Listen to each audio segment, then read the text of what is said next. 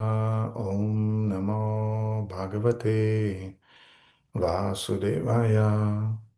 Om Namo Bhagavate Vasudevaya. So, good morning, dear devotees. Hare Krishna to everybody. Так, доброе утро, дорогие преданные. Харе Кришна всем. uh, at least in Bucharest today is Pandava Nirjala Ekadashi. В Бухаресте сегодня Пандава Нирджала и Кадыши, по крайней мере в Бухаресте. And maybe in other places it was either tomorrow or it was yesterday, whatever. И, возможно, в других местах это было вчера или будет завтра. But today we'll have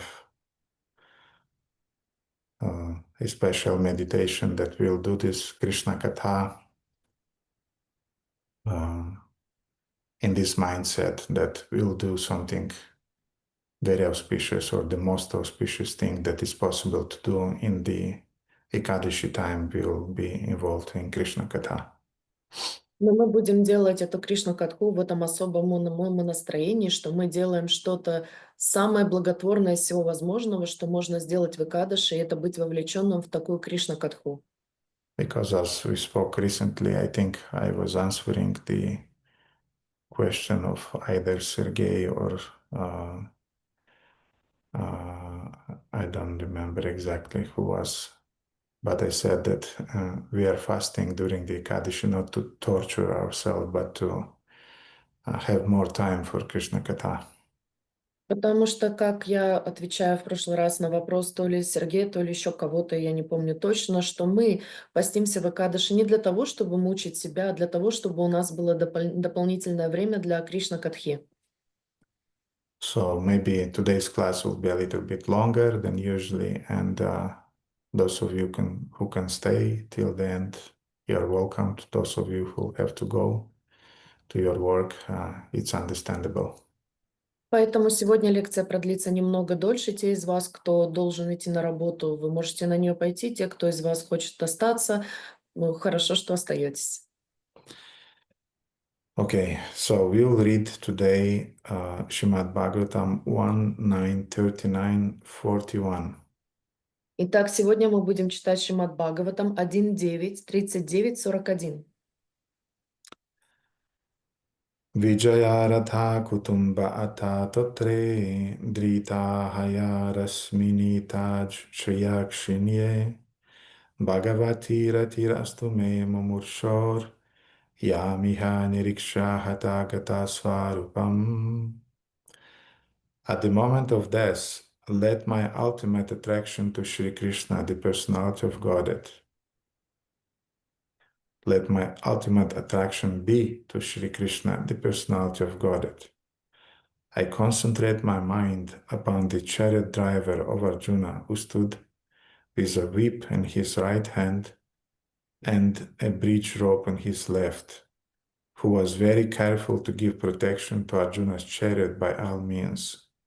Those who saw him on the battlefield of Kurukshetra attained their original forms after death.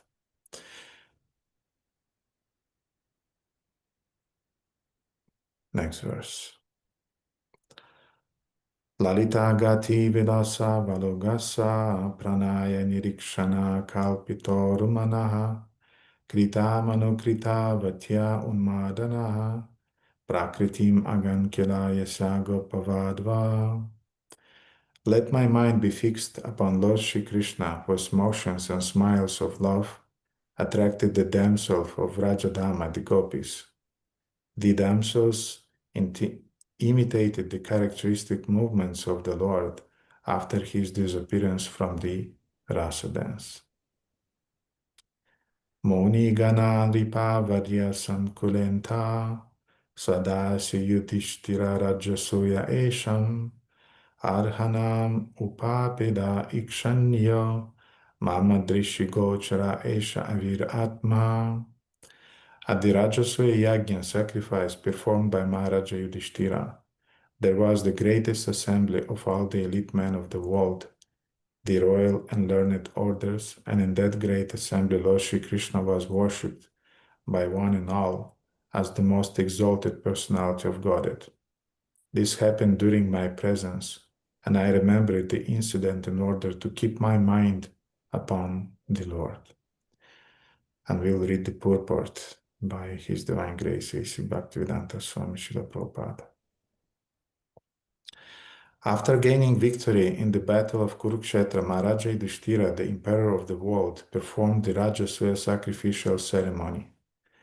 The emperor in those days, upon his ascendance to the throne, would send a challenge horse all over the world to declare his supremacy, and any ruling prince or king was at liberty to accept the challenge and express his tacit willingness either to obey or to disobey the supremacy of the particular emperor. One who accepted the challenge had to fight with the emperor and establish his own supremacy by victory. The defeated king would have to sacrifice his life, making a place for another king or ruler. So Maharaja Yudhishthira also dispatched such a challenging horse all over the world, and every ruling prince and king all over the world accepted Maharaja Yudhishthira's leadership as the emperor of the world. After this, all rulers of the world under the regime of Maharaja Yudhishthira were invited to participate in the great sacrificial ceremony of Rajasuya. Such performance required hundreds and millions of dollars, and it was not an easy job for a petty king.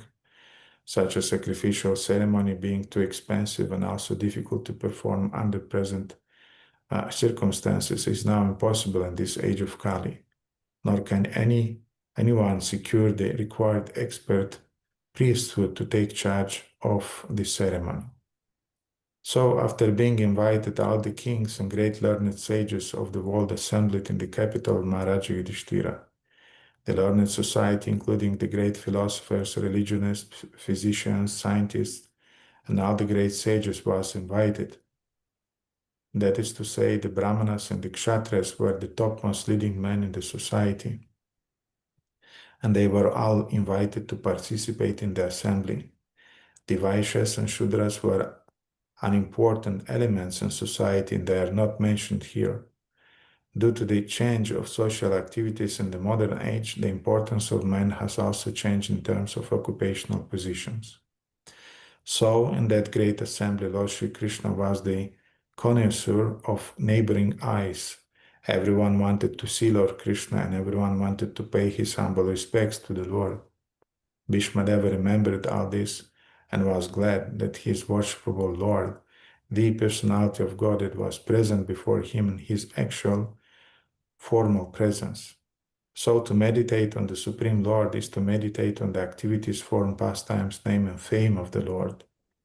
That is easier than what is imagined as meditation on the impersonal feature of the Supreme. In the Bhagavad Gita 12.5, it is clearly stated that to meditate upon the impersonal feature of the Supreme is very difficult. It is practically no meditation or simply a waste of time because very seldom is the desired result obtained. The devotees, however, meditate upon the Lord's factual form and pastimes, and therefore the Lord is easily approachable by the devotees. This is also stated in Bhagavad Gita 12.9. The Lord is not different from his transcendental activities. It is indicated also in the shloka that Lord Sri Krishna, while actually present before human society, especially in connection with the battle of Kurukshetra, was accepted as the greatest personality of the time, although he might not have been recognized as the Supreme Personality of Godhead. The propaganda that a very great man is worshipped as God after his death is misleading because a man after his death cannot be made into God, nor can the personality of Godhead be a human being, even when he is personally present. Both ideas are misconceptions. The idea of anthropomorphism cannot be applicable in the case of Sri Krishna.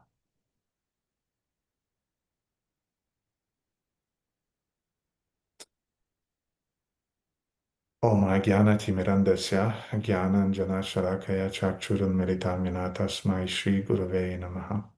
Shri Chaitanya Manobhishtam Sthapitamena Putale Swayam Rupa Kadamaham Dadati Swapadantikam.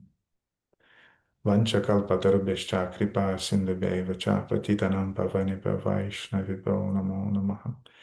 Jaya Shri Krishna Chaitanya Prabhu Nityananda Shri Advaita Gadadhara Shivasadi Gaura Bhakta Vrinda. Hare Krishna Krishna Krishna Hare Hare. Hare Rama Rama Hare Hare. Gurave Gaura Chandraya Radhikaya Tadavaya Krishna Krishna Bhaktaya Tad Bhaktaya Namo.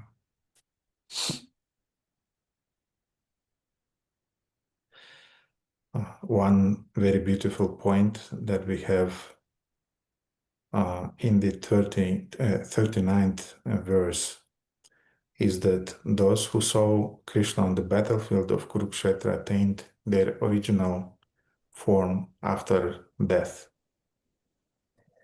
Очень красивая идея в 39 стихе состоит в том, что те, кто видели Кришну на поле битвы, они все достигли конечного освобождения. После своей смерти.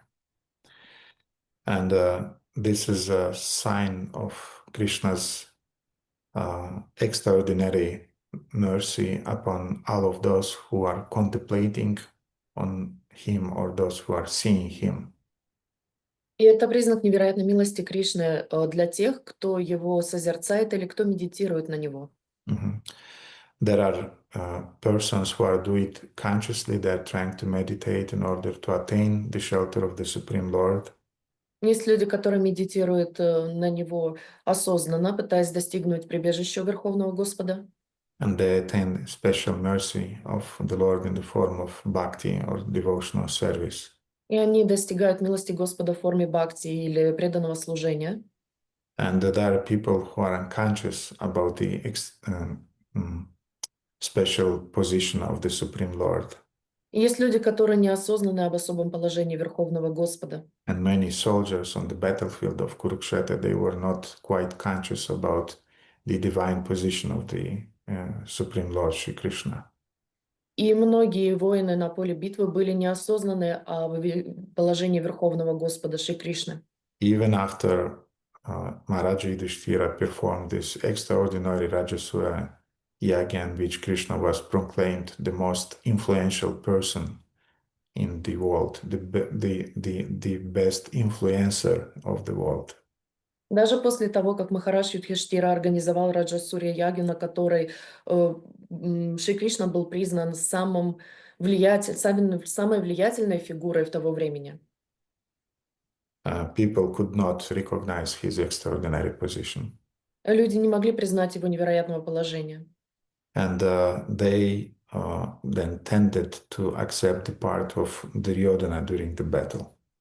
И потом у них была склонность принять сторону Дурьодханы во время битвы. As a result, many of them were killed and they attained liberation as a result that they saw Krishna on the battlefield. И в результате они были убиты, и они достигли конечного освобождения благодаря тому, что они увидели Кришну на поле битвы. But as we understand these words that were said today, they were said by the great soul Bhishmadeva. Но те слова, которые мы с вами читаем, они были сказаны великой душой Бхишмадева. And Bhishmadeva is the real example of a Vaishnava. Vaishnava means one who is conscious of Lord Vishnu, of Shri Krishna. И Бхишмадева является примером настоящего вайшнава. Настоящий вайшнав имеется в виду тот, кто осознан о положении Вишну или Кришны. And in the 40th verse, Bhishmadeva, in his mood of a Vaishnava, he's asking humbly the Lord, he's pleading that let my mind be fixed upon Lord Shri Krishna. И в 40 стихе Бхишма смиренно в умонастроении Вайшнава просит, чтобы его ум сосредоточился на Господе Шри Кришне. Now, there are some people who are saying that Krishna and Vrindavana and Krishna and Dwaraka, they were different Krishnas, different people. И есть люди, которые утверждают, что Кришна, который был во Вриндаване, который был в Двараке, это два разных Кришны. But this understanding, wrong understanding, is the result that they don't know the Shastras. И это ошибочное понимание происходит из-за того, что они не знают шастр.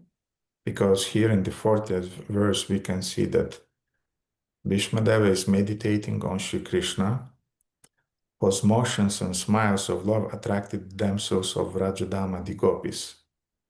Потому что здесь, в 40 стихе, мы видим, что Бишма медитировал на его движения и взгляды полной любви, которые привлекли девушек Раджадхамы. The damsels imitated the characteristic movements of the Lord after his disappearance from the rasa dance. Девушки подражали характерным движениям Господа после того, как он исчез во время танца раса. So Bhishmadeva was completely conscious about the confidential pastimes of the Lord that he had in Vrindavana, in Vrajabhumi, with his most confidential devotees, the gopis. Поэтому мы можем видеть, что Бишмадева был полностью осознан на прошлых играх Господа Кришны во Вриндаване, во Враджабхуме с его самыми близкими преданными. And his understanding was that the Krishna he is worshipping now, Krishna that is involved in this Kurukshetra battle, is the same Krishna that had his pastimes in Vrindavana. И поэтому он был полностью осознан о том, что Кришна, который здесь присутствует сейчас на поле битвы Курукшетры, это тот же самый Кришна, у которого были эти игры. And not last Friday, but 2 weeks ago, we touched upon Bhishmadeva's rasa. We spoke that he was in Dasya rasa mainly. И 2 недели назад мы с вами говорили о том, что Бишмадева был вовлечен в расу, в дасья расу, которая была самая главная. But it was a Dasya rasa, not in Vaikuntha, it was a Dasya rasa on the level of Dvaraka Mathura. Но это была не дасья раса Вайкунтхи, это была дасья раса Двараки Мадхура. And it had a touch of Virya rasa. It was mixed with Virya rasa, chivalry, heroic rasa. И это была также Вирья раса, там, которая была расой мужества, расой героизма. Now, in this series of verses, Bhishmadeva, sometimes he was glorifying Arjuna, and he's often glorifying actually Arjuna's special position. И Бишмадева в этой серии стихов очень часто восславляет Арджуну. Он довольно часто его восхвалял. Now, don't forget that Arjuna technically killed him. И давайте не будем забывать, что технически Арджуна его убил. But he did not die yet, but still he is alive. But Arjuna was the cause of his lying on the bed of arrows. И даже если он все еще продолжал быть живым, он еще был жив, он уже лежал на этом ложе из стрел. And Bhishmadeva had a great reverence towards Arjuna, Arjuna being his nephew. И у него была особая привязанность к Арджуне, потому что тот был его внуком. One of the things that I would like to mention is that Bhishmadeva recognized some special qualities in technically in his subordinate. И одна важная деталь, которую хочу уточнить, Бишмадева осознавала особые качества, которые были у его сторонников. And his subordinate in the form of Arjuna, and his junior in the form of Arjuna. И тех, кто был младше него, младшие, которые были по отношению к нему, в том числе Арджуна. And that is speaking about his non-envious heart. Это говорит о его независтливом сердце. And he recognized also the devotional level of Arjuna. Также он признавал уровень преданности Арджуны. And actually he was adoring the level of devotion that Arjuna had towards the Lord. И он очень восхвалял степень преданности, которую Арджуна проявлял по отношению к Господу. Yudhishthira with Bhima and Nakula and Sahadeva and also Draupadi, they had a special Sakya rasa with the Lord, friendship, relationship with the Lord. Юдхиштира и Бхимадева вместе с Накулой Сахадевой и также с Драупади, у них была Сакья раса, это особая раса дружбы с Господом. And this Sakya rasa is called Narma Sakya, which means to be the Lord's bosom friend, but they were on the level again of Dwaraka and Mathura. И сакья-раса, которая также называется нарма-сакья, это положение верного друга, но они также находятся на уровне Двараки и Мадхуры. Положение дружеских взаимоотношений с Верховным Господом не во Вриндаване, а на уровне Мадхуры и Двараки. And Arjuna amongst them, he had a special type of Sakya rasa, which is a little bit different than the Sakya rasa of Bhima, Yudhishthira, Nakula, Sahadeva, and Draupadi. И у Арджуны была особая сакья-раса, которая отличалась от сакья-расы Юдхиштиры, Бимы, Сакулы, Накулы, Сахадевы и Драупади. He, his Sakya was called Prana Sakya, which means that he was the dearest friends of Krishna. Prana means even more dear than his own life. И его сакья называлась Прана Сакха, что означало «самый дорогой друг». Прана означает «дороже, чем собственная жизнь». Mhm. Now, in the universe at that time, there were a lot of different sages, yogis, self-realized souls. И в то время во Вселенной было очень много святых, мудрецов, йогов, очень много реализованных душ. But Krishna, yet he is choosing Arjuna to reveal to him Bhagavad Gita, which is the essence of the Vedas and the essence of Upanishads. Но, тем не менее, Кришна выбирает Арджуну для того, чтобы раскрыть ему Бхагавад-гиту, которая является сутью Вед и Упанишад. Mhm.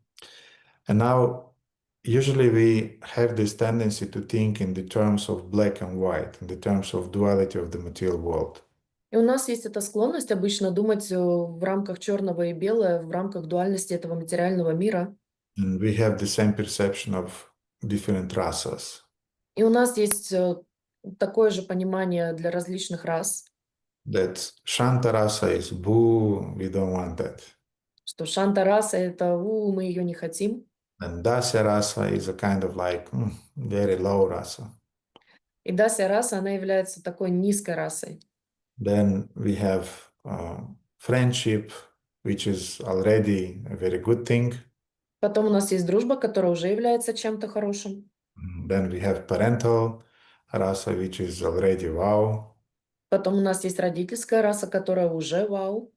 And then we have Madhura rasa, which is the topmost. And since I am the topmost person, I am the best person, I should have the best rasa in my life.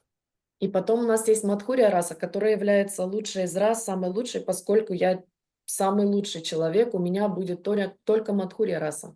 And sometimes if you're asking devotees, which rasa would you prefer? И иногда, когда ты спрашиваешь преданных, какую расу ты предпочитаешь, And devotees are, of course, Madhurya rasa. и преданные, конечно, Мадхурья раса. Nobody wants to be a peacock in this spiritual world. Nobody wants to be a tree in the spiritual world or a flower in the spiritual world. Everybody wants to be in Madhurya rasa or at least in friendship rasa with Krishna. Никто не хочет быть павлином, деревом или цветком в духовном мире. Все хотят быть Мадхурья раса. Может быть, раса дружественная, но лучше Мадхурья. Peacock, a cuckoo bird. What is that? I want, Павлин. I want to dance with Krishna. Павлин, что это такое? Я хочу с Кришной танцевать. So it's innocent, but still it reflects our material consciousness. И это невинное, по сути дела, но оно отражает наше материальное умонастроение. Every devotee, indifferent of their rasa, they're fully satisfied in it, and they're drawing a lot of nectar from it. Все преданные, вне зависимости от того, в какой расе они находятся, они полностью удовлетворены этой расой, и они источают нектар, находясь в ней. Mhm. Извлекают.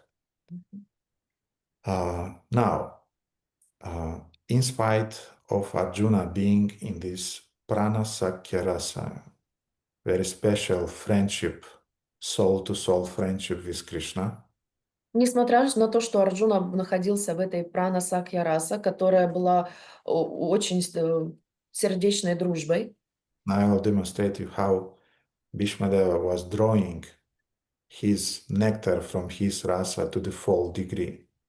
И я вам сейчас расскажу, как Бхишмадева извлекал полностью нектар из своей расы на все 100%. Mhm. In spite of being in prana sakya rasa with Krishna, I speak about Arjuna now. Несмотря на то, что он находился в прана-сакья раса, я сейчас говорю об Арджуне. During the battlefield of Kurukshetra, as we know, Arjuna saw only the back of Krishna. На поле битвы я напоминаю, что Кришна видел только спину Арджуны. And he was kicking with his legs, he was kicking Krishna in order to drive the chariot. I told you a few times about that. И он надавливал стопами на его спину для того, чтобы управлять колесницей. Я несколько раз об этом вам рассказывал. But Bhishmadeva, being technically in a lower rasa and dasya rasa, Но Бхишмадева, будучи в более низкой расе, дасья расе, during the battlefield, he was contemplating the face of Krishna, not his back, but his face. будучи на поле битвы, он любовался лицом Кришны, то есть он не смотрел на его спину, но смотрел ему прямо в лицо. And don't forget, it was in the middle of horror, in the middle of heads being chopped, hands being chopped, people being killed, and rivers of blood everywhere. Давайте не забывать, что это все происходило при ужасных обстоятельствах, что повсюду были обезглавленные люди, отрубленные руки, ноги, реки крови и так далее. Bhishmadeva chopping the heads. Meanwhile, actually, he was concentrated on Krishna's face, on contemplating on Krishna, who was his Ishtadevata. И отрубая головы, Бишмадева был сконцентрирован на Кришне, он созерцал только его, потому что тот был его Иштадевата. And all of his life, he had a very, very often uh, we are complaining about our life's difficulties. Our life's difficulties are nothing in comparison to Bhishmadeva's difficulties. И иногда всю свою жизнь мы жалуемся на трудности, которые возникают в нашей жизни, но они, никакие трудности не сравнятся с теми трудностями, которые были в жизни у Бишмадевы.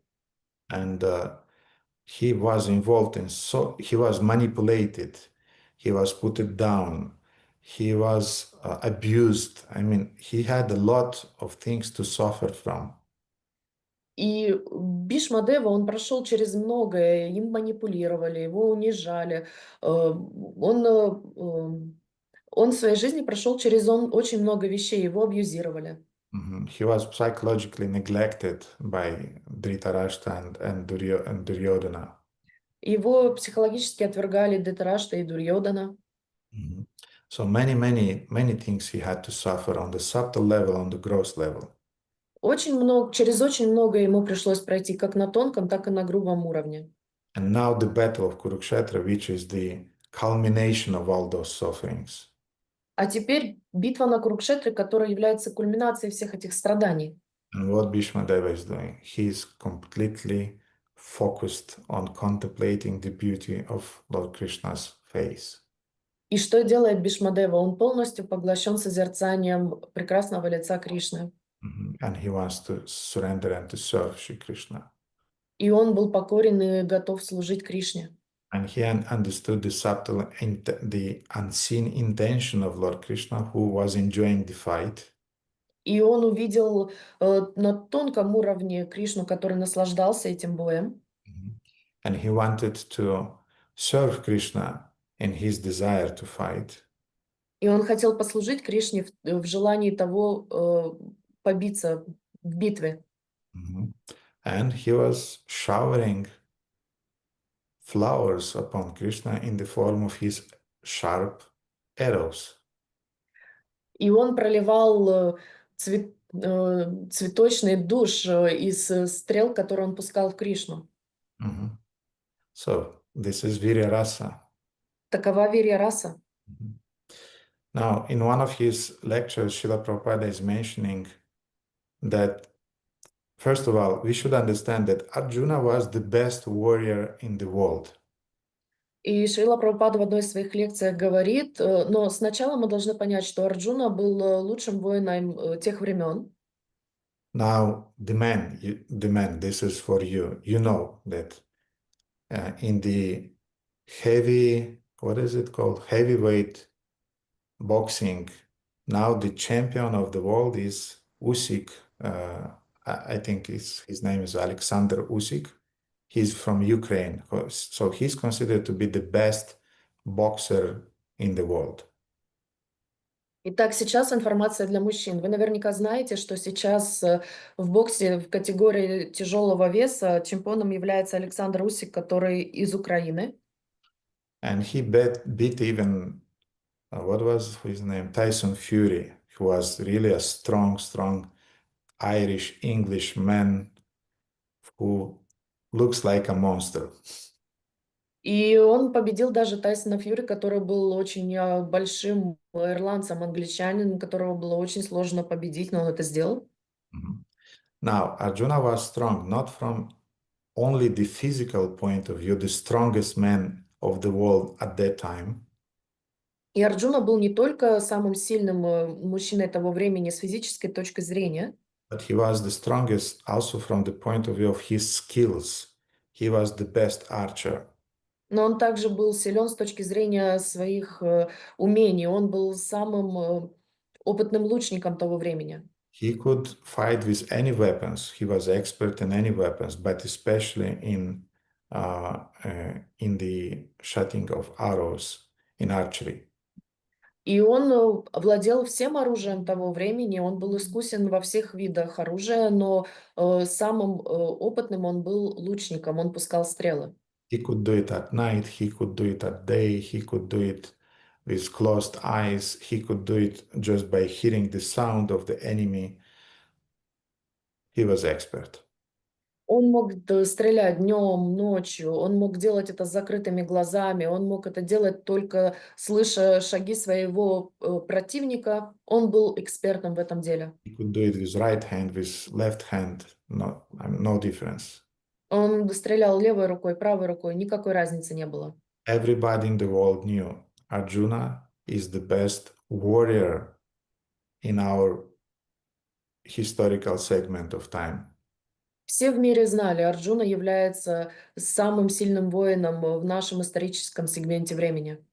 And now, Bhishmadeva, Prabhupada is saying in one lecture, he was 25,000 times more powerful than Arjuna. И Шрила Прабхупада в одной из своих лекций говорит, что Бхишмадева, он был 25 тысяч раз сильнее Арджуны. So you can imagine, he was really Devavrata, he was divine. Итак, вы можете себе представить, он по-настоящему был Деваврата, он был божественен. And in spite of being 25,000 more powerful than Arjuna, he's still prizing Arjuna. He still expressed his compassion and love towards Arjuna and appreciation of his devotion and his special rasa with Krishna. И несмотря на то, что Бхишмадева был 25 тысяч раз сильнее Арджуны, он по-прежнему восхвалял его преданность Кришне, его силу и его расу особенную, которая у того была с Кришной. So in comparison, Arjuna was like a fish. Поэтому в сравнении Арджуна был подобно рыбе, And Bhishmadeva was like a Timingila. а Бхишмадева был как Тимигила. Krishnakanta doesn't know what a Timingila is. Кришнаканта не знает, что такое Тимигила. There are those special types of prehistoric sharks. I forgot their names. They were mega something. Мегалодон. Megalodon, yeah. So Megalodon was just a kid in comparison with the Timingila. Тимигила — это древние акулы, это родственники, предшественники этих акул, мегалодонов. И мегалодон — это был ребенок, маленькой рыбкой по сравнению с Тимигилой. So we have different types of Timingila, Timingila, and so on. There is a gradation amongst them also. И у нас есть различные типы Тимигил, то есть Тимигила, Тимигила и так далее. They were really monsters. Это были монстры настоящие. So Arjuna, in comparison with Bhishmadeva, from the point of view of strength, Arjuna was like a small fish, and Bhishmadeva was like a Timingila. He was a monster. Арджуна по сравнению с Бхишмадевой был маленькой-маленькой рыбкой, а Бхишмадевой был Тими-Тими Гила, он был огромным монстром. So therefore, when sometimes, first of all, Arjuna, in principle, he was fighting like a kind of like half, half in a halfway. He wasn't interested in shouting his arrows to Bhishmadeva because he loved Bhishmadeva and appreciated him as his guru. И Арджуна, он сражался в полсилы, потому что он не хотел причинить боль Бхишмадеве, он его очень сильно любил. But even those few arrows that were shot in the direction of Bhishmadeva, it was nothing. I mean, because Bhishmadeva, he was 25,000 uh, times more powerful than Arjuna. Но даже те стрелы, которые Арджуна все-таки вкусил Бхишмадеву, они для него ничего не значили, потому что он был 25 тысяч раз сильнее Арджуны. And therefore, Bhishmadeva also was fighting a kind of like neglectfully, and everybody could see that. Everybody knew who he was, but even Duryodhana, he understood that he's not fighting full force. И Бхишмадева, он тоже сражался нехотя, и все это видели и замечали. Дурьодхана тоже в один момент почувствовал, что тот не сражается в полную силу. So at one point, Duryodhana, he, м, как сказать, унизил. He Humiliated. humiliated, yes, he humiliated Bhishmadeva and he ordered him to fight in a full force. И поэтому в какой-то момент Дурьодана унизил Бхишмадеву, и он приказал ему, заставил его сражаться в полную силу. And that was the external reason why Bhishmadeva started to fight like a madman. И это было внешней причиной, по которой Бхишмадева стал сражаться как безумец. But the internal reason why he started to do that is that because he wanted to bring up his special relationship with Krishna in Virya Rasa. Но внутренняя причина, по которой он стал это делать, это для того, чтобы вывести на внешний уровень вирья расу, которая у него была с Кришной. And now don't forget that those Shanta Rasa, even Dasa, every rasa is supporting the superior rasas. И давайте не забывать, что Шанта раса, Даса раса и все расы, каждая, которая находится ниже, они поддерживают высшие расы. So from his platform of Dasya plus Virya, chivalry, Bhishmadeva wanted to evidence, no, not to evidence, wanted to highlight the special relationship that Arjuna had with Krishna.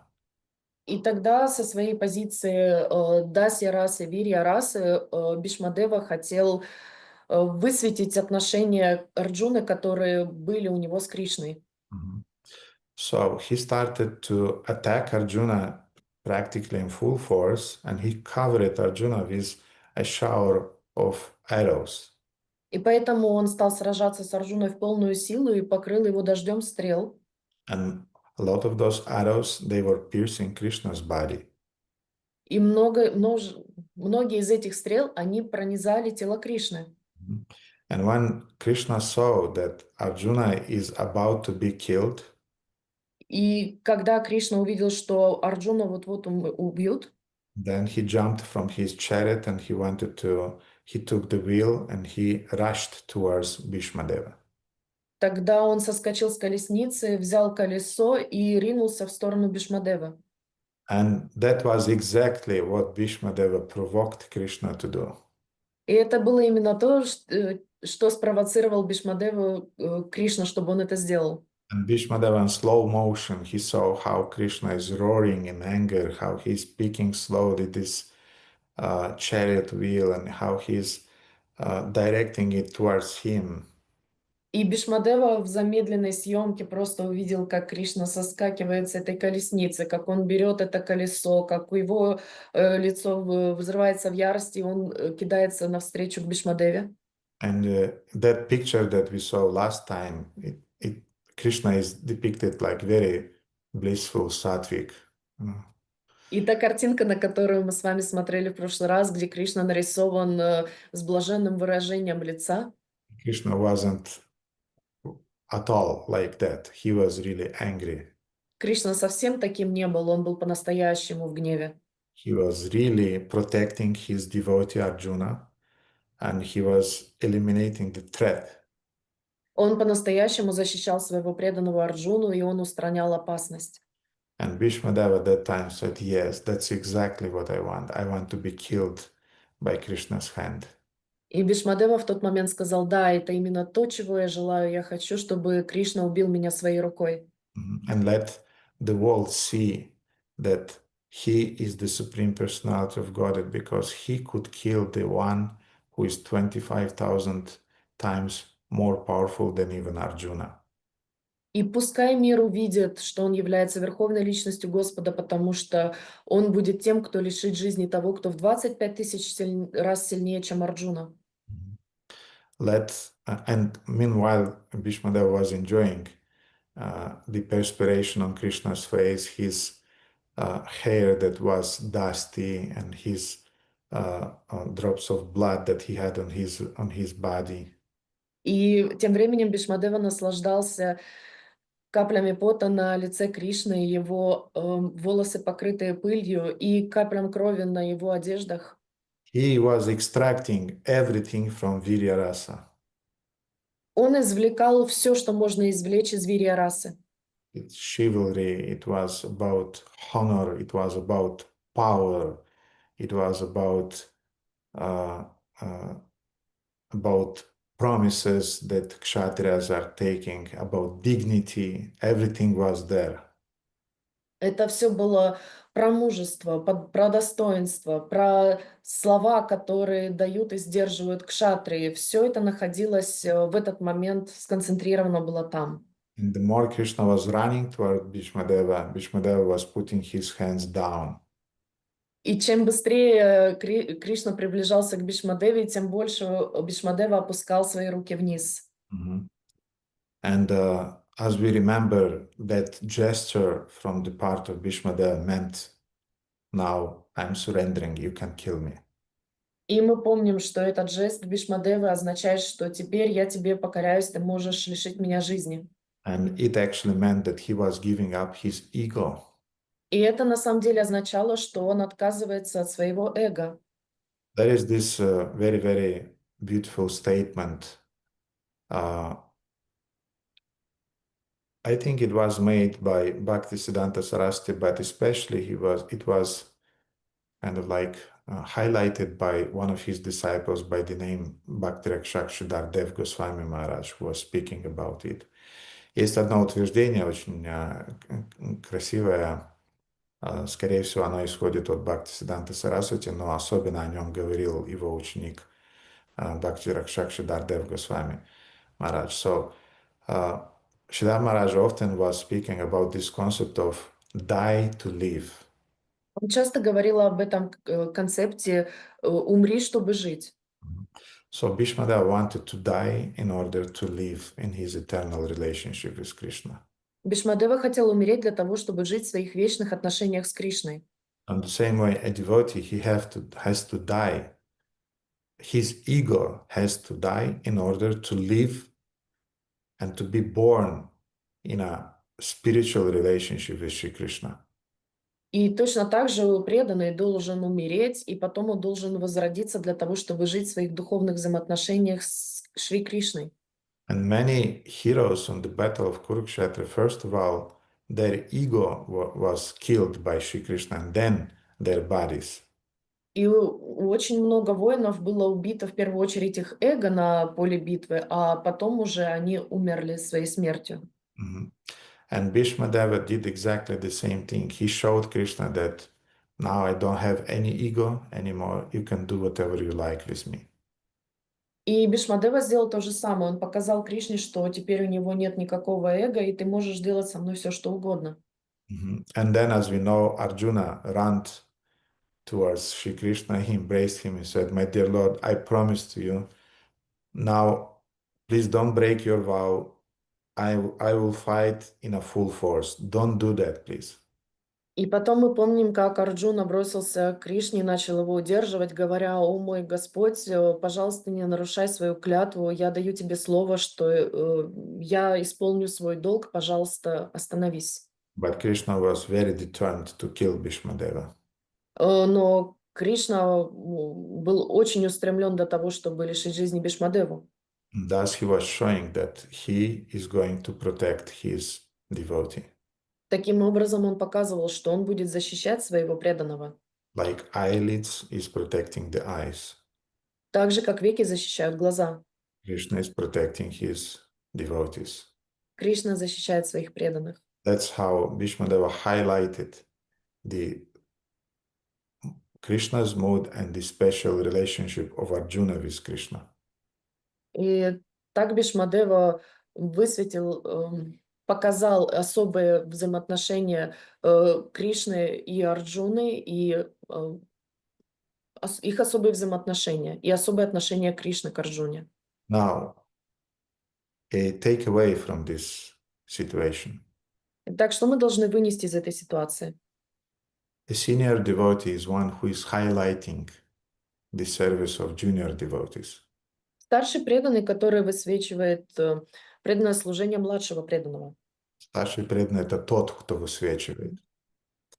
And if you have love, you'll highlight the service of the devotees who are younger than you. И если у вас есть осознанность, Если у вас есть любовь, то тогда вы любовь, будете так высвечивать. преданное служение младшего преданного. Мгм. If you have envy, you'll put down junior devotees and you'll put down even senior devotees.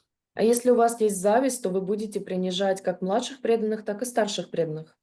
You'll find some reason to criticize, find some reason to put them down, but you let it go, your ego, to go in that direction uh, yes, of putting down them. Вы найдете причины для того, чтобы их критиковать, для того, чтобы их принижать или унижать. Ваше эго поможет вам в этом направлении. But when you have love and service mood, you would like to highlight others' service, and you would like everybody to know their relationship with the Lord, not your own. И когда у вас есть любовь, и когда у вас нет зависти, то вы, наоборот, будете стремиться показать, высветить это преданное служение, которое произвели другие преданные, и их взаимоотношения с Кришной. So it's a very beautiful dynamic of how we can serve, and at the same time we highlight the service of others. And you have to have brains, to serve. You have to have a heart, a kind, loving heart, and you have to have a brain in order to perform your service in a way that Krishna would be pleased and devotees around you will be pleased. Senior devotees, equal devotees, and junior devotees. И таким образом, если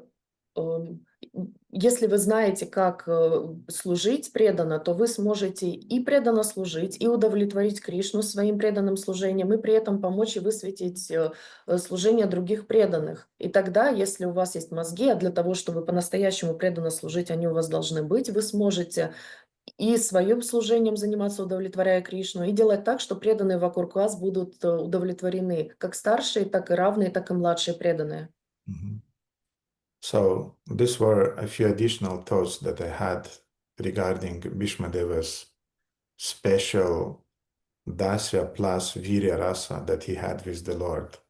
И поэтому это были несколько слов дополнения с моей стороны по поводу расы Бхишмадевы, которая была Дасия Вирья раса, Which was actually highlighting the special Sakya friendship rasa of Arjuna. которая на самом деле высвечивала Саки расы, особые дружеские взаимоотношения Кришны и Арджуны. Mhm. And the eternal associates of the Lord in Madhurya rasa or in the parental rasa with the Lord, they're not looking down at lower rasas. They're doing actually the same thing. They're highlighting their service and they're admiring their service and their level of surrender to the Lord. И вечные спутники Господа, которые находятся с ним в Адхурия расы или в родительской расе, они на самом деле не принижают остальные расы, но они высвечивают своим служением, своей расой другие расы и поддерживают и помогают увидеть другим прелести тех рас, которые находятся помимо них. Like we know the famous description, I think it's from the third canto of Srimad Bhagavatam about the Vaikuntha atmosphere.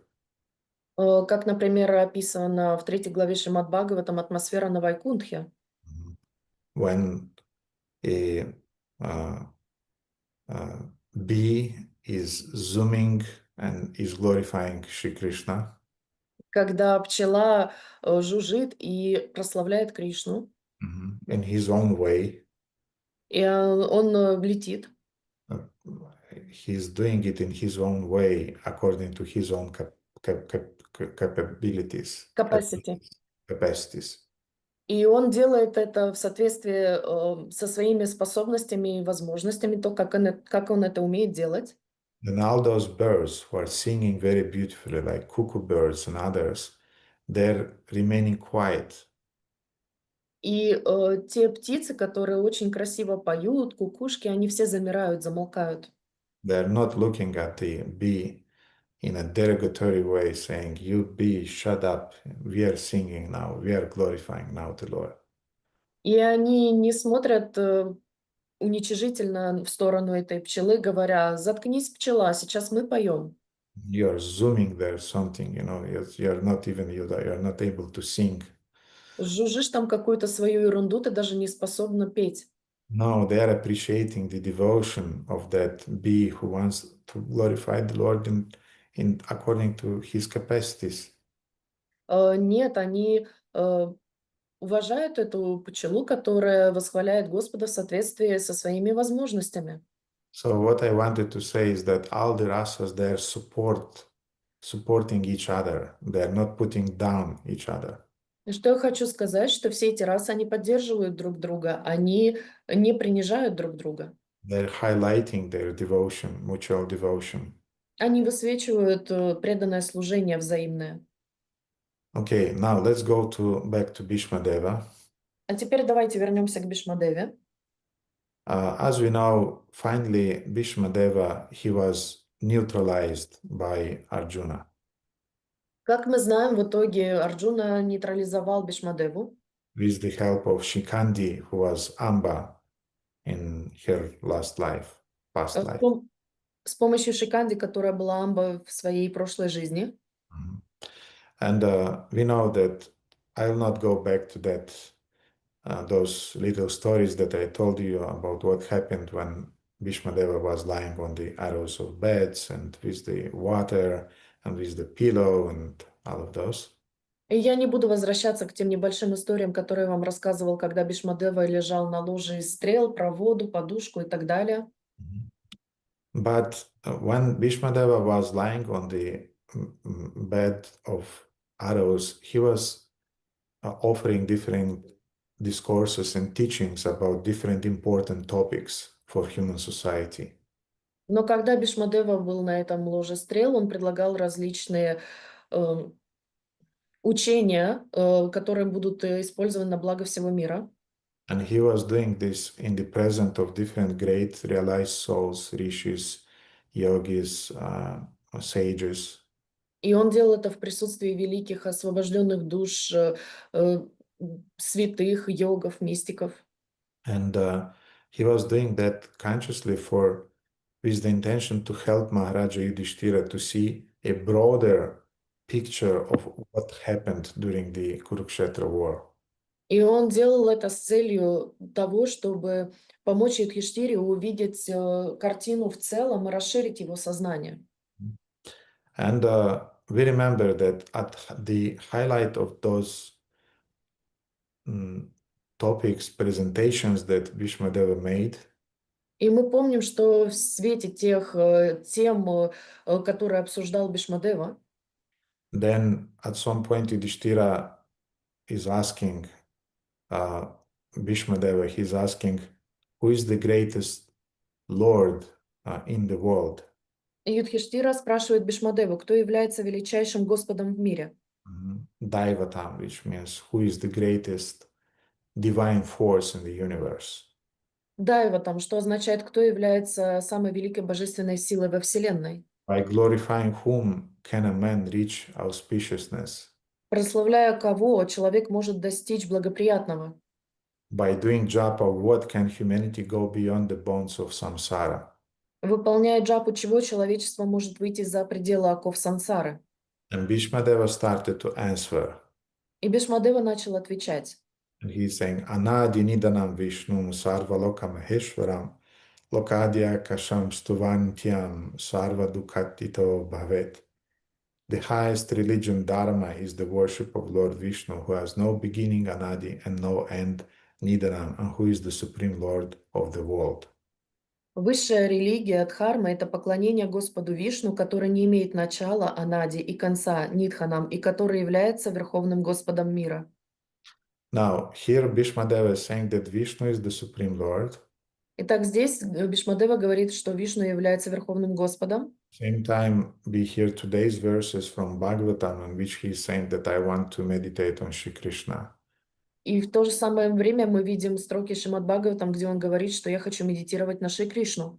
And by this, he is again dissipating any doubts that there is a difference between Lord Vishnu and Lord Krishna.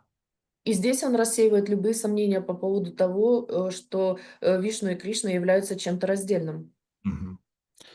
Now, then he's saying, those wise persons who daily chant his Sahasranama and glorify him by doing japa, will attain liberation from the cycle of birth and death, and will overcome all sorrows.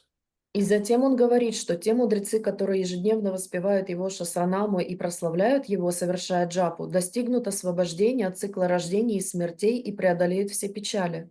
Lord Krishna is the most purifying of purifiers, the power of the Ganges and other places of purification, to remove sinful reactions coming from him. Господь Кришна– самый очищающий из очистителей, сила Ганги и других мест очищения, устраняющая греховные реакции, исходит от Него. He is the most auspicious of all auspicious personalities, and he gives Ganesha and others the power to remove obstacles. Он самый благоприятный из всех благоприятных личностей, и он дает Ганеше и другим силу устранять препятствия. So after answering these questions, Bhishmadeva related to Yudhishthira and to the present sages the Vishnu Sahasranama Stotra, about which we spoke last time. И так, обращаясь к Юдхиштире и к другим святым и мудрецам, находящимся там, Юдхиштира говорил о Вишну Сахасранама Стотра, о котором мы говорили в прошлый раз. Yes, maybe not last time, but it was a few lectures ago. Может быть, не в прошлый раз, но это было несколько лекций назад. Mm-hmm. So Vishnu Sahasranama Stotra contains all those thousands of names of Lord Vishnu who are able to remove sins and also to drive away all fear that somebody has. Итак, Вишну Сахасранама Стотра имеет 1000 имен Вишны, которые могут очистить ваше сознание и также устранить любой страх, который у вас имеется. Mm-hmm. And this stotra was told to Yudhishthira in order to remove his anxieties, because that was the main state of Yudhishthira. He was. И эта стотра была сказана Юдхиштире для того, чтобы устранить его беспокойство, потому что это было его умонастроение на тот момент. And by revealing those divine names of the Lord, Bhishmadeva actually established or started to establish a platform on which Lord Chaitanya would come soon, and he will promote the Harinam Sankirtana, which is the Yuga Dharma for the age of Kali. И на самом деле Бхишмадева таким образом, рассказывая Юдхиштире об этих именах, он своего рода обосновал платформу, на которую позже явится Господь Чайтанья и организует Харинам Санкиртан, которая будет являться единственным инструментом в Кали-югу. So Yuga Dharma means the prescribed method of self-realization for the Kali Yuga. Юга-дхарма– это предписанный метод, который нужно будет соблюдать в Кали-югу. So thus, Bhishmadeva offered it to Yudhishthira, and he is giving a teaching to all of us, that if you want to get rid of all of your anxieties, take shelter of the holy names of the Lord. И таким образом Бхишмадева, наставляя Юдхиштиру, наставляет также всех нас, что если вы хотите избавиться от всех, от любых беспокойств, примите прибежище у Верховного Господа Его имен. This is the real solution of our problems. Это самое настоящее решение всех наших проблем. Mhm. And in Chaitanya Charitamrita, Madhya Lila, Sarvabhauma Bhattacharya is saying those two verses that I used in yesterday's invitation for all of you to our Japa Puja program, today's morning program. И в читании Чаритамриты Мадхья и Сарвабхаума Бхаттачарья произносит эти два стиха, которыми я вас вчера пригласил на нашу утреннюю программу Джапа Пуджа вместе. And Sarvabhauma Bhattacharya is saying in those verses that this sweet transcendental sound is a special creation of the Lord known as Prema Sankirtana, congregational chanting of love of Godhead. И Сарвабхаума Бхаттачарья говорит, этот сладостный трансцендентный звук– особое творение Господа, известное как Према Санкиртана, совместное пение в любви к Богу. Avatari Chaitanya Kaila Dharma Pracharana, Kali Kali Dharma Krishna Nama Sankirtana. In the age of Kali, Sri Chaitanya Mahaprabhu has descended to preach the religion of Krishna consciousness. Therefore, the chanting of the holy names of the Lord Krishna is the religious principle for this age, Yuga Dharma. Шри Чайтанья Махапрабху не шел в век Кали, чтобы проповедовать религию сознания Кришны, поэтому главная религиозная обязанность всех людей в этот век– петь святые имена Господа Кришны. So again, all those 12 great Mahajans in the universe, they have the same mindset. Итак, все эти великих 12 махаджан во Вселенной, у них у всех есть одно умонастроение. They has the same understanding about Bhagavad Dharma, what is the supreme Dharma, which will lead all the population in the universe to the highest benefit in life.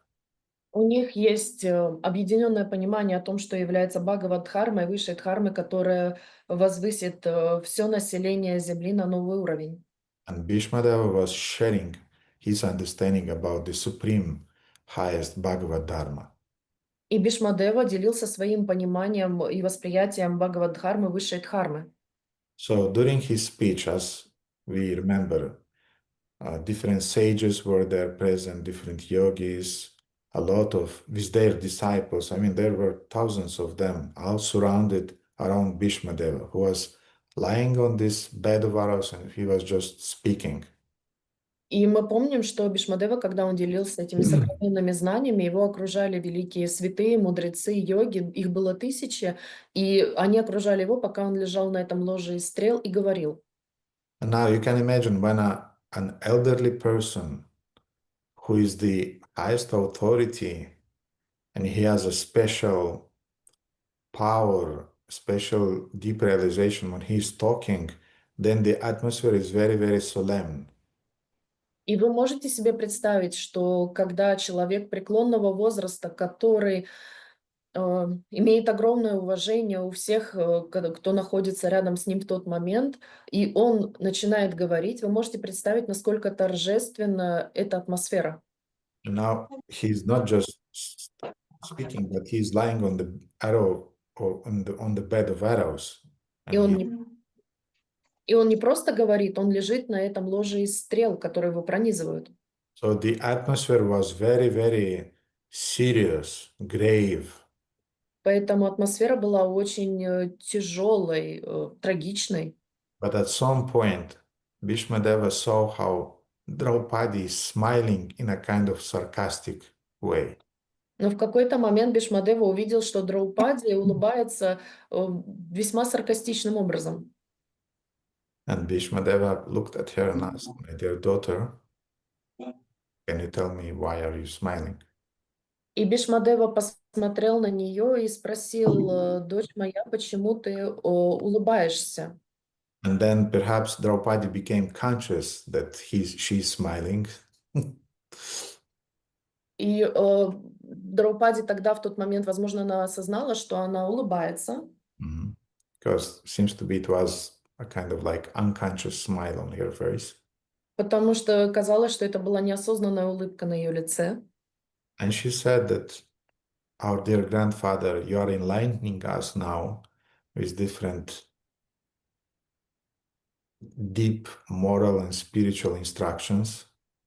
И она говорит: Дорогой прадед, ты сейчас просветляешь нас своими наставлениями и мудрыми словами, And you are talking about the highest principles of Dharma, и ты говоришь сейчас о высших принципах дхармы, and you are speaking about integrity, devotion, and this and that. и ты говоришь о целостности, о преданности, о том, о сём. Mhm. But where was your understanding of Dharma and integrity when Duryodhana tried to undress me in front of everyone? Где же было твое понимание целостности и дхармы, когда Дурьёдана пытался раздеть меня в присутствии всех? Now, you have to be Draupadi in order to have this nerve to say it in presence of Krishna, her husband, Bhishmadeva, half dead, all the sages in the universe, and so on. You really have to have that nerve to say that. This is И this is not appropriate, is really not appropriate. И вы должны быть Драупади, у которой хватило духу и нервов для того, чтобы произнести эти слова в присутствии полумертвого Бхишмадевы, Кришны, ее мужей, из тысячи святых мистиков, йогов. То есть это было совершенно неподходяще для нее сказать это. Mhm. And we know that women they can turn either with their Lakshmi face or Durga face И мы to. знаем, что женщины могут повернуться к нам своим лицом Лакшми или Дурга. And generally, Draupadi was a kind of like Lakshmi, in a Lakshmi mood. И в общем и целом Драупади была больше в своем умонастроении Лакшми. But here she turned to her Durga mode, and she wanted to make a point. Но сейчас она вошла в настроение Дурги, и она хотела этим подчеркнуть особую мысль. Mhm. Because she felt a lot of pain. She was abused, and not only she was abused, but the principles of Dharma were broken, and also Bhishmadeva, he spoiled his reputation. Потому что она не только в тот момент не только нарушились принципы дхармы и ее унизили, но также была испорчена репутация Бишмадевы. Therefore, to dissipate any doubts that anybody can have, still maintain regarding who is Bhishmadeva to teach us about Dharma, because he had a problem with Dharma. He had many times, he was on the edge actually of almost breaking the Dharmic laws. So who is now he to teach us about Dharma? И она хотела подчеркнуть ту мысль, что а кто такой Бишмадева для того, чтобы учить и наставлять нас дхарме? Потому что он, в принципе, всегда был на границе, на острие того, чтобы нарушить дхарму, но сейчас он ее просто прожарил, то есть по-настоящему в тот момент он ее нарушил. Нет, нет. Бхишмадева часто в своей жизни он был на грани того, Мгм. что он мог бы нарушить как бы Дharму. И для того, чтобы разрушить любое сомнение, Мгм. у кого бы там то ни было относительно того, кто он такой, чтобы говорить о Дharме, Драупади решила задать этот вопрос. So Draupadi wanted to dissipate any doubts that somebody can still maintain regarding Bhishma's position. Поэтому Драупади хотел развеять любые сомнения у тех, кто еще думал о позиции Бишмадевы. Mhm. And therefore she said, where were you when I was stripped off in the palace of Dhritarashtra? И поэтому она спросила, где ты был в тот момент, когда меня раздевали во дворце Дритараштры. And Draupadi Das gave Bhishmadeva a platform to explain himself. Таким образом, Драупади предоставила возможность Бишмадеве объясниться. And she made two things simultaneously. То есть она одновременно две вещи сделала.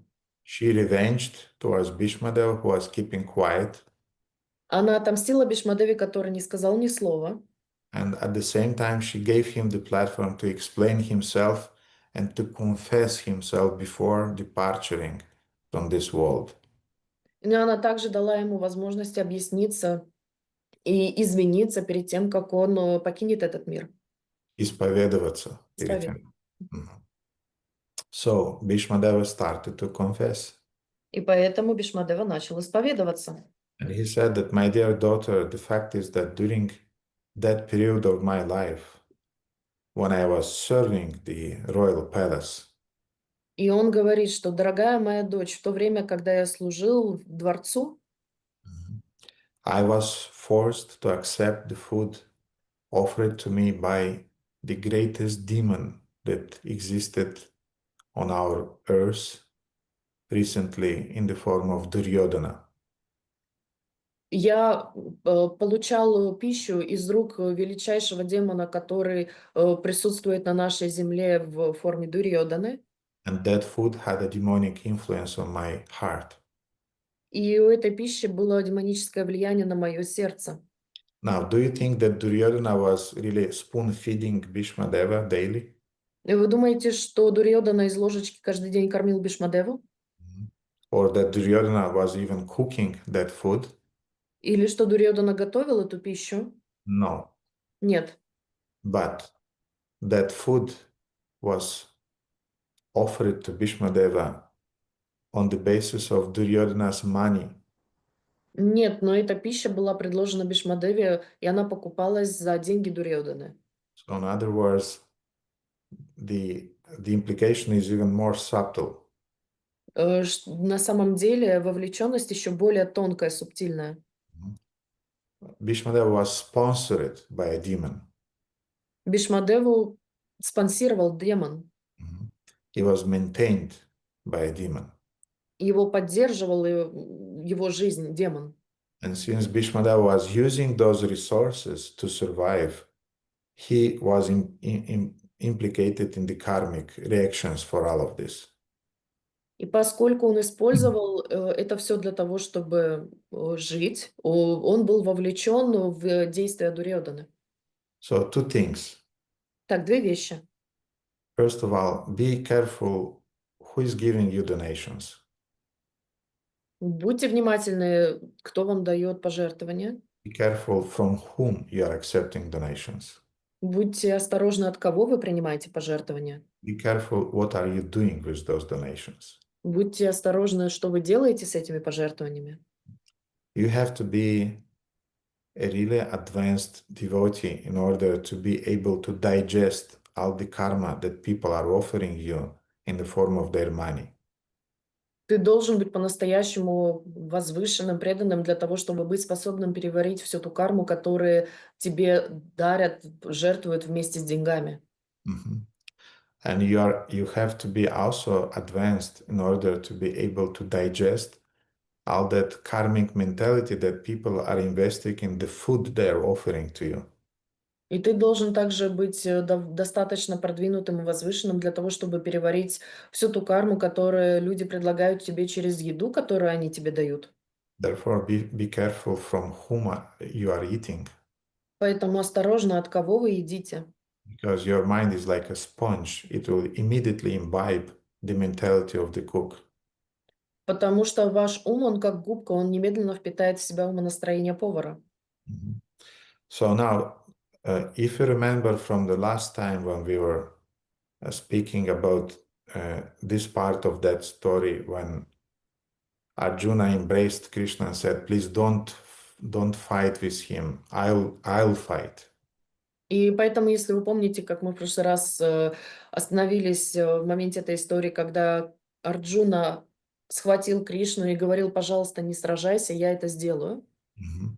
And then the battle during that day finished, И в тот момент закончилась битва. and Yudhishthira came to Sri Krishna and expressed his doubts and said, "Krishna, we have to do something because Bhishmadeva is really mad. He started to just massacre our enemy. So what shall we do with him?" И битва закончилась в тот день, и Юдхиштира пришел к Кришне и рассказал о своих сомнениях, что нужно что-то делать с Бишмадевой, потому что он просто убивает нашу армию, расчленяет всех. Please do something. This was the direct address of Yudhishthira to Bhishmadevı. Please do something. Only you can uh, solve this situation. Поэтому Юдхиштира напрямую обратился к Кришне: пожалуйста, сделай с этим что-нибудь, потому что только ты можешь решить эту ситуацию. And then, as we remember, Krishna a little bit sarcastically replied, И, как мы помним, Кришна саркастично ему ответил. немного саркастично. He said that, yes, your brother Arjuna, he's my dear friend, Он сказал: да, твой брат Арджуна мой дорогой друг, and he's my disciple also. и также он является моим учеником. Which means that the disciple should obey the spiritual master, but Arjuna obviously wasn't obeying Krishna's will. Подразумевая, что ученик должен слушаться своего духовного учителя, но Арджуна не послушался. Krishna said, I can cut off my flesh and give it away for Arjuna's sake. И Кришна сказал: я могу отрезать от себя кусок плоти ради Арджуны. I can do anything for Arjuna. Я могу все делать для Арджуны. But Arjuna is my friend and disciple only to the point of killing Bhishmadeva. Но Арджуна является моим другом и учеником только до того момента, когда ему нужно убить Бхишмадеву. Otherwise, he's very surrendered, very obedient. But when I'm telling him kill Bhishmadeva, he's not following. А в остальном он очень послушен и очень покорен, но когда я ему говорю: убей Бхишмадеву, все, он меня не слушает. Therefore, O king, I will fight. I don't know, but perhaps I should fight. I should do it in a straightforward way. Поэтому, о царь, я думаю, что я буду сражаться, другого выхода нет, выйду на поле битвы. And then Krishna said, И потом Кришна сказал: Bhishma has fallen under the sway of demons. Кришна... Нет, Bhishmadeva. Меня не слышно, Кришна? Нет, это я что-то. Бхишмадева последовал за демонами, Mhm. And the reactions that will occur to them will also fall upon him. и те действия, которые они выполняют, они также лягут и на его плечи. In other words, all those sinful things that demons did, Bhishmadeva will share the part of karma, of their karma, because he was working with them. Другими словами, все те греховные поступки, которые совершили эти демоны, они также будут ответственностью лежать и на Бхишмадеве, и он за них ответит вместе с ними, потому что он был соучастником. He was eating their food, Он их еду ел, and therefore his consciousness got affected. и поэтому его сознание было осквернено. Mhm. And we remember that verse from Chandogya Upanishad. И мы помним этот стих из Чандоки Упанишад. Ahara Shudao Sattva Shuti, Sattva Shuti Dhruva Smriti, Smriti Lambe Sarva Grantimam Vipramokshaha. It's a very, very beautiful verse. Это очень-очень красивый стих. That by pure food the mind is purified and becomes controlled. Благодаря чистой пище ум очищается и становится контролируемым. A pure mind leads to a strong memory. Чистый ум приводит к сильной памяти. Strong memory breaks the tight knot of material attachment. Сильная память, разрывающая тугой узел материальной привязанности, Enables one to attain the stage of understanding the supreme personality, the supreme truth, the personality of Godhead. позволяет достичь стадии понимания высшей абсолютной истины, личности Бога. So, ahara shudau sattva shuddhi. Итак, Ахара Шудхау Сатва Шудхи. By pure food, the mind is purified and becomes controlled. Благодаря чистой пище ум очищается и становится контролируемым. The word ahara means what we are accepting. It doesn't mean only food, but it means anything we are accepting. Слово Ахара означает все, что мы принимаем. Это означает не только пищу, но и все, что мы принимаем. Resources, money, anything. Ресурсы, деньги, все что угодно. If they are coming from an impure source, your mind is affected. Если они исходят из нечистого источника, то ваш ум оскверняется. If they are coming from a pure source, then your mind is becoming stronger. The mind is transformed into intelligence, and intelligence is transformed into determination to realize the absolute truth. И если оно происходит из чистого источника, то ваш ум очищается, становится интеллектом, а ваш интеллект становится разумом, который помогает вам познать абсолютную истину. So Bhishmadav was confessing that I was using his resources when I was working on him. И поэтому Бхишмадева исповедовался, что он принимал от него и пищу, и таким образом он был осквернен. His means Dhritarashtra and Duryodhana, their resources he was using. Их ресурсы означают Дриштарата и Дурьодхану, их ресурсы он использовал. And Bhishmadav then said, I knew that I will become contaminated, but I hadn't a clue that I would become contaminated to such a degree. И Бхишмадева сказал, что я осознавал, что я буду осквернен, но я не осознавал, что я буду осквернен до такой степени.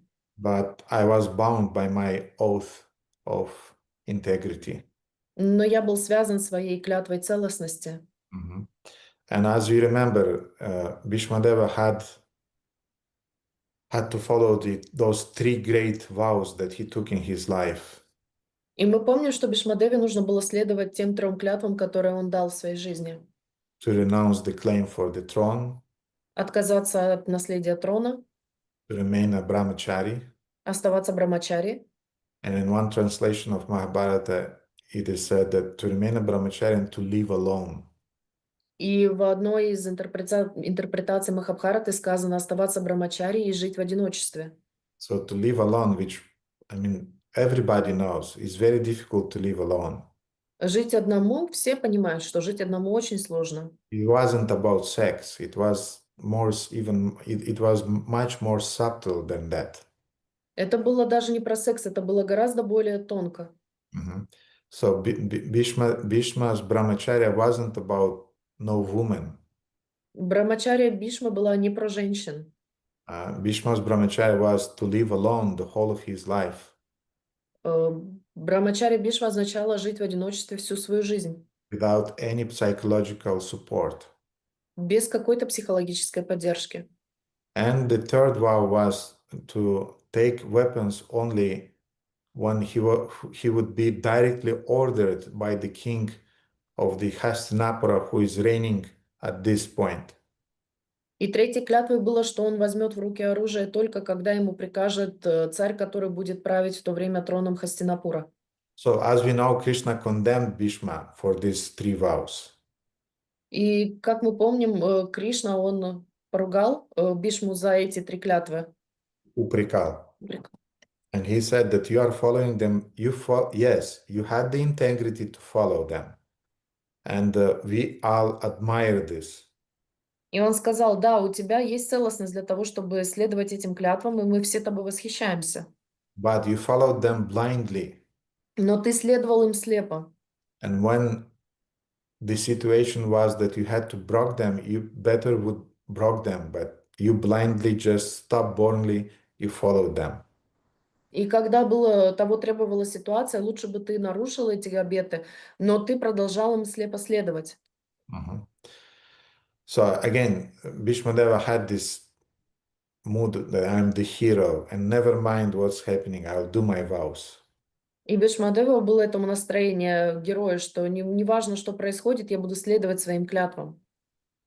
And then Bhishmadeva is saying one very interesting thing. He's saying that now I'm lying on this bed of arrows for almost 6 months.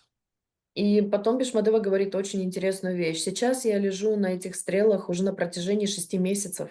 And the blood in my body that was contaminated by ahara, by food, money, and resources that I received from Dhritarashtra and Duryodhana, demons, has completely drained away from my body.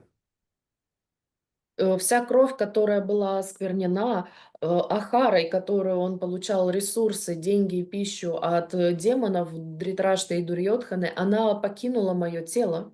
Therefore, this blood cannot contaminate my consciousness anymore. Поэтому эта кровь больше не может осквернять мое сознание. So my heart is pure. Мое сердце чисто. And especially it becomes pure because Krishna is standing in front of me. И особенно оно очищается от того, что Кришна стоит передо мной. Therefore, I I'm able to speak the truth. И поэтому я способен говорить истину. So in that way, Bhishmadeva, he uh, what was the word I used? He confessed and he made a point that I can talk the truth. I'm eligible to talk the truth. И поэтому Бишмадева, он смог исповедоваться, и он был в состоянии, то есть теперь он мог говорить истину, потому что его ум был очищен. Mhm. And you can imagine that women's words sometimes they can really affect your self-esteem. И вы знаете, слова женщины, они могут по-настоящему уничтожить вашу самооценку. Mhm. But here we can see that uh, Bhishmadeva, he manifested a kind of like healthy, healthy ego that yes, I did a mistake, I paid for it, and now I am eligible to do whatever I meant to do. Но Бишмадева, он проявил, так сказать, здоровое эго. Он признал свою ошибку. Да, я сделал то, что я сделал, сейчас я очистился, и я могу делать то, что мне предназначено сделать. He wasn't into this lila of victim mentality. Он не находился в этой лиле умонастроения жертвы. And this is another lesson that we can draw from Bhishmadeva's example. И это еще один урок, который мы можем извлечь из примера Бишмадевы. Yes, I did a mistake, I paid for it, and now I'm doing my seva. Да, я сделала ошибку, теперь я ее могу исправить, и я буду делать севу. Нет, я сделал ошибку, я заплатил за нее, и теперь я продолжаю делать свою севу. Mhm. Okay, now, so Bhishmadeva, in that way, he continued giving different discourses. He continued preaching, let's say. И затем Бишмадева продолжил давать различные наставления, он проповедовал дальше. He continued to do his duty of a Mahajana. Он продолжил выполнять свои обязанности Махаджана. And sometimes we have this mentality in psychology, it is called uh, pretender symptom. И иногда у нас возникает то, что в психологии называется синдром кого? Притворщика. Кого? Притворщика. Мгм. It's I think everybody felt it at least a few times in your life. You know, when you have to give a speech, when you have to make a presentation, when you have to sing or whatever you have to, when you have to take a decision, and in the back of your mind you're hearing this toxic voice who is saying, "Who are you to do that? You are so sinful. You are not meant to that. You are not a saint. Why are you pretending?" И, наверное, у каждого из вас были моменты в жизни, когда нужно было что-то сказать, что-то сделать, провести какую-то лекцию, семинар или выступить, и тогда в тот момент у вас возникал где-то на затворках сознания этот противный голос, который говорил: кто ты такой? С чего ты взял, что ты можешь об этом говорить? Ты грешник, ты притворщик. Let spiritual masters, pure spiritual souls, let them do those things. Пусть духовные учителя, освобожденные чистые души говорят об этом, пусть они говорят. And now we have Bhishmadeva, who is a pure liberated soul, Итак, у нас есть Бишмадева, которая является чистой, освобожденной душой, with a whole history of different mistakes here and there, and a mess that he created in his life, and yet he continues doing what he is meant to do. He's continuing promoting Dharma in spite of those mistakes. и у нас есть Бишмадева, который совершал на протяжении своей жизни огромное количество ошибок, и тем не менее он сейчас находится в том положении, в котором находится, и он продолжает исполнять свой долг. Therefore, what I want to say that if you expect that you can preach only when you are 100% pure, good luck.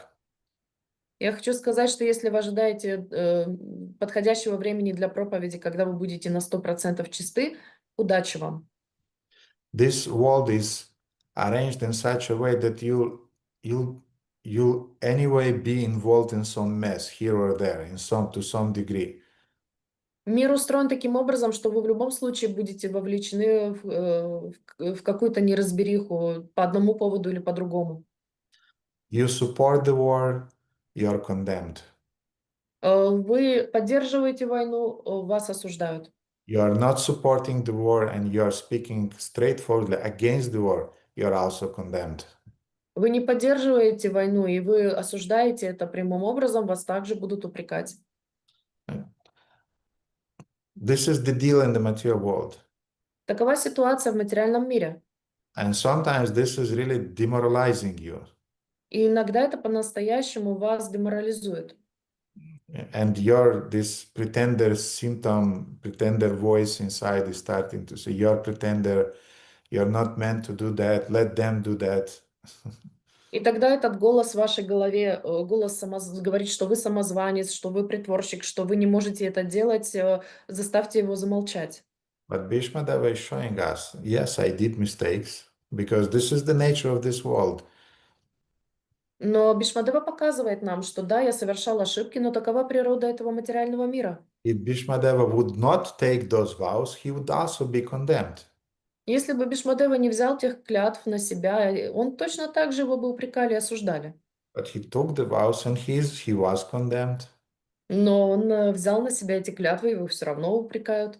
But he did the needful at that time. He knew the situation, therefore he did the best that he knew should be done in that particular time, place, and circumstance.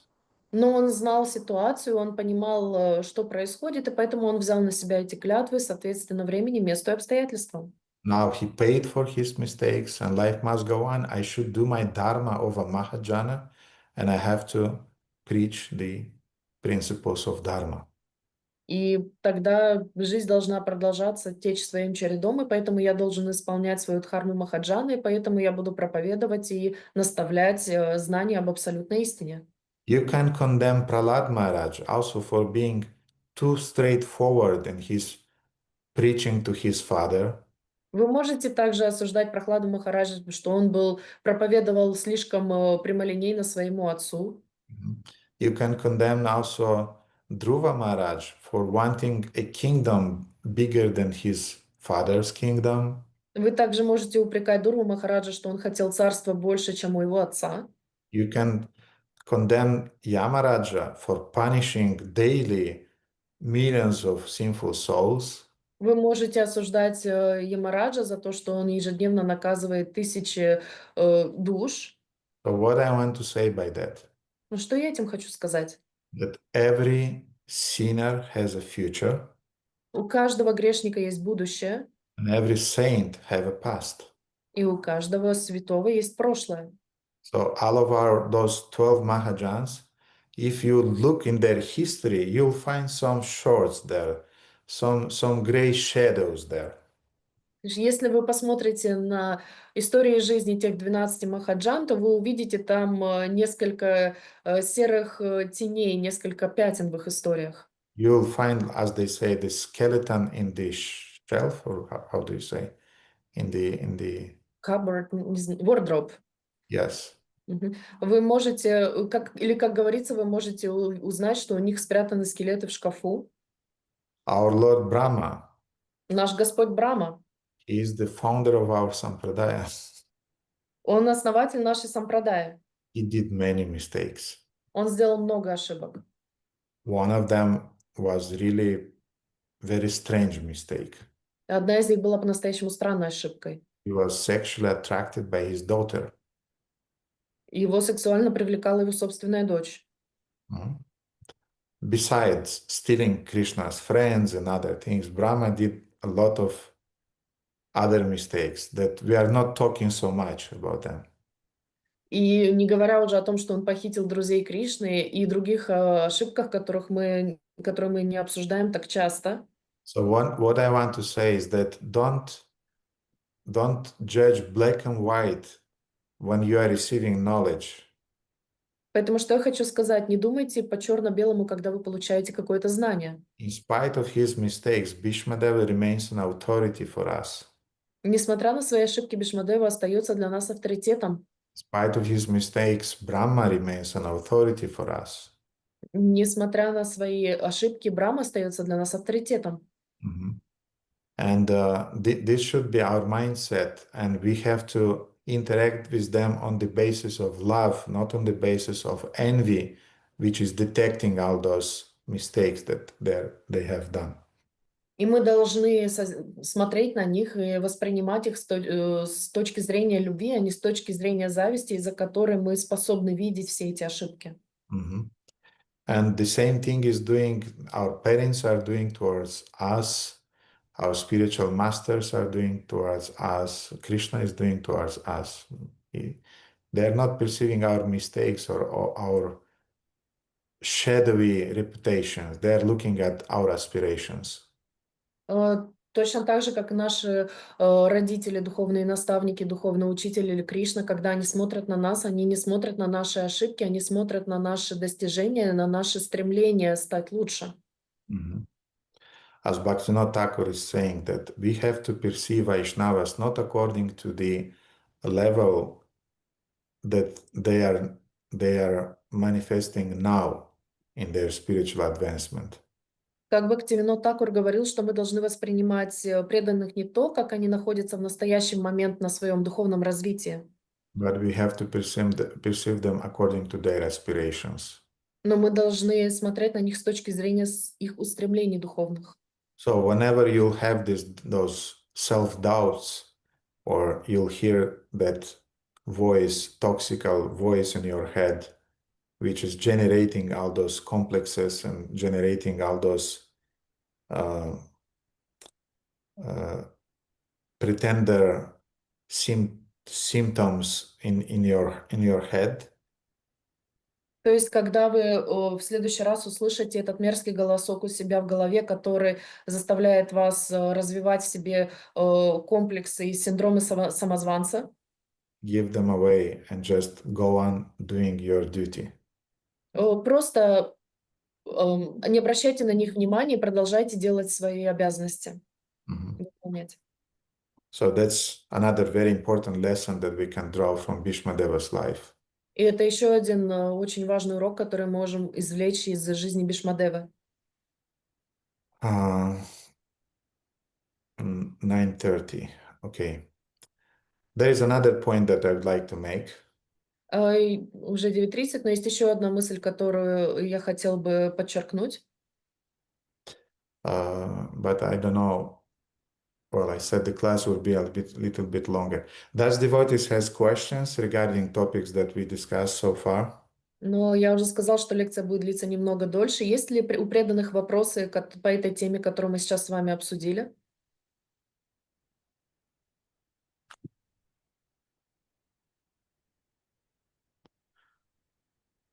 Okay, Prana has, Sergey. Then perhaps I can stop and I can answer the questions so that we'll go deeper into the subject that we spoke today, and then next time I'll cover another topic that I would like to present, because it's a whole new subject. It may really be long. Тогда мы с вами немного остановимся для того, чтобы я ответил на вопросы, чтобы мы могли погрузиться вглубже ту тему, которую мы с вами сейчас обсудили, так как тема, которую я сейчас хочу затронуть, она по-настоящему глубокая, и, возможно, она продлится дольше, чем я подразумевал. Mhm. Okay, then Prana, Prabhu, please. Прана, Прабу, пожалуйста. Харе Кришна, Гуру, да, огромное спасибо. У меня вот такой возник вопрос. Вы сказали, что сначала на поле битвы Курукшетра было убито эго всех воинов, а потом непосредственно только они сами. Немножко можете раскрыть как-то вот этот момент? Could you please elaborate on the subject that was touched in the lecture? That first, warriors, the ego of warriors was killed, and after that they were killed physically. Mahabharata is describing many details about great warriors, about the circumstances in which they were killed. Махабхарата описывает очень много деталей о великих войнах, о том, как они погибли. For example, when Karna was killed, Например, когда Карна был убит. mhm, Karna was also one of the very controversial heroes of Mahabharata. Карна был тоже одним из противоречивых героев Махабхараты. And it's interesting that Bhishmadeva, he had many controversies in his life, but he was looking like he is on the side of darkness, but in his heart, yet he was a devotee and he actually was on the side of Krishna. Например, у Бхишмадевы тоже было много противоречий в жизни, и казалось, что он находится на стороне зла с внешней точки зрения, но тем не менее внутри, в своем сердце, он был чистым преданным, и он был на стороне Кришны. Mhm. From another point of view, Karna, he was very dharmic. Daily, he was giving thousands and thousands of gifts and cows and donations to the Brahmanas. С другой стороны, Карня, он был очень дармичным, он ежедневно давал тысячи подарков, коров для пожертвований для браманов. Mhm. And yet, in his heart, he was more attached to Duryodhana and he was on the dark side, actually. И тем не менее, внутри в своем сердце он был больше привязан к Дурьодане, он на самом деле был на темной стороне. Why? Because Duryodhana, he knew how to flatter his ego. Почему? Потому что Дурьодана знал, как приласкать его эго. Mhm. And Karna's self-esteem was actually restored and was feeded by Duryodhana. И самооценка Карны, его внутреннее вдохновение было подпитано Дурьоданой. Because it is said that almost Karna was on the same level of archery as Arjuna. Потому что говорится, что Карна был практически на том же уровне в качестве лучника, что и Арджуна. But nobody recognized him. Но никто его не признал. Nobody gave him credit, Никто не оказал ему доверия. except Duryodhana, who was manipulating him. Кроме Дурьоданы, который им манипулировал. And therefore, when at the point of when he was his chariot was stuck in the mud, И в тот момент, когда его колесница застряла в грязи, and he jumped out of his chariot and he tried to lift the wheel from the mud. и когда он попытался поднять свою колесницу, освободить колесо из грязи, At that point, Krishna looked at Arjuna and said, "Now kill him." в тот момент Кришна посмотрел на Арджуну и сказал: «Теперь убей его». And Arjuna said, "But Krishna, he is out of his chariot according to the laws of warrior laws. He should be on his chariot. Then I have the right to shout him." Но Арджуна сказал: «Кришна, он же не находится в своей колеснице. В соответствии с правилами боя Дхармы я не могу его пристрелить, потому что он находится вне колесницы». And Krishna said, "Either you are killing him now or you will not be able to kill him." И Кришна говорит: либо ты сейчас его убьешь, либо ты не сможешь его убить. Remember Draupadi. Remember what he did to Draupadi. Вспомни Драупади, вспомни, что он сделал с Драупади. And Arjuna started to shout his arrows. И Арджуна начал пускать свои стрелы. And then Karna started to shout back that, "What are you doing? You're breaking all the laws of chivalry. You don't have the right to do that. It's not dharmic."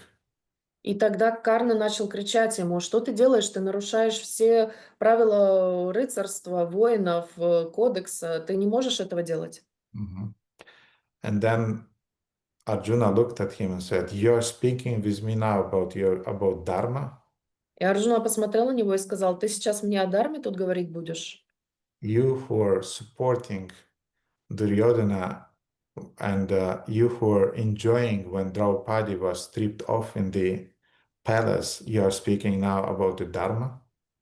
Когда Дурьодан раздевал Драупади в дворце, и ты наслаждался этим, ты будешь мне сейчас про Дарму говорить?»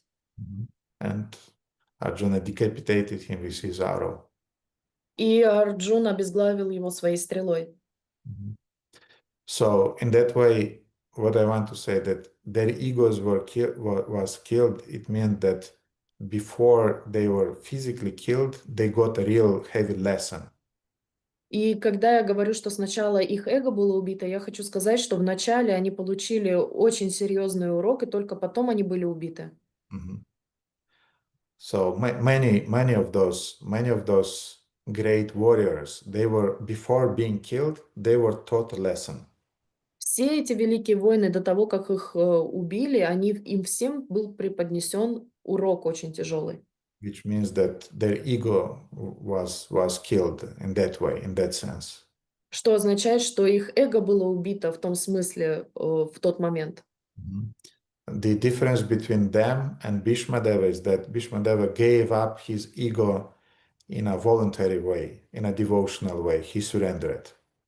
Разница между ними и Бхишмадевой состоит в том, что Бхишмадева по своей воле отказался от своего эго и предался полностью Господу. Mhm.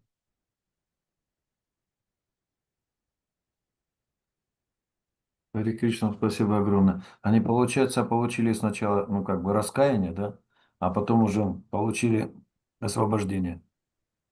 Так, да? Да, им дали возможность исповедоваться. Да. Yes, so they had the chance to have the confession first, and then they were killed. Mhm.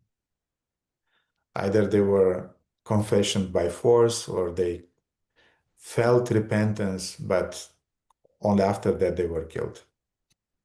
Либо они по своей воле это делали, либо они были вынуждены исповедоваться, но потом в конце их убивали. Mhm. And after that they received liberation. И после этого помните, что они получили духовное освобождение, And it was the result of Krishna's special grace. что происходило по милости огромной Кришны. Mhm. Okay, Sergey? Харе Кришна, дорогой Гурудев, дорогие преданные, примите поклоны, пожалуйста. Спасибо вам огромное за очень актуальную тему. И вот сейчас я нахожусь в роли руководителя пищи жизни, и вот мне этот вопрос очень интересен по поводу средств, которые приходят, и мне приходится получать от очень разных людей, от бизнесменов, да, и вплоть до очередей, которые люди, ну, совсем в печальном состоянии на сегодняшний день находятся, социальные, я имею в виду. Вот. И получая все эти средства, то есть я принимаю как бы карму людей. И она на меня влияет, либо если она на меня влияет, если я неправильно распоряжусь этими средствами. Ну, вот вопрос вот такой, то есть как на меня это все влияет на сейчас, на сегодня. Mhm. Okay. So right now I am the head of the project Food for Life, and being the head of this project, I have to accept donations from different people, businessmen, and people from different social groups. My question is, if I accept those donations, how do they affect me, my conscience, and my life?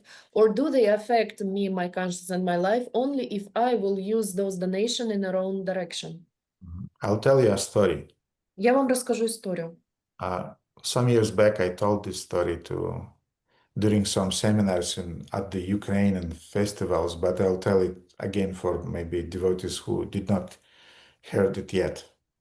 И я рассказывала эту историю на одной из лекций в украинском фестивале, и, возможно, некоторые преданные из вас ее слышали, некоторые нет, но я ее сейчас расскажу. Mhm. Uh, Srila Prabhupada's sannyas guru's name was Bhakti Pragyan Keshava Maharaj. Sannyas guru Srila Prabhupada звали Bhakti Pragyan Keshava Maharaj. And Keshav Maharaj had many disciples, brahmacharis and sannyasis, who were sent regularly to collect donations for the mat. И у него было много учеников саньяси Брамачари, которых регулярно посылали для того, чтобы те собирали пожертвования. Mhm.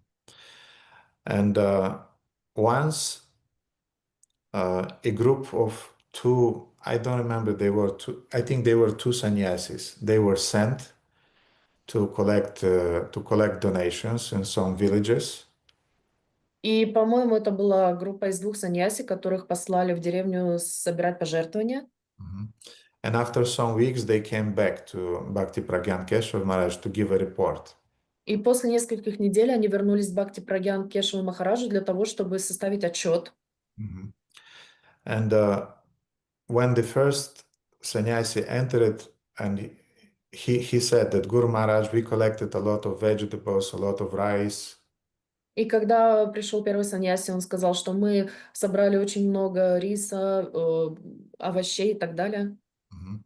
And we collected also, I don't remember exactly, but it was something like 2,000 rupees. И мы собрали что-то около 2000 рупий. Mhm. And the money were not kept by this brahmachari, but it was, or by this sannyasi, the money were kept by another, by the second one. И деньги были не у этого саньяси, а у другого. And then that second sannyasi came into the room, the first one left the room. И потом второй саньяси входит в комнату, первый из нее выходит. Mhm. And the second sannyasi is saying that Guru Maharaj, we collected 100, we collected 1,900 rupees.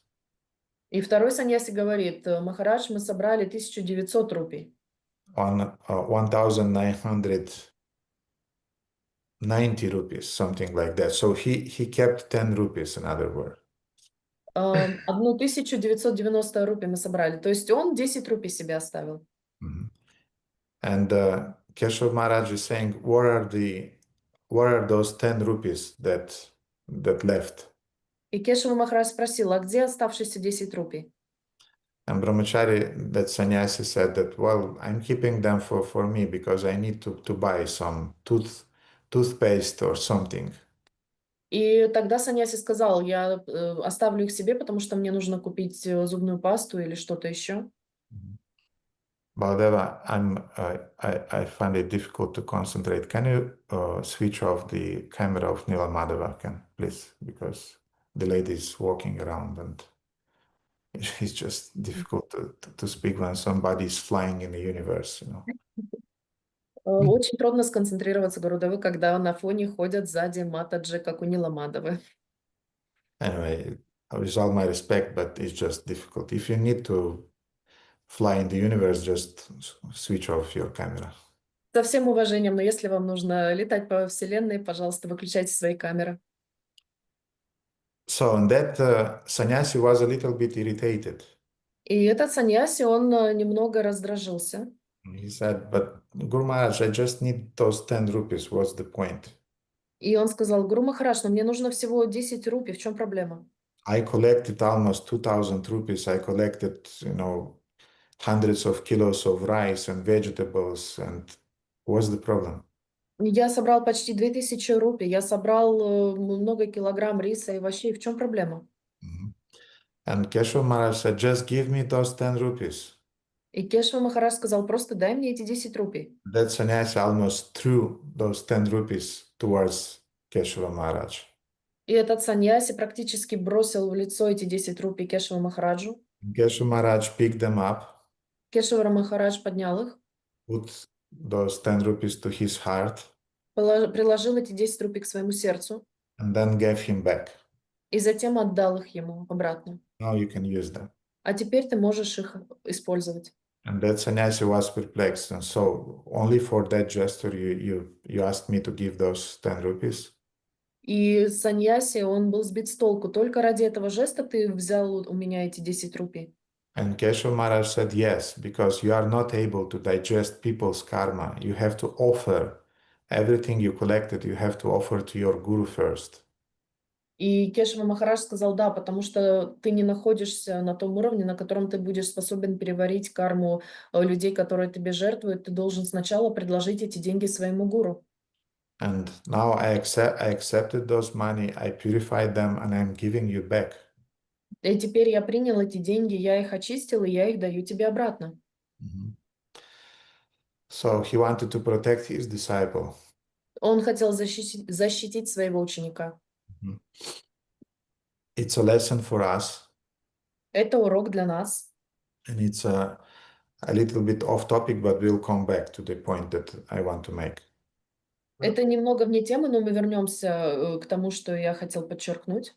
Technically, for example, my Guru Maharaj, Pujapat Srila Shivaram Swami Maharaj, he has a strict instruction towards his initiated disciples.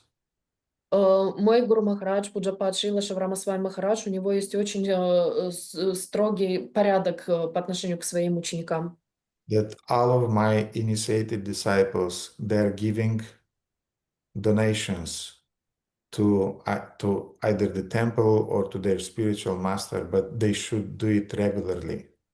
Что все мои инициированные ученики, они должны делать пожертвования для храма или для своего духовного учителя, но они должны это делать регулярно. Because that's how they will be purified of their karma. Потому что таким образом они будут очищены от своей кармы. And you can donate small amount, big amount, doesn't matter, but it's important for you to have this mentality that I'm working for Guru and Krishna. I'm not working just for my enjoyment. Но у вас должно быть это умонастроение, что я работаю для Гуру и Кришны, я не работаю для того, чтобы удовлетворять свои чувства. Because my money is the personification of my karma. Потому что мои деньги, они являются персонификацией, олицетворением моей кармы. And like when we are offering bhoga, we don't put the whole pot. Когда мы предлагаем бхогу, мы не кладем туда целую кастрюлю. We take a little part and we put it in a small bowl and we offer it to the deity. Мы берем какую-то часть, кладем на маленькую тарелочку, предлагаем это божеству. And the whole thing is considered to be prasadam. И все остальное будет считаться прасадамом. In the same way, you can offer a lot, you can offer a little from the salary that you received. But by offering this little bit, you purify the whole salary. И вы можете предложить больше, можете предложить меньше или какую-то малую часть, но таким образом, предлагая ее, вы очищаете весь свой доход, всю свою зарплату этим. Otherwise, you just remain with your karma. А иначе вы просто останетесь со своей кармой. Plus, our movement is suffering because it's not supported by the grihastas, who is their dharma, is their duty to support the preaching movement of Srila Prabhupada.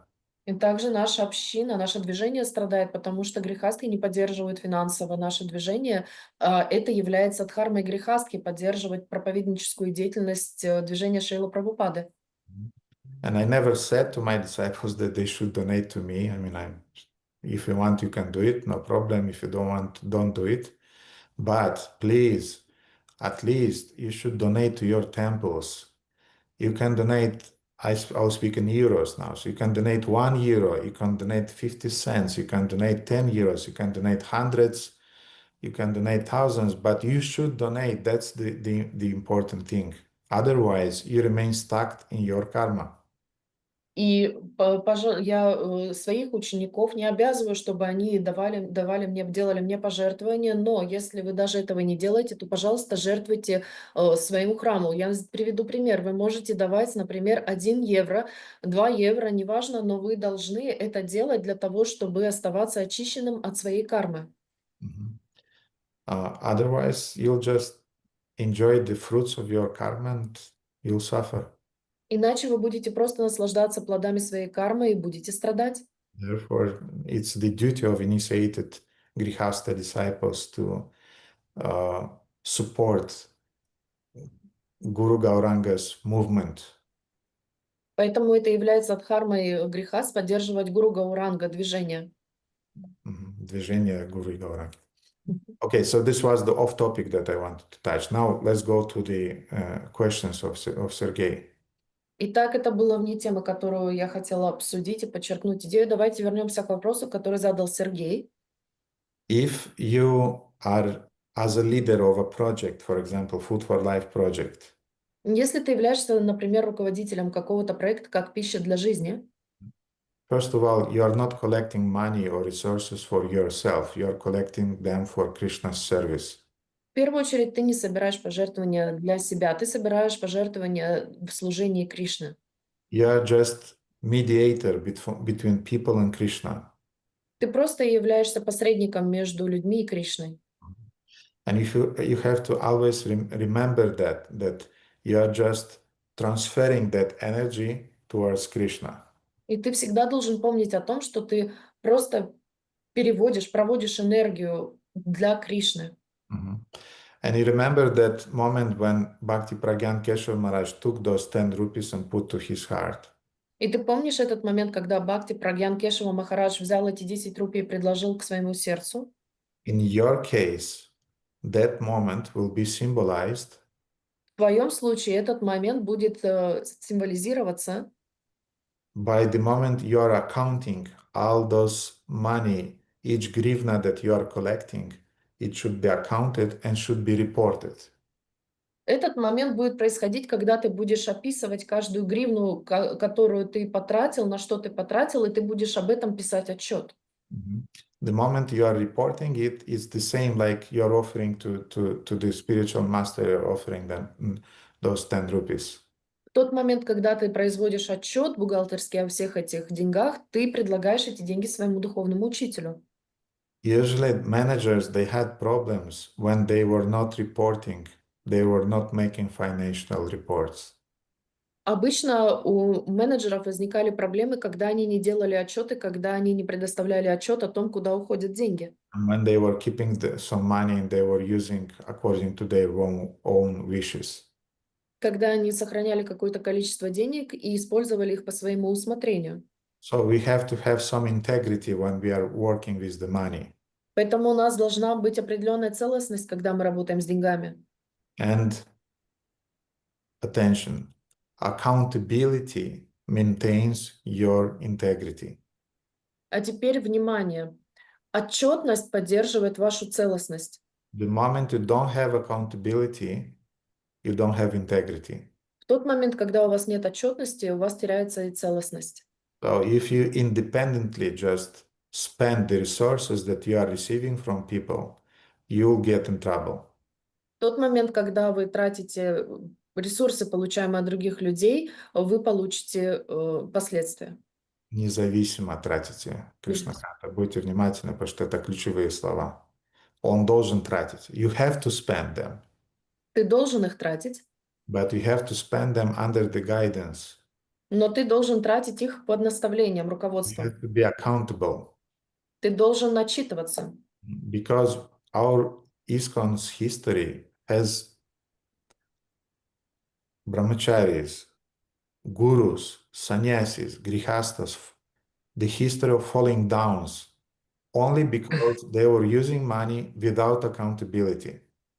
Потому что в нашей истории ИСККОН полно саньяси, гуру, брахмачари, грехаст, у которых было падение только из-за того, что они использовали деньги без отчетности для себя.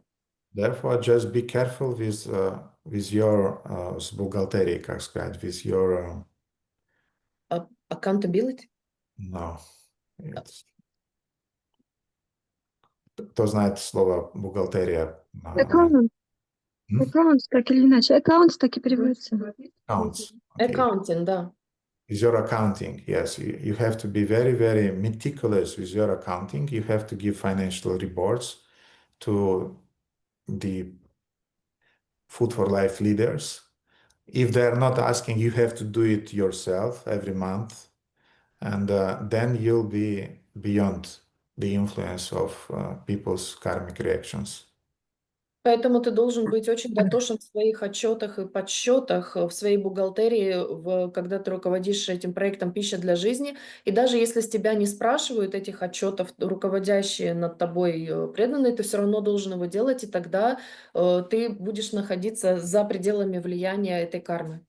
And another point, important point, is that we collect money to spend money for Krishna.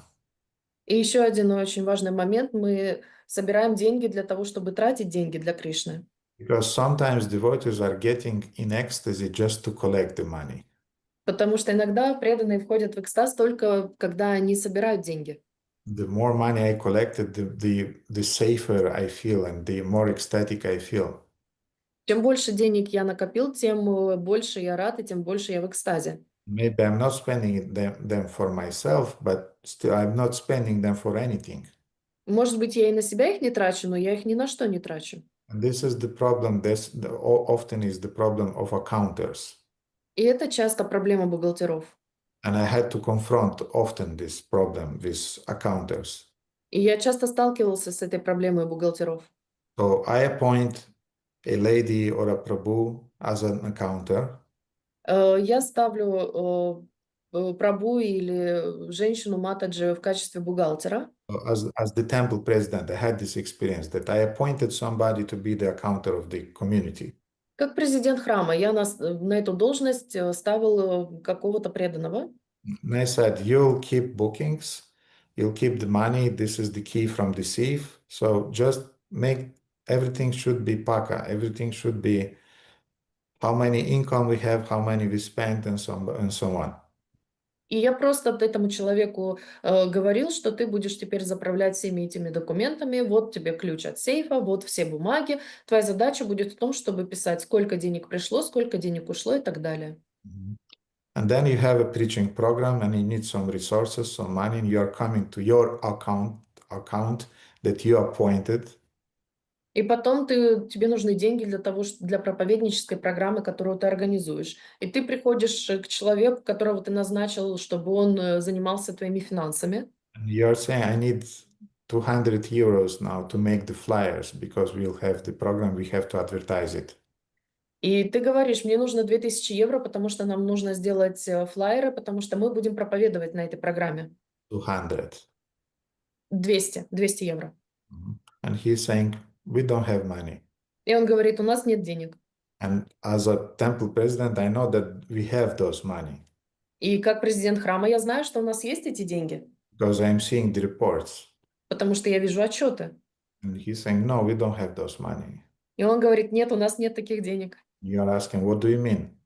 Ты спрашиваешь, что ты имеешь в виду? No, better to keep them, not to spend them for those useless flyers. Нет, лучше сохранить эти деньги и не тратить их на эти бесполезные флайеры. So what happened? Что случилось? He got attached Он привязался. because don't forget, the money is the extension of gold. Не забывайте, что деньги являются продолжением золота. Gold is the place where Kali is residing in Kali Yuga. Beside bordels, beside slaughterhouses, gambling houses, and prostitute houses, this is another place where Kali is allowed to reside. И не забывайте, что золото является тем местом, в котором обитает Кали во время Кали-юги, помимо борделей, как это, мясники, разделочные какие-то. Или... Я сам забыл. Помимо, как это по-русски, боже ты мой? Мясобойни. Мясобойни. Помимо мясобоин, помимо казино и помимо борделей, это еще одно место, где Кали уполномочена находиться во время Кали-юги. So some Mayavadi sannyasis, they being aware about that, when people are giving them donation, they're putting their hands like that, no, I'm not taking this. I'm not taking this energy, I'm not taking this karma. И иногда майявади саньяси, которые принимают пожертвования, они когда видят деньги, они прикладывают руки к груди так и говорят, что нет, я не хочу этой энергии, не хочу этой кармы. And one about this was, about such a story was told to Srila Prabhupada once. И когда об этой истории рассказали однажды Шриле Прабхупаде, Srila Prabhupada said, if somebody is coming to me and offering some money, I'm keeping my hands like that, give me more. и Шрила Прабхупада сказал, что когда кто-то ко мне приходит и предлагает мне пожертвовать деньги, я раскрываю свои руки вот так и как бы говоря, давайте мне еще больше денег. Why? Because I will not spend them for myself, I'll spend them for Krishna. Почему? Потому что я их буду тратить не на себя, я буду их тратить для Кришны. Therefore, yes, you collect money, Поэтому да, ты собираешь деньги, you make accountants, ты делаешь всю бухгалтерию, and then you report, потом ты докладываешь, and you spend the money in an intelligent way а потом ты разумным образом тратишь эти деньги for Krishna's service. для служения Кришны. And that's how you'll be benefited. И таким образом ты только выигрываешь. Without these elements, you'll get entangled. А без этих элементов ты будешь привязан. And when devotees get entangled in that way, they are suffering afterwards. И когда преданные привязываются таким образом, они после этого страдают. Спасибо вам большое, дорогой. Удачи Я всем. я еще хотел уточнить, что я также услышал у вас в лекции, что нужно предлагать своему гуру всю свою деятельность, да, то, что я планирую делать, и то, что я уже сделал. И вот я каждое утро перед алтарем вот как-то пытаюсь вам отдать всю свою деятельность, и будущую, и прошлую, и вот, ну, это помогает серьезно. Это каждый день мне помогает, ну, по крайней мере, не вляпаться. Спасибо Спасибо. вам. Харе Кришна и You, удачи вам в этом очень важном служении. you also mentioned that we can offer all our actions, which we do during the day, which we wanted to do and which we will do to our spiritual teachers. So this is what I do in front of the altar every day. Yes, so good luck in all those activities, Prabhu. Мгм. Okay, any other questions? Еще какие-то вопросы есть? Радаканта. Харе Кришна, дорогой Гурудев, примите, пожалуйста, мои поклоны. Все славы Шри Прабхупаде. Спасибо большое за лекцию. Вопрос про подсвечивание, служение других старших, равных, младших. Я понимаю, что нужно использовать мозг, чтобы видеть возможности и делать это аккуратно, но могли бы вы сориентировать, подсказать, кроме прямого подсвечивания в виде прославления, как еще можно это делать? Мгм. Харе Кришна. The question is about the highlighting the service of the others, and I understand that we have to have some brains to do that properly. And are there any other things in which we can glorify the service of others, not just directly glorifying it? We can help those devotees perform their responsibilities and help them directly in their service, in those services that they are doing.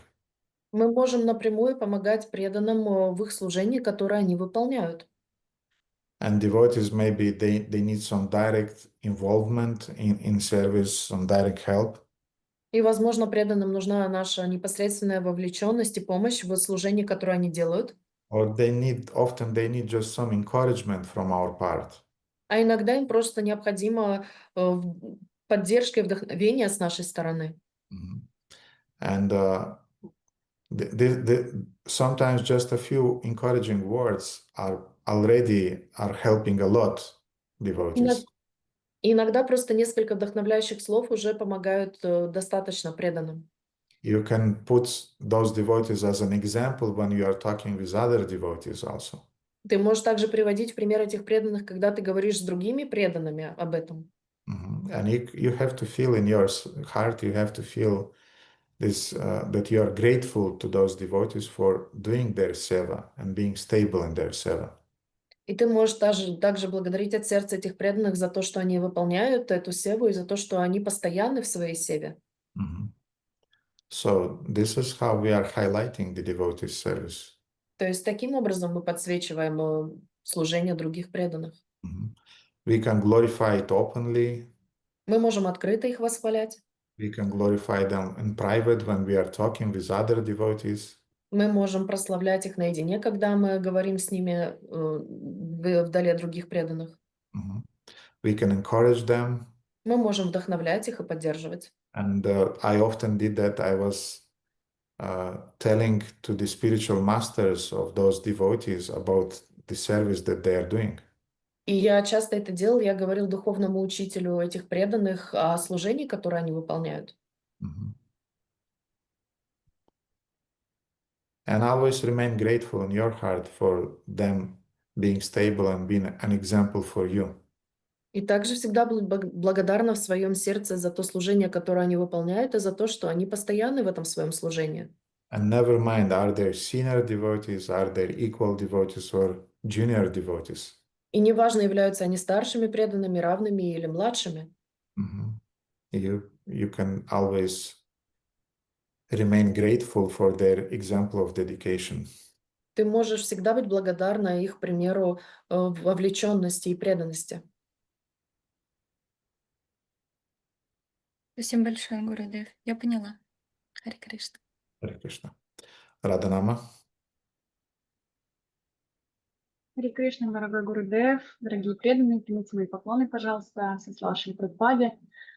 Это у меня вопрос про расы. Я все думала, как его правильно задать. Как получится. Вот про Шанта-расу я сейчас слушаю семинар про Гайатри мантры от Бхактивиданта Академии. Вот, и там, между преданными был такой разговор как раз про Шанта-расу, и там Матушка спрашивала, почему у нас не дается какой-то саданы, и ничего не говорится про Шанта-расу. Вы сказали, что мы не должны как-то принижать расы или там стремиться там только к самой высокой. Вот про Шанта-расу вообще непонятно. То есть почему нет, никакой садханы для достижения Шанта-расы? В общем, ничего нет, как к ней относиться. Я не знаю, смогла ли я формулировать вопрос, но как получилось. The question is about rasas and detailed is about Shanta rasa, because right now Mataji is going through Bhaktivedanta Academy courses, and one Mataji asked the question about Shanta rasa, why we don't have a specific sadhana or specific actions to reach that state, taking in consideration that Gurudev in today's lecture said that we do not put lower any other rasa. Shantarasa means appreciation without service. Шанта-раса означает принятие без выполнения какого-то служения. Это appreciation по-другому переводится. Я не знаю, как это переводится. Appreciation кто-то должен посмотреть в словаре. Оценить ценность. Да, то есть... Благодарность. Да, это... Признательность. Yes. Shantarasa means appreciation, but no active service. Шанта-раса означает признательность, но без активного служения. It means also acknowledgement of Krishna's position without being directly involved in serving. Это также означает признание позиции Кришны, не вовлекаясь в какое-то конкретное служение. And acknowledgement to the degree that it's almost you have an impersonal attitude towards Krishna. И это признание означает, что у вас практически возникает безличностное отношение к Кришне. Krishna is God. Why he needs my food? Кришна, он Бог. Зачем ему нужна моя еда? Krishna is God. Why he needs any service from me? He's aptakama. He's absolutely self-satisfied. Зачем ему нужно какое-то служение от меня, если он абхаткама, который является удовлетворенным без моего действия? So, bhakti means the heart, which is connected to the brain, to the intelligence. Бхакти означает сердце, которое соединено с умом, с разумом. Shantarasa means only the brain, there is no heart. А шантараса означает только ум, без сердца. So you just on the level of jnana, you understand the position of the Supreme Lord. He is self-satisfied. He doesn't need anything. Therefore, why should I offer him anything because he doesn't need anything? И вы на уровне ума понимаете позицию Господа, что он является удовлетворенным сам по себе. Зачем ему тогда нужно мое служение, мое да, ему ничего не нужно. So this kind of understanding makes you a little bit impersonal in your dealings with the Lord. И поэтому такое понимание вещей делает вас безличностным по отношению к Господу. But in our sampradaya, we appreciate the service mode. We appreciate the heart side. Но в нашей сампрадае мы отношение служения признаем от сердца. So therefore, in our tradition, we involve the intelligence. We know that Krishna is God, but we love Him, and therefore we use our hearts in serving Him. Поэтому в нашей традиции мы понимаем, что Кришна является Верховным Господом, но также мы любим Его всем сердцем, и поэтому мы Ему служим. We learn to express our love and express our appreciation of our personal, interpersonal relationship with Him. Мы учимся выражать свою любовь, и мы учимся выражать свою признательность в наших личных взаимоотношениях с Ним. Mhm. Does my mother need a when we are a kid? Technically, our mothers they don't need any gifts from our side. Когда мы маленькие, но мамы на самом деле не нуждаются ни в каких подарках от нас. Mhm. I remember how I was drowning when I was young in the first grade in the school. Then I was doing those on the 8th of the March, which is the Day of the Woman, International Day of the Woman. I was drowning usually with aquarelle or different карандаши, как сказать. Pencils. Yes, I was drowning those 8 with different flowers, and usually on the 8th of March, I was giving to my mother this small gift. Когда я был маленьким и учился в 1 классе, мы на 8 марта, Международный женский день, обычно мамам рисовали на открытках либо акварелью, либо карандашами цветными 8 какие-то цветы, что-то красивое, и я дарил ей этот подарок. Mhm. And my mother was appreciating it, И моя мама была мне признательна за это. not because she needed that drowning, Не потому, что ей нужно было этот рисунок, but because she appreciated my gesture. потому что она была признательна за мой жест. Mhm. So in the same way, the Shanta Bhaktas, they acknowledge that the mother is self-sufficient. И Шанта Бхакты, они осознают, что мама является полноценной, самоудовлетворенной. No need to give her any gift. Нет никакой необходимости дарить ей какие-то подарки. But if you want to go in a deeper relationship, then you have to express your will to interact interpersonally with the person. Но если вы хотите углубить свои взаимоотношения, то вы должны проявлять свое желание взаимодействовать на более личностном уровне с этим человеком. So, considering these thoughts, thread of thoughts, Lord Chaitanya said that technically Shantarasa is not a rasa. Поэтому, следуя этой логической цепочке размышлений, Господь Чайтанья сказал, что технически Шанта-раса не является расой. It is there, but still he wasn't acknowledging it as an important one because you cannot express your bhakti, your love. И она находится там, она есть, но она не признается, потому что ты не можешь выразить любовь через эту расу. And since Lord Chaitanya did not acknowledge it, we don't speak about it so much. А если Господь Чайтанья ее не одобрил, то мы о ней так много и не говорим. Because in the same way we can then put the question that there is Sayuja Mukti, impersonal liberation, why we are not talking about it? Потому что точно так же мы можем задать вопрос про Саюджа Мукти, который является духовным освобождением, почему мы о нем так часто не говорим. Yes, Sayuja Mukti is there, and some people are striving for it. Да, Саюджа Мукти там, она есть, и многие люди стремятся достичь ее, But we as devotees are not appreciating it. но мы, как преданные, к ней не стремимся. So in the same way, we as devotees in the movement of Lord Chaitanya, we acknowledge Shantarasa, it is there, but we don't aspire for it. И мы, будучи преданными в движении Господа Чайтаньи, мы осознаем позицию Шанта-расы, мы знаем, что она там есть, но мы ее не признаем. Нет, мы не стремимся к ней. Мы ее признаем, но мы не стремимся к ней. And therefore, we don't have any sadhana or any practice regarding that rasa.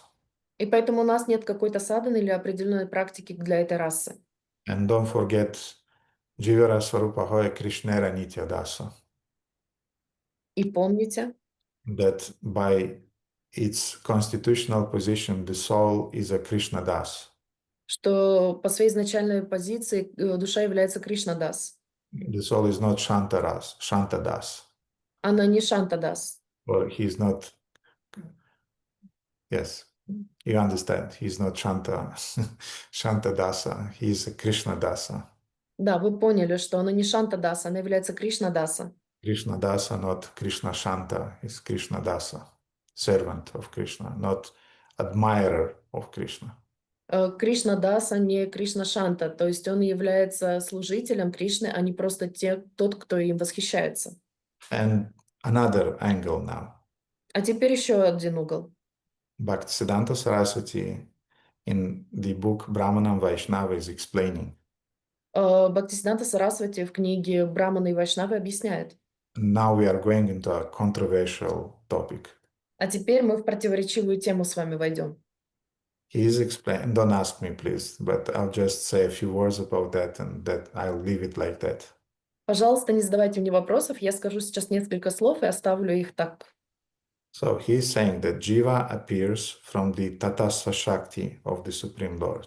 Итак, Джива появляется из Тататста Шакти Высшего Верховного Господа.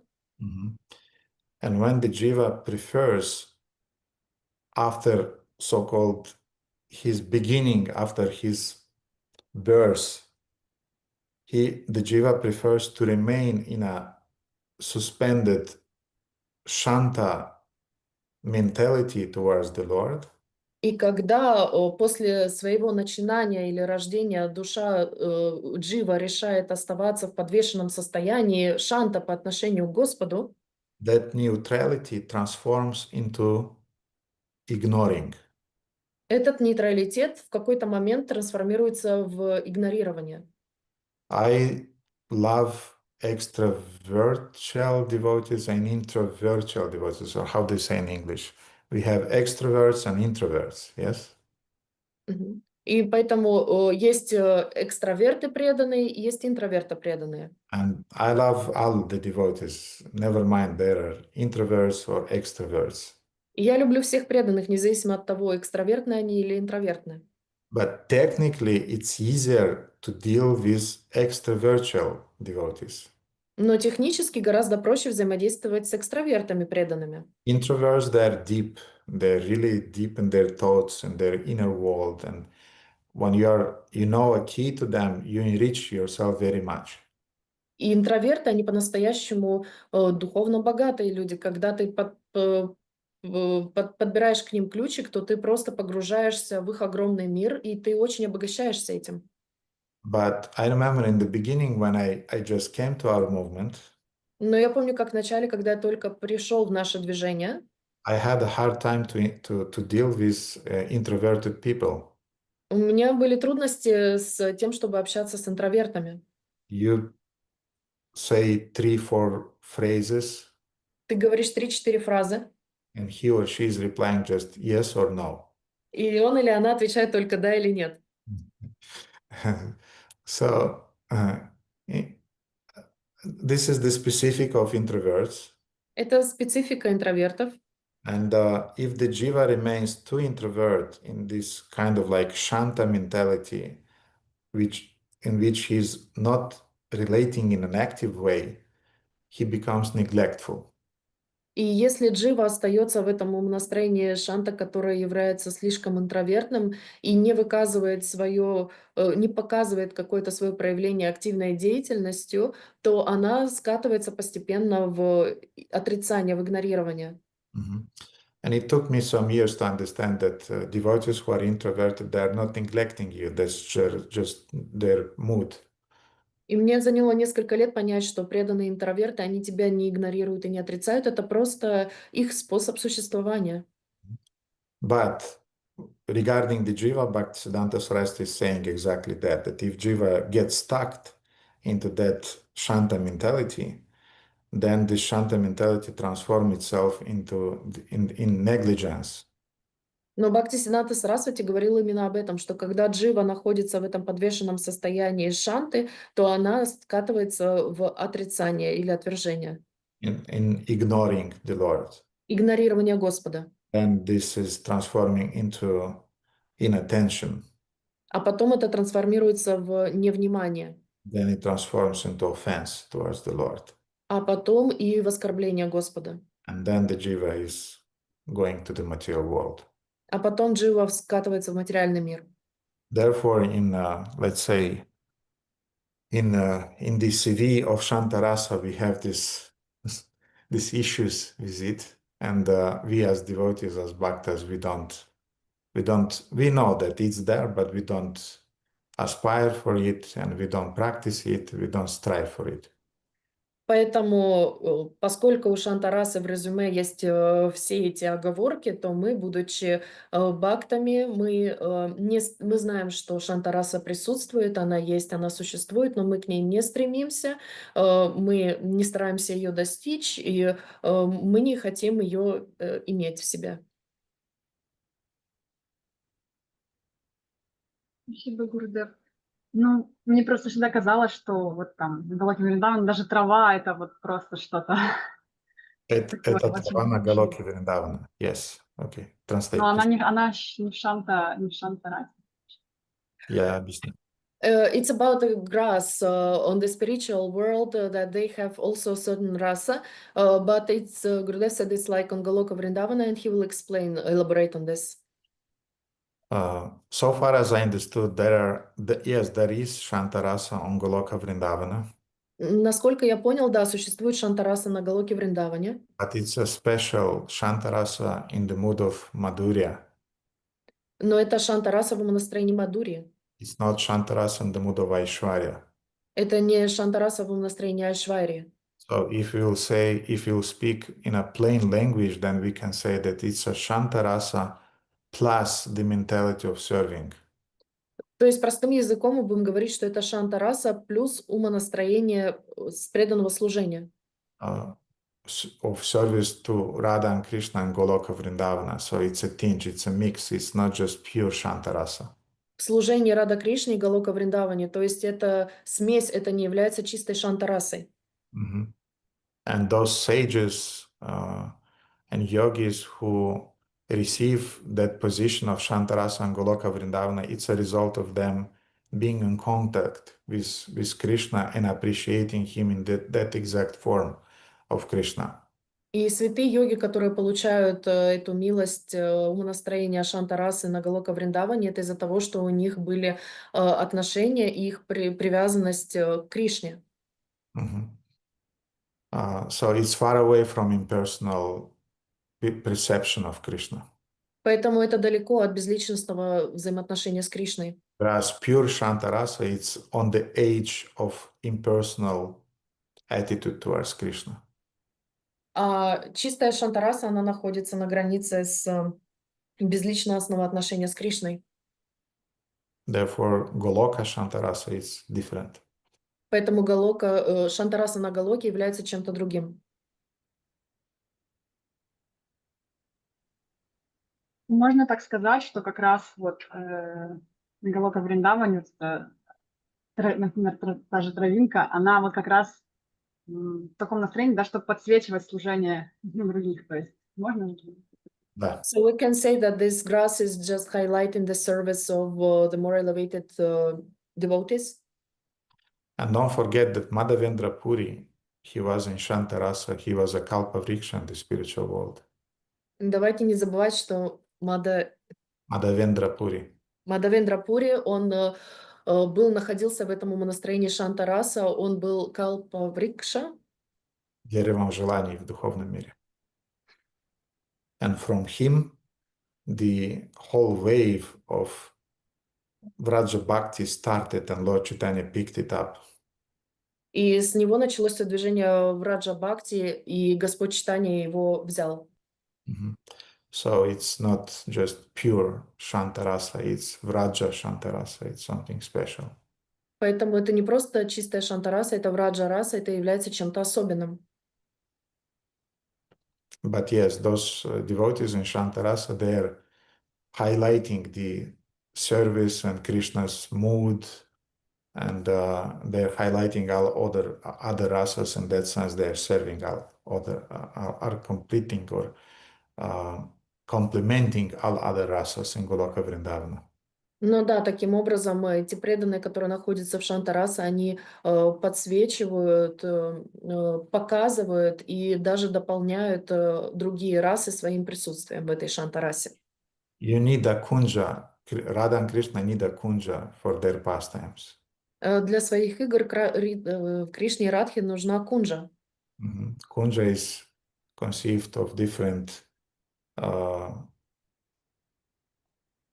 what is it called in English? Vines? Vines, yes, latas, different vines, different shrubs, different flowers, and so on. So all of those living entities, they're in Shantarasa, but they're in Shantarasa serving Radha and Krishna in their pastimes. Кунджа, она состоит из различных растений, цветов и животных, которые в них обитают, но для того, чтобы у Радхи и у Кришны были эти игры, им нужна эта кунджа, где они будут эту игру производить. For example, in Radha and Krishna's pastimes in Goloka Vrindavana, they have a rooster. Например, на Галока Вриндаване у Радхи и Кришны есть петух. That rooster is serving in Shantarasa in the capacity of an alarm clock. Он служит Кришне Радхи в Шантарасе в качестве будильника. And every morning, after the whole night of rasa dance, И каждое утро после танца расы, всю ночь, Radha and Krishna get to sleep maybe 30 minutes, 20 minutes together, embracing each other. у Рады и Кришны есть около 20-30 минут, чтобы заснуть вместе, обнимаясь. And the moment when Shrimati Radharani and Krishna, they're dreaming about each other, И в тот момент, когда Шримати Радхарани и Кришна снятся друг другу, and it's the highest level of deep sleep in which they're sleeping together, и это высший уровень сна, в котором они спят вместе, in which they're enjoying, dreaming about each other. они наслаждаются снами друг о друге. About, I forget, it's something about 3:30 in the morning, that rooster starts singing. И примерно в 3:30 утра в это время этот петух начинает кукарекать. Why? Because he is concerned that Shrimati Radharani and Krishna, they have been in time at their homes. Otherwise, their relatives will see that they are not in their beds, and then they'll get into trouble. Почему? Потому что он обеспокоен тем, что Рада и Кришна не проснутся вовремя и не смогут быть в своих домах, и тогда их родственники увидят, что они не находятся в своих постелях, и у них возникнут неприятности. And they have to get to their homes. Им нужно добраться до своих домов. They have to put some clothes on Им, them. They have to change the clothes. They have to take away all these lipsticks, from their faces. они должны одеться, они должны стереть с лица все эти следы помады. And they should get to the bed and sleep for 10-15 minutes before their parents are entering the room. И они должны поспать 10-15 минут, пока их родители не войдут в комнату. And sometimes Mother Yashoda is coming to Krishna's room, И иногда мама Ишода заходит к Кришне в комнату, and she's seeing all those bruises, and she's seeing some lipsticks, and she's wondering what's happening with my kid. и она видит все эти синяки, следы помады с ребенком и думает, что же с ним происходит. And she is putting a lamp on Krishna's face. И она придвигает лампаду к лицу Кришны. He's watching, what is this sign? What is this mark? Something new on his face. Что это за следы, за отметки новые на его лице? And since this is happening in the morning Ratri, И поскольку это происходит утром в Ратри, that's from where the ceremony of Aratri started, of offering the lamp to the deities. отсюда происходит слово Аратри, это предложение лампады по утрам. So let's go back to the rooster now. Давайте вернемся к петуху. What do you think Radha and Krishna are feeling when they're hearing the chanting of this rooster every morning? Как вы думаете, что испытывают, чувствуют Рада и Кришна, когда они слышат кукареканье каждое утро этого петуха? They're irritated, Они раздражены, and they're expressing their irritation to that rooster. и они выражают свое раздражение этому петуху. And that rooster is knowing, is aware about being cursed every morning by Radha and Krishna directly. И этот петух, он осознает, что его проклинает каждое утро Рада и Кришна. But he's doing it an eternity he's serving them in that way, но он на протяжении вечности служит им таким образом, bearing all those irritations from Radha and Krishna, and in spite of that, just doing his seva. просто терпя все эти проклятия, которые сыпятся на его голову, и продолжая служить Радhe и Кришне. Таким образом. So the same thing with Kalpavrikshas, the same thing with the grass and Vrindavan, all those trees that are giving fruits. They're in Shantarasa, but they're in the mood of giving, offering. То же самое происходит с травой, происходит с Калпаврикшей и со всеми теми деревьями, которые плодоносят. Они находятся в Шантарасе, но таким образом они служат Радhe и Кришне. Они не служат, они находятся в настроении того, чтобы отдавать. It's almost service, but it's giving still. It's not serving actively, it's giving. Это также служение, но это не активное служение, это просто дарение, самодарение. So that's Shantarasa in Goloka Vrindavana. Вот такова Шантараса на Галоке Вриндаване. Shantarasa on Vaikuntha or Shantarasa on the age between material world and the spiritual is like Krishna is God, he doesn't need anything. I'm enjoying my Atmananda, he's enjoying his Atmananda. Life must go on. А Шантараса, которая находится на Вайкунтхе или на границе между материальным и духовным миром, она скатывается в тот момент, что Господь, Он является самодостаточным, я наслаждаюсь своей атманандой, Он наслаждается своей атманандой, жизнь продолжается дальше. Nothing to offer him because he doesn't need anything. Ничего ему не нужно предлагать, потому что ему ничего не нужно.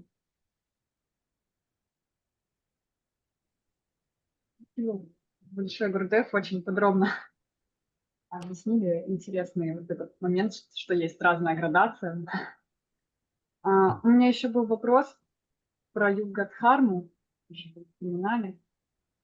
Нам просто приезжал Адираса Прабху, вот, и он остановил киртан там прям посередине и сказал, что мы эмоционально очень должны вовлекаться в киртан, вот. И, ну, и там, в общем, тема так зашла, тоже про Югадхарму, что он ссылался на книгу об Индре Прабху, там интервью, я не помню, как книга называется, вот, и на Индра Прабху он там, видимо, на интервью ответил, что, строго говоря, дают Югадхармой только вот совместное воспевание является, а джапа это только как садана, то есть садана бхакти. Вот, и мне хотелось вот немножко, потому что даже у преданных возникло, какие-то, как сказать, сомнения, несомнения. В общем, у меня тоже, я хотела этот момент прояснить.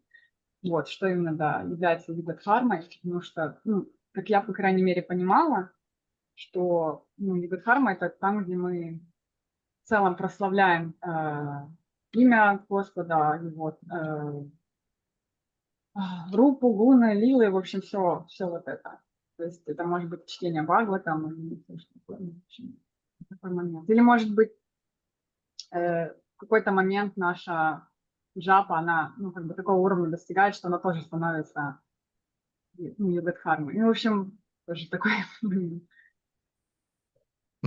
The other question is about Yugadharma and what it's about, because Mataji had a guest in their yatra, Hirasa Prabhu, who actually stopped the kirtan and told the devotees to engage emotionally in singing of the kirtan, and they started the discussion about this Yugadharma, and Prabhu was making a reference to the book about Indra Prabhu, who answered on the question about this Yugadharma, that only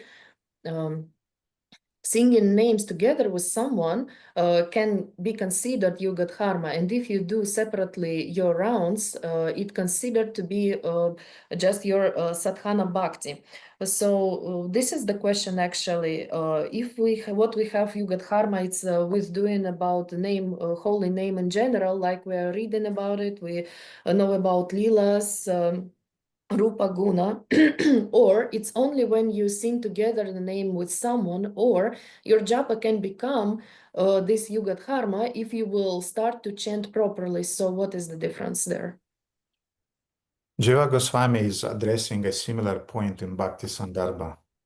Бхакти Сандарма Jiva Goswami, тоже подчеркивает эту идею. нет, не эту идею, similar point. Похожую идею. When he is discussing the difference between Raganuga Bhakti and Vaidhi Sadhana Bhakti.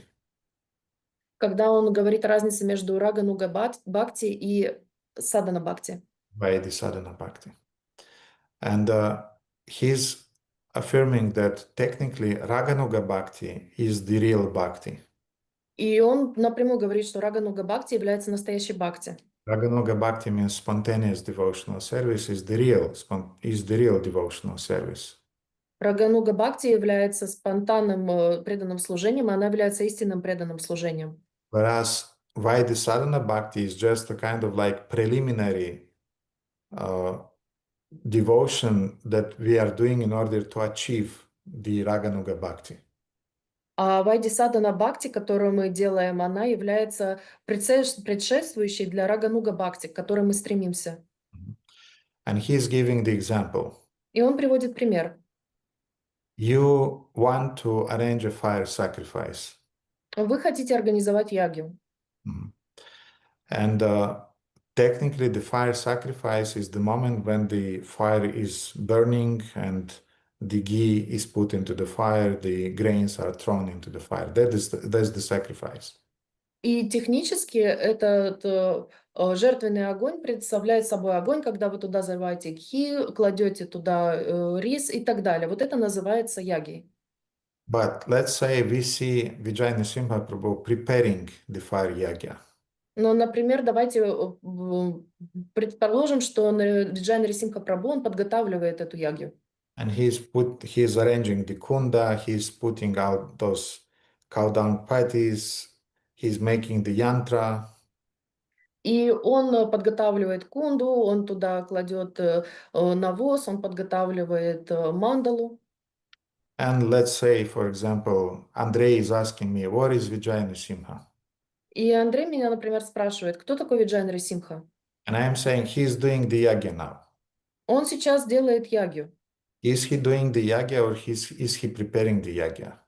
А он делает ягью или он подготавливается к яге? He's preparing the yagya. Technically, he's preparing the yagya. Он подготавливается к яге, технически он подготавливается к ней. Because without preparing the needful things, you cannot do the yagya. Потому что без подготовки определенных вещей, которые нужны для яги, вы не можете ее совершить. So the culmination of the yagya is the moment you are throwing grains and ghee into the fire. Кульминацией яги является то, что вы бросаете зерна риса в огонь.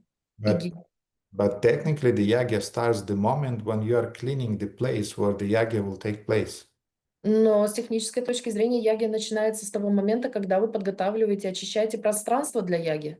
You go, you are doing a bath, you are putting tilak, you are clean and you start to clean the place and so on. Вы идете в ванну, вы ставите тилаки, вы подготавливаете, очищаете пространство и так далее. So in that sense, you already started the process of the yagya. То есть в этом смысле вы уже начали процесс яги. So in the same way, the Yuga Dharma for Kali Yuga is Harinam Sankirtan, is the congregational chanting of the holy names.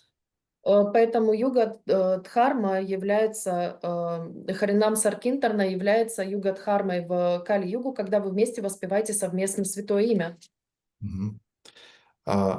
In order to chant the holy name congregationally in a pure way, we need to do japa. А для того, чтобы совместно воспевать чистым образом святое имя, мы должны делать сами джапу. We practice japa in order to purify our consciousness, to prepare our consciousness for the Harinam Sankirtan, congregational chanting. Мы подготавливаем свой ум и очищаем его, воспевая отдельно для того, чтобы выполнять Харинам Саркинтану, когда мы будем готовы воспевать это святое имя вместе. So, to chant Harinam Sankirtan, we need to do japa. Для того, чтобы воспевать Харинам Санкиртан, мы должны выполнять джапу. By doing japa, we chant the Harinam Sankirtan and we attain perfection. Когда мы делаем джапу, воспеваем Харинам Санкиртану, мы достигаем совершенства. You, in a sense, we can say that you can achieve perfection just by doing japa. В каком-то смысле мы можем сказать, что мы можем достигнуть совершенства только воспевая джапу, But it's doubtful that in Kali Yuga you'll attain perfection just by doing japa.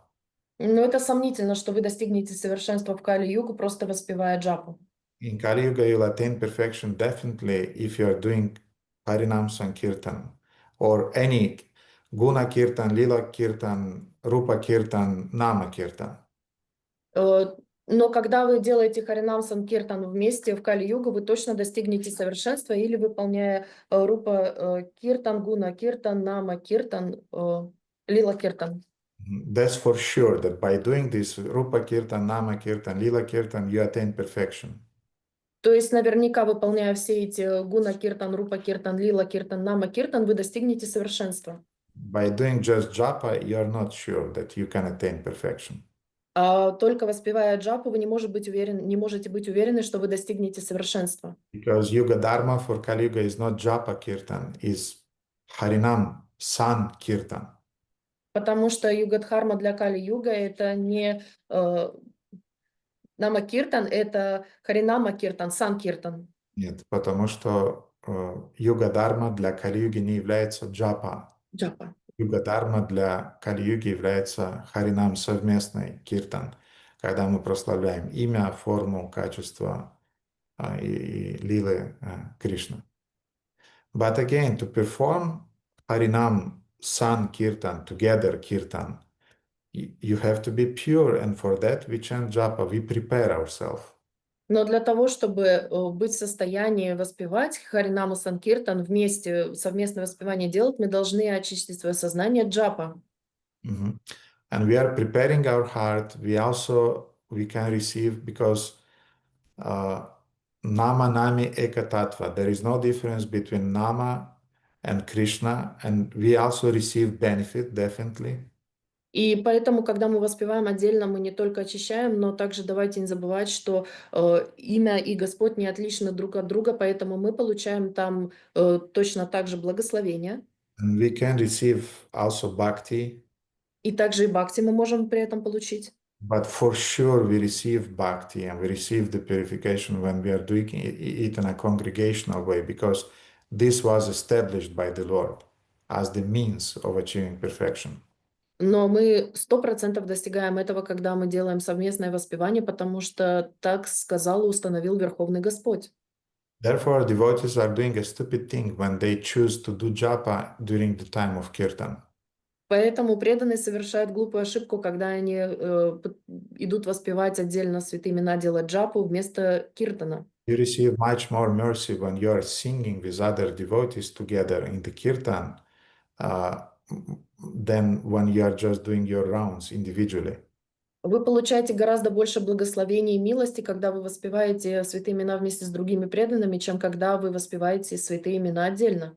Therefore, when devotees have this dilemma that I have a few rounds more to chant, and at the same time a kirtan is going on in the temple, Поэтому, когда у преданных возникает дилемма, что у меня есть еще несколько кругов, которые я должен прочитать, но киртан в храме еще продолжается, then first of all, you should not have rounds in the evening when the kirtan is going on. тогда в первую очередь у вас не должно оставаться непрочитанных кругов, когда в храме происходит киртан. But if some rounds left, Но если некоторые круги остаются, go sing the kirtan, вы будете петь киртан, идите пойте kirtan, and then after the kirtan is finished, go and chant your rounds, sleep less, but then you'll finish your rounds. а потом идите и воспевайте свои круги отдельно, но без сна, но вы прочитайте свои круги. А потом идите домой и спите меньше, но вычитайте свои круги. То есть не к тому, что круги должны остаться, то есть их нужно дочитать. Но если есть возможность побыть на киртане, киртан приоритет. If you have the possibility to participate in the kirtan is the priority. Therefore, never do these stupid things that the whole ISKCON is doing. I'm not going to the kirtan, I have some rounds to do. Поэтому не делайте эту глупую ошибку, которую преданные в всем Исконе делают, что я не пойду на киртан, у меня еще нечитанные круги. And don't forget, what I'm doing now is also kirtan. И не забывайте, то, что я сейчас делаю, это тоже киртан. So kirtan doesn't mean only singing with music. Киртан не означает просто петь под музыку. Kirtan means glorifying. Киртан означает восхваление. Therefore, our lectures are glorifying Krishna's pastimes, Krishna's forms, Krishna's qualities.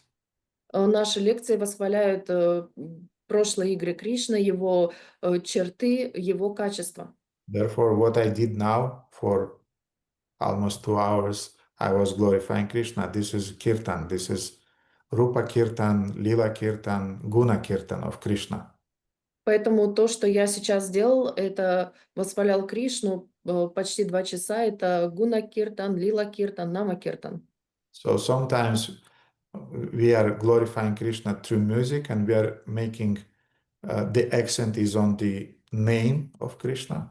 Иногда мы восхваляем Кришну через киртан, через музыку, и тогда у нас акцент на имени Кришны, Нама Киртан.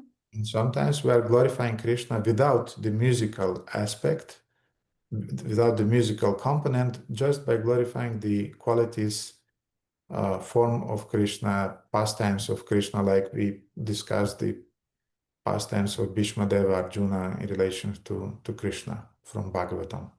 А иногда мы просто восхваляем качества, черты прошлой игры Кришны без музыки, как мы это делали, когда мы сейчас с вами обсуждали прошлые игры, где присутствовал Бхишмадева, как мы с вами прочитали здесь Шримад Бхагаватам.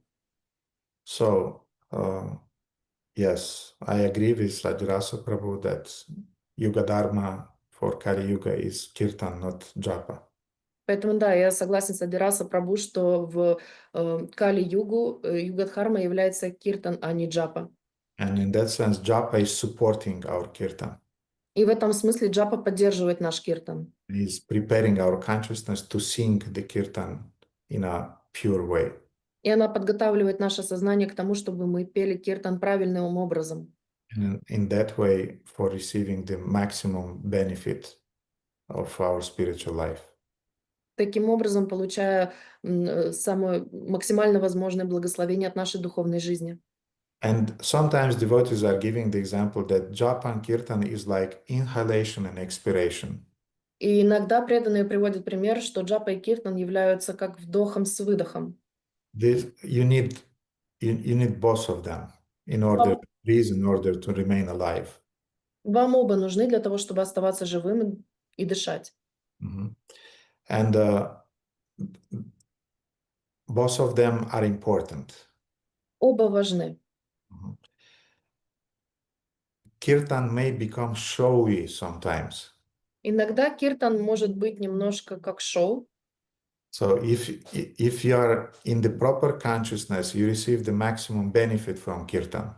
Если вы находитесь в подходящем умонастроении, то вы получаете максимально благотворных эффектов от киртана. The danger with the kirtan is that it can tend to be showy or to be musical, to be a kind of like we can remain in the entertainment mood during the kirtan.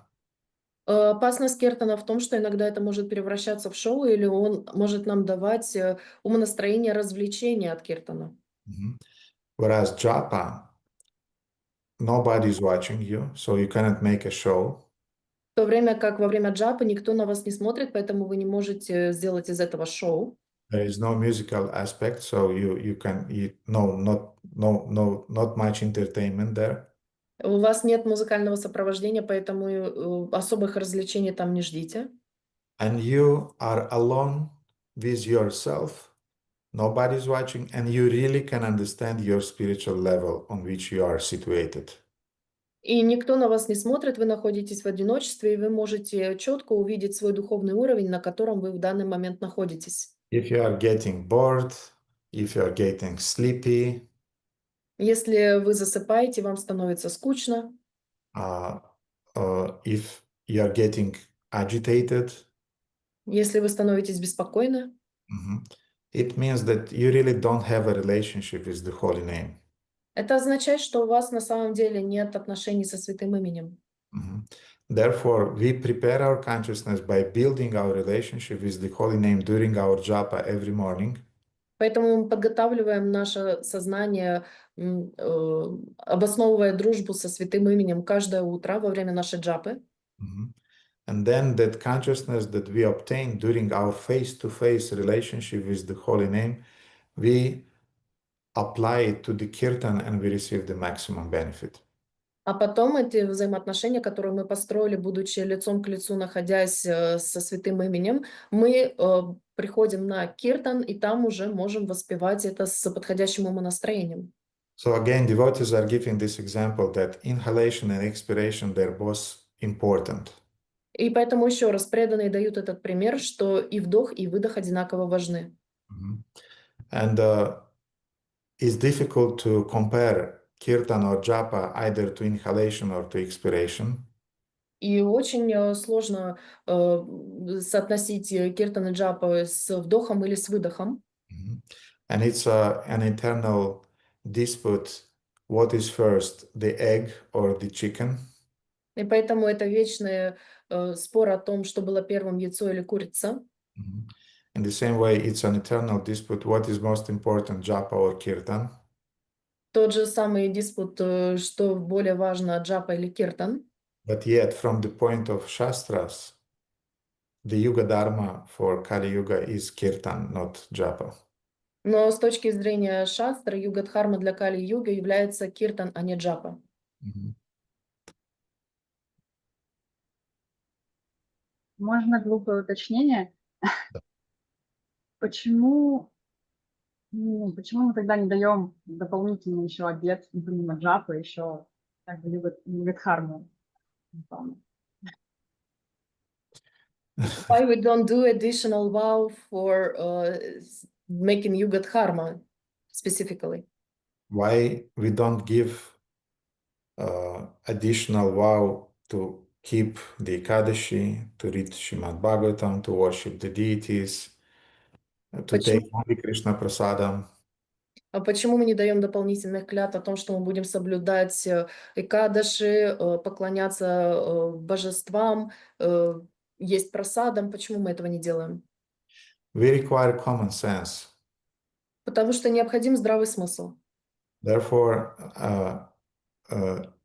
there are a lot of many other things which we could give the vows nowadays. Сейчас есть много вещей, которых мы могли бы дать клятву в настоящее время, Mhm. Which are very important aspects of devotional service. которые являются очень важными аспектами преданного служения. Mhm. But you need common sense to understand that they're important. Но вам нужен здравый смысл, чтобы понять, что эти аспекты важны. Therefore, we are giving the vow on the level of Vaidhi sadhana bhakti, on the level of regulative devotional service to sing, to chant japa. This vow is making us a sadhaka. Поэтому мы даем клятву на уровне Вайди Садана Бхакти, который является регулирующим принципом для воспевания святого имени, которое делает нашу садану. Нет. Мы принимаем обет воспевать джапу на уровне Вайди садханы бхакти. Этот обет делает нас садаками. This vow is regulating us. This vow is preparing us. Этот принцип нас регулирует, он нас подготавливает. Mhm. But kirtan is the culmination of our sadhana.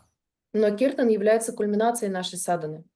And for that we need shiksha, we need education from the spiritual master who is saying that I'll give you all that you need to prepare the yagya, for the yagya. И поэтому нам нужен шикша-гуру, который скажет, я тебе дам все, что тебе нужно для яги. Кришнаканта нет, не шикша гуру. Нам поэтому нужна шикша, нам нужно образование Образование. от духовного учителя, который говорит нам, что я дам все, что тебе необходимо для того, чтобы сделать ягью. But at some point you have to do the yagya. Но в какой-то момент тебе нужно будет сделать ягью. Mhm. And also don't forget that Srila Prabhupada introduced the vows of chanting 16 rounds and following 4 regulative principles.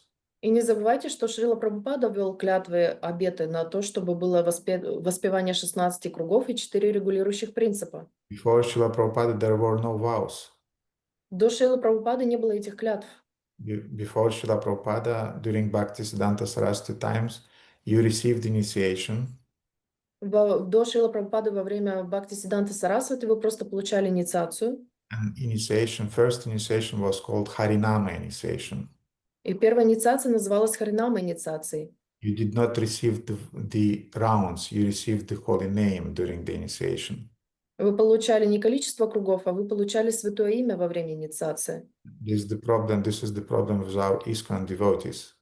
И это проблема наших преданных в ИСККОН. We think that we give the vow to chant a certain numbers of something. Мы думаем, что мы даем обет воспевать определенное количество кругов.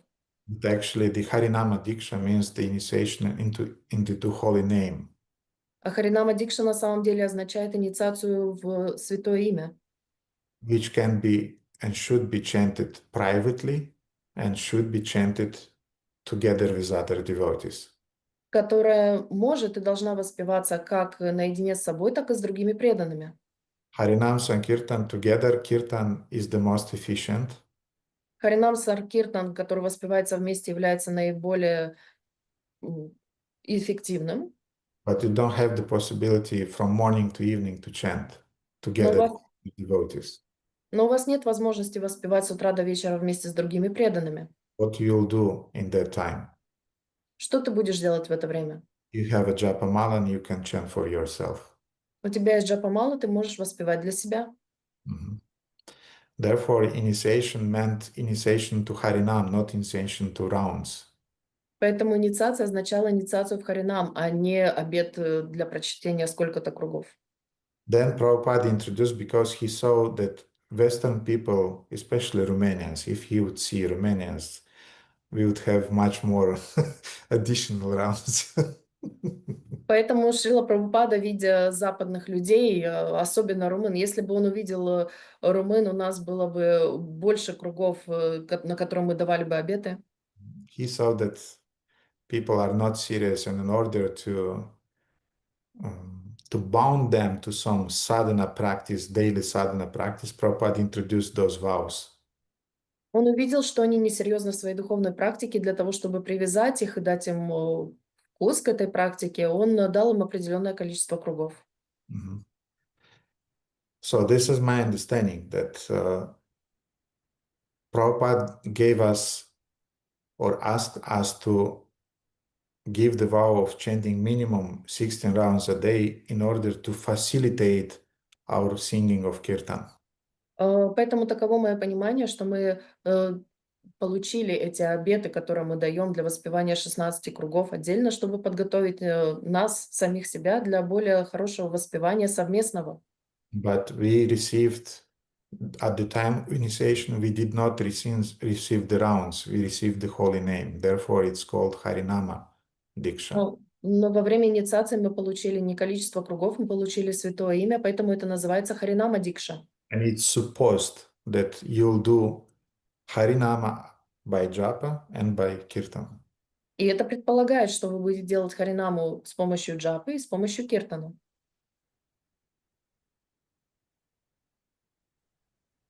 Спасибо большое, Гурудев. Не буду больше занимать время. И если есть вопросы родному, то я готов. Ну, Если что-то еще осталось и хотите уточнить, не стесняйтесь, не проблема. Ну, уточнить просто хотелось про Югадхарму. Ну, то есть, понятно, с жапой, но вот, например, сколько надо. Ну, это тоже такой вопрос, сколько нужно совместного вот этого санкиртана для хорошего поддержания. Хорошо. How much of this congregated Sankirtana we need to maintain this? We need 24 hours kirtans. Нам нужны 24-часовые киртаны. Are you able to sing 24 hours?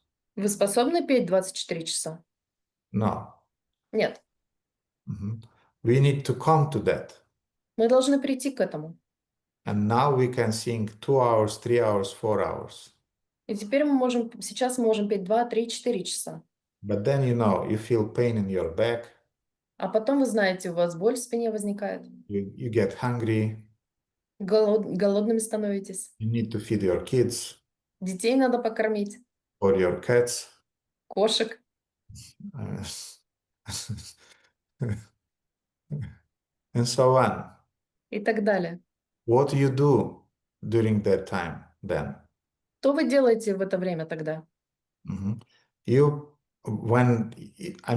To arrange a kirtan together with other people requires some logistics. It's not easy to put people together to sing. Для того, чтобы собрать людей вместе для воспевания святого имени, нужна некая логистика. Невозможно просто так их собрать. Mhm. And you have some spare hours beside feeding kids, husbands, and cats, and cleaning, and so on. You remain with some spare time. И у вас остается свободное время после того, как вы покормили детей, мужей и котов. I'm joking now. I'm not putting cats and kids on the same level. It's a joke. Maybe it's not a good joke, but some devotees have kids, and so in Bucharest, some devotees have some cats. Therefore, I'm joking now, a little bit sarcastically. I'm sorry for that. И это не означает, что я ставлю на одном уровне и детей, и кошек. Просто у некоторых преданных еще в Бухаресте, у некоторых есть дети, у некоторых есть кошки. Это такой небольшой сарказм был, я за него извиняюсь. Mhm. And don't kill your cats, please. They should die with their own death, and then don't take another cat. So that's the tattva for cats. Но не надо, пожалуйста, убивать своих кошек. Пускай они проживут жизнь и умрут своей смертью. Такова татва для кошек. Mhm. Anyway, so therefore we have some spare time, and in order to engage Поэтому our у нас mind, есть свободное время оставшееся. in order to engage our mind and our consciousness in Harinama, we have japa, which you can do individually. И поэтому для того, чтобы вовлечь свой ум и свое сознание в Харинаму, у нас есть джапа, которую мы делаем индивидуально. And acharyas are prescribed do 16 rounds, do 34 rounds, do 64 rounds. И ачарьи нас наставляют, вы воспевайте 16 кругов, 34, 60, 32, 64 круга. But the culmination of your Harinama chanting will be when you'll gather together with other Vaishnavas and you'll sing together kirtan. Но кульминацией вашего воспевания будет, когда вы соберетесь с другими преданными и будете воспевать Харинаму вместе. Mhm.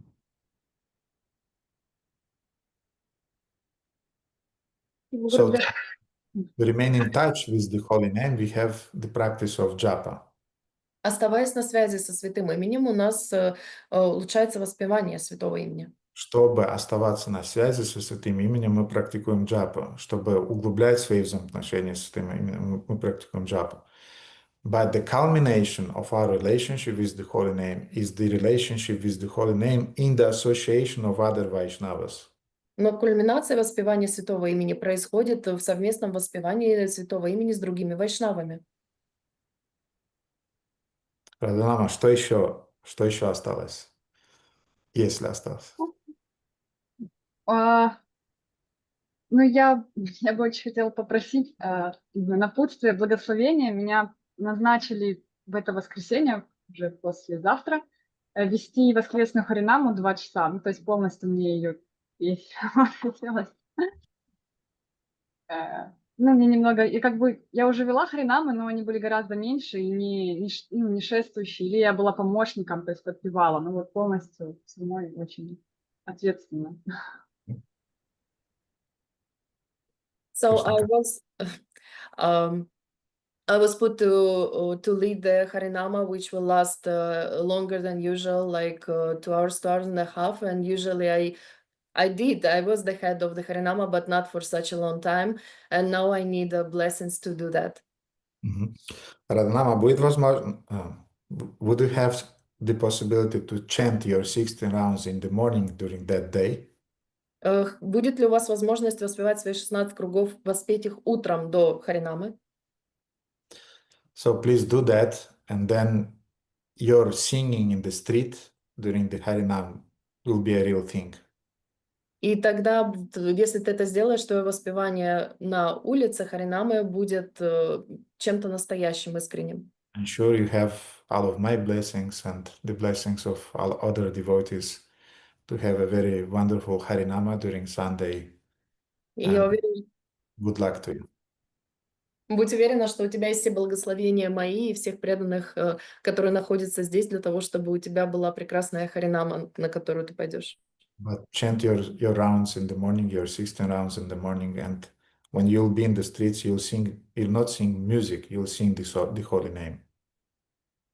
Вычитай свои 16 кругов утром, и тогда, когда ты пойдешь на улицу воспевать святые имена, ты будешь воспевать не музыку, ты будешь воспевать святое имя. Спасибо большое, Гурудев. Все, на этом все. Okay. Baldev, I saw that you raised your hand also. And, please. Yes, thank you so much, Gurudev. I'll raise it again. I was thinking how much Arjuna did to save the vow of Krishna in the battle of Kurukshetra, and I was thinking about Ekalavya, because every time I've heard the story of Ekalavya and about how how he's controversial, like the final nail in Ekalavya's coffin was, and by the way, he was killed by Krishna in the battlefield of Kurukshetra. And I read Mahabharata. I saw a whole serial about Mahabharata, and I never saw this moment. And I wanted to ask about this, if you could tell this story very, very shortly.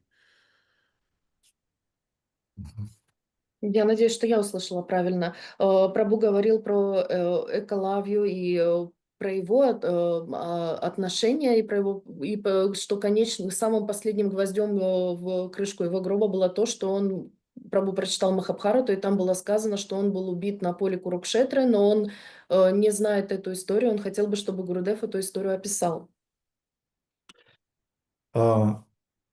According to Hridananda Maharaj, many stories from Mahabharata that now are attributed to Mahabharata, they're not really part of original Mahabharata.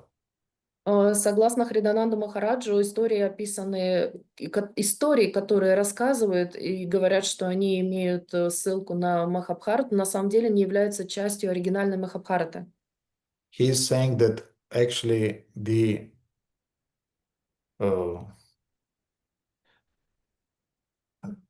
Mahabharata in a nutshell is in the Srimad Bhagavatam. So those things that are in Srimad Bhagavatam for sure are the part of the Mahabharata. И он говорит, что Махабхарата является сутью Шримад Бхагаватам, и что те вещи, которые есть в Шримад Бхагаватам, точно 100% являются частью Махабхараты. So those descriptions that we find in Mahabharata and also in Srimad Bhagavatam for sure are the part of Mahabharata. Поэтому те вещи, которые мы встречаем в описании в Махабхарате, в Шримад Бхагаватам, 100% являются частью Махабхараты. But he made the research during many, many years. Но он на протяжении многих-многих лет сделал исследования.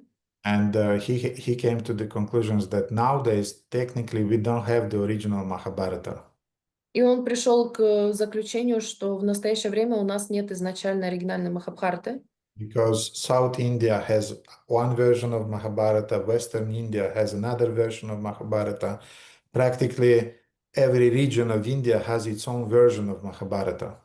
Потому что в южном регионе Индии есть своя Махабхарата, в западном регионе своя. Практически каждая часть Индии, у нее есть своя версия Махабхараты. So something similar is happening with Ramayana. И примерно то же самое происходит и с Рамаяной. But still, the story of Ekalavya was told by Bhaktisiddhanta Saraswati.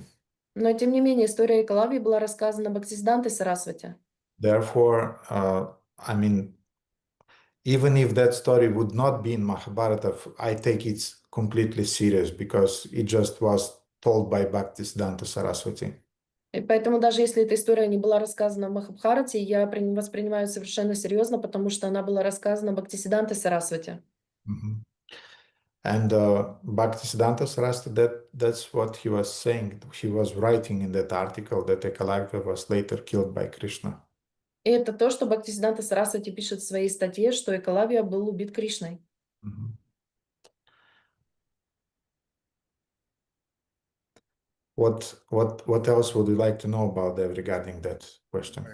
I was wondering how did Krishna kill him and also keep his vow of not taking part in the war? Not taking part in it. I don't know the details, unfortunately, about that. Я бы хотела узнать, как Кришна убил Экалавью, при этом сохранив свою клятву не убивать никого на поле боя. К сожалению, я не знаю этих деталей, подробностей. Krishna can arrange something. Кришна может придумать, как это сделать. He was very tricky, and that was exactly what frustrated Duryodhana and Shakuni very much. Он был очень находчивым, и это то, что расстраивало Дурьодхану и Шакуни очень сильно. Shakuni said to Duryodhana before the battle that, I don't have any problem with Arjuna, with Yudhishthira, with any other Maharathas on the battlefield. Шакуни сказал Дурьодхане перед битвой на Курукшетре, что у меня нет никаких проблем с Арджуной и с его братьями, и с кем-то другим на поле битвы. Mhm. Somehow we'll overcome them. Somehow we'll fight with them. Мы их победим, преодолеем как-нибудь. Mhm. But I have a problem with Krishna. Но с Кришной у меня есть проблемы. Duryodhana said, but he is not involved directly. Дурьодхана сказал, но он не вовлекается напрямую. Shakuni said, that's exactly what is making him even more dangerous. И Шакуни сказал, это именно то, что делает его еще более опасным. Mhm. So, because Shakuni, he had a perverted intelligence, a crooked-minded intelligence. Потому что у Шакуни был извращенный ум. He was very intelligent, but in a crooked-minded way.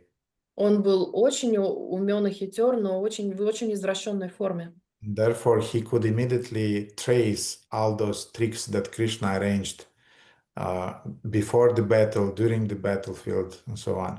Поэтому он смог определить все эти хитрости, которые создавал Кришна до битвы на Курукшетре, во время битвы на Курукшетре и так далее. But unfortunately, I don't know the details, how exactly Krishna killed him on the battlefield. Но, к сожалению, я не знаю подробностей, деталей о том, как именно Кришна убил его на поле битвы. I don't think this appears in Krishna Dharma's Mahabharata. Doesn't appear. Yeah, that's what I read. It doesn't say anything. I started to read the Gangulis Mahabharata, but it's really a big one. And I have this kind of like love and hate relationship with Gangulis Mahabharata because it's very detailed and very interesting. And at the same time, I just don't have time for all these details. Этот момент, я не помню, чтобы он был описан в Кришна-дарме. Бладева сказал, что он это прочел, и там действительно нет таких подробностей. Гурудев читаю сейчас Гангули, Махабхарату Гангули, но у него взаимоотношения любви и ненависти, потому что там даются очень детальные подробности, но при этом... Нету времени их читать. Нету столько времени, чтобы зачитываться как бы ими. И хочется читать что-то более существенное, более сгущенное. And I want to read just something more consistent than the descriptions of how many heads were chopped, how many hands were chopped, and how many akshauhinis were participating this day, and what were the vyuhas, what were the formations of the soldiers during the first day, second day, third day. All the 18 days, everything is described in details. Но мне не хочется читать все эти очень подробные детали о том, сколько голов было отрублено, сколько рук было отрублено, сколько солдат участвовало, какие там были войны. Очень четкое описание состава каждого войска на протяжении всех дней, каждые 18 дней там очень-очень детально описаны. Vyasa is really a statistics man. Вьяса, он настоящий статист. There is a lot of statistics in Mahabharata. Очень много статистики в Махабхарате. But let's see if some devotees will read ever Ganguly's Mahabharata. I'll be also interested to see if Ekalavy's story appears there. Давайте посмотрим, если кто-то из преданных прочитает Махабхарату Гангули, и мы узнаем, есть ли там история о том, как Кришна убил Экалавью. That seems to be in some version of Mahabharata, either southern or western Mahabharata. I mean, South Indian Mahabharata or Western Indian Mahabharata, somewhere this story appears, and therefore Bhaktisiddhanta Saraswati used it. Но, судя по всему, либо в Южной Индии, либо в Западной Индии в какой-то из версий Махабхарат эта история описывается, поэтому Бхактисиддханта Сарасвати использовал это в своей статье. Thank you very much. Okay, Shidama.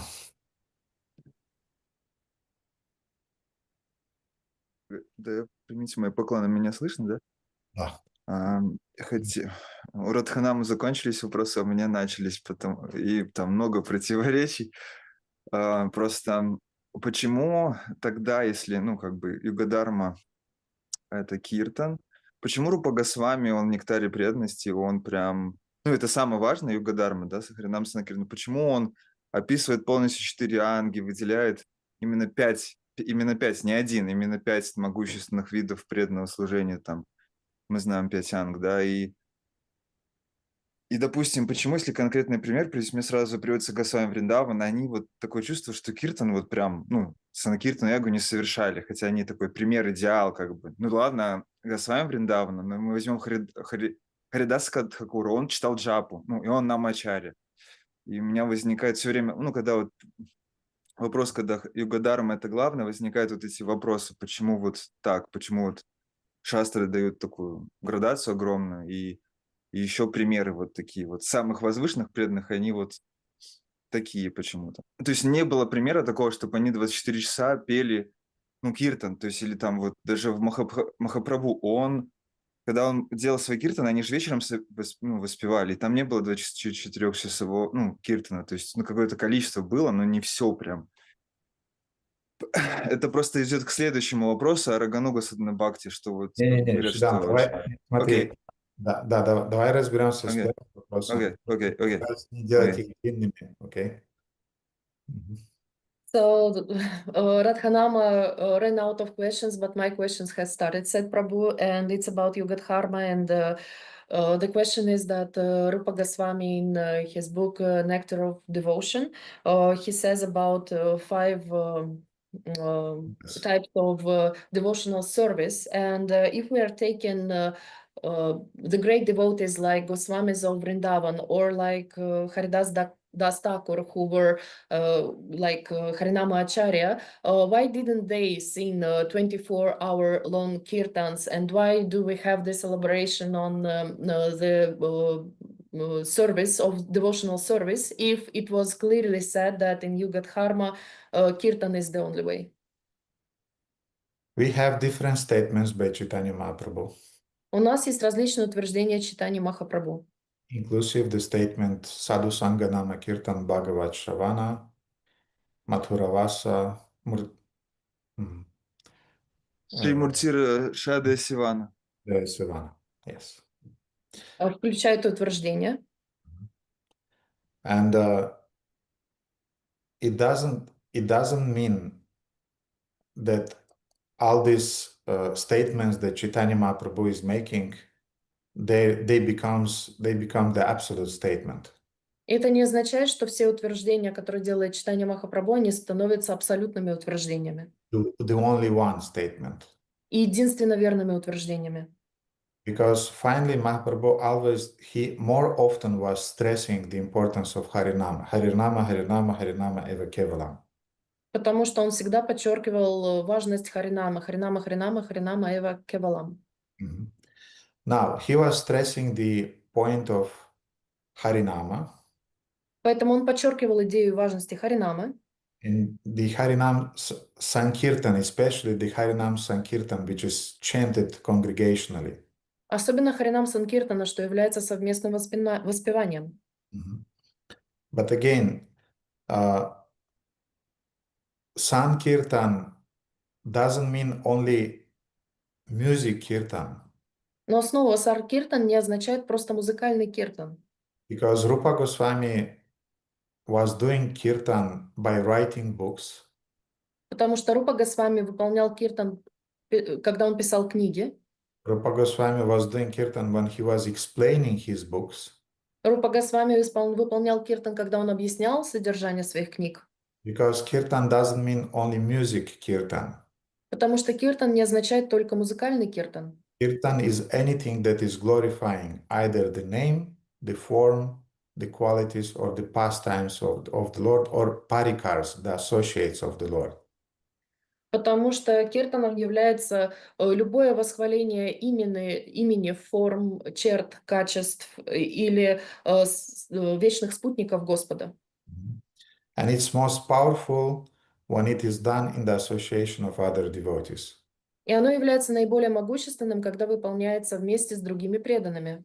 So our acharyas, they're explaining even this statement of Lord Chaitanya, that sadhu sangha nama kirtan bhagavat shavan.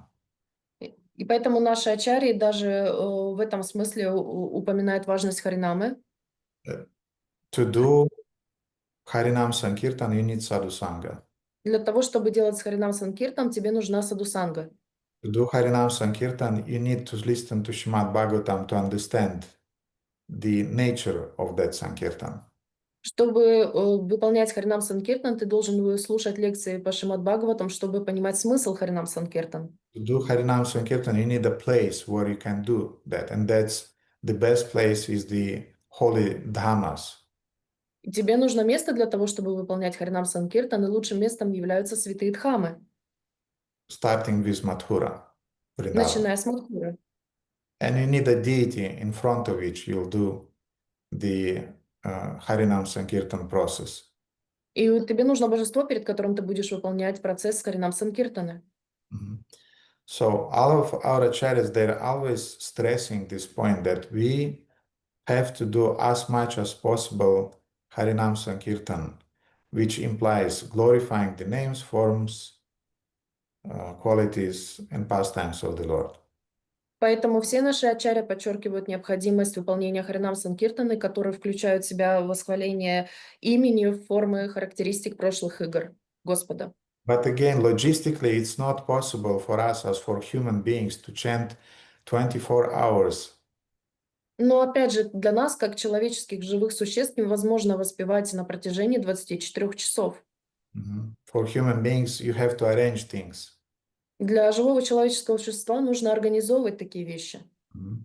So therefore, it's a kind of like logic understanding that yes, kirtan, which is done together with other devotees, is most powerful process. Поэтому это как логично осознавать, что совместное воспевание вместе с преданными является самым эффективным процессом. But you need to prepare, you need to logistically arrange that. Но ты логистически должен это подготовить и организовать. And meanwhile, you are doing your japa. А во время этой подготовки ты выполняешь свою индивидуальную джапу. Тем временем, в перерывах между этими. Meanwhile, in the gaps between those kirtans that are happening either every morning, every evening, or 3 times a day, you are doing your japa, you remain in contact with the holy names, or the kirtans that are happening each day, and so on. In the gaps, you remain in contact with the holy name through your japa, your individual chanting. И в перерывах между этими киртанами, которые происходят 2-3 раза в день или происходят каждый день, ты должен выполнять индивидуальную джапу.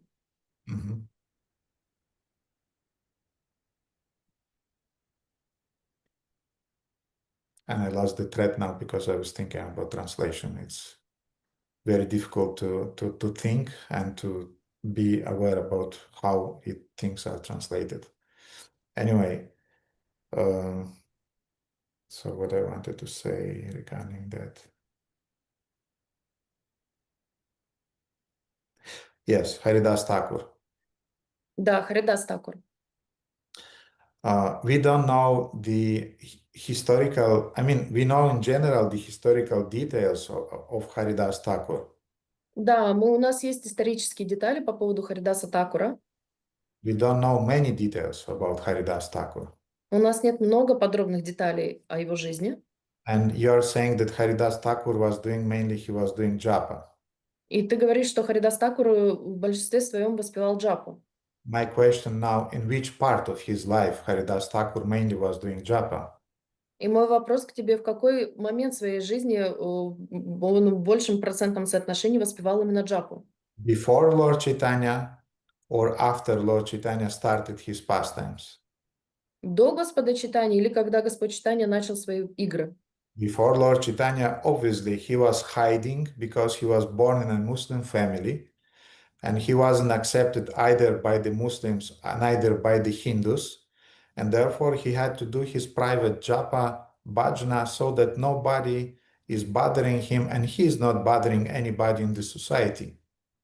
До Господа Чайтаньи он должен был скрываться, потому что он был мусульманом, и его не принимали ни мусульмане, ни индусы, поэтому он должен был выполнять свою джапу, свой баджан, скрываясь от всех для того, чтобы не беспокоить этим никого, и для того, чтобы восполнять эту тягу святого имени.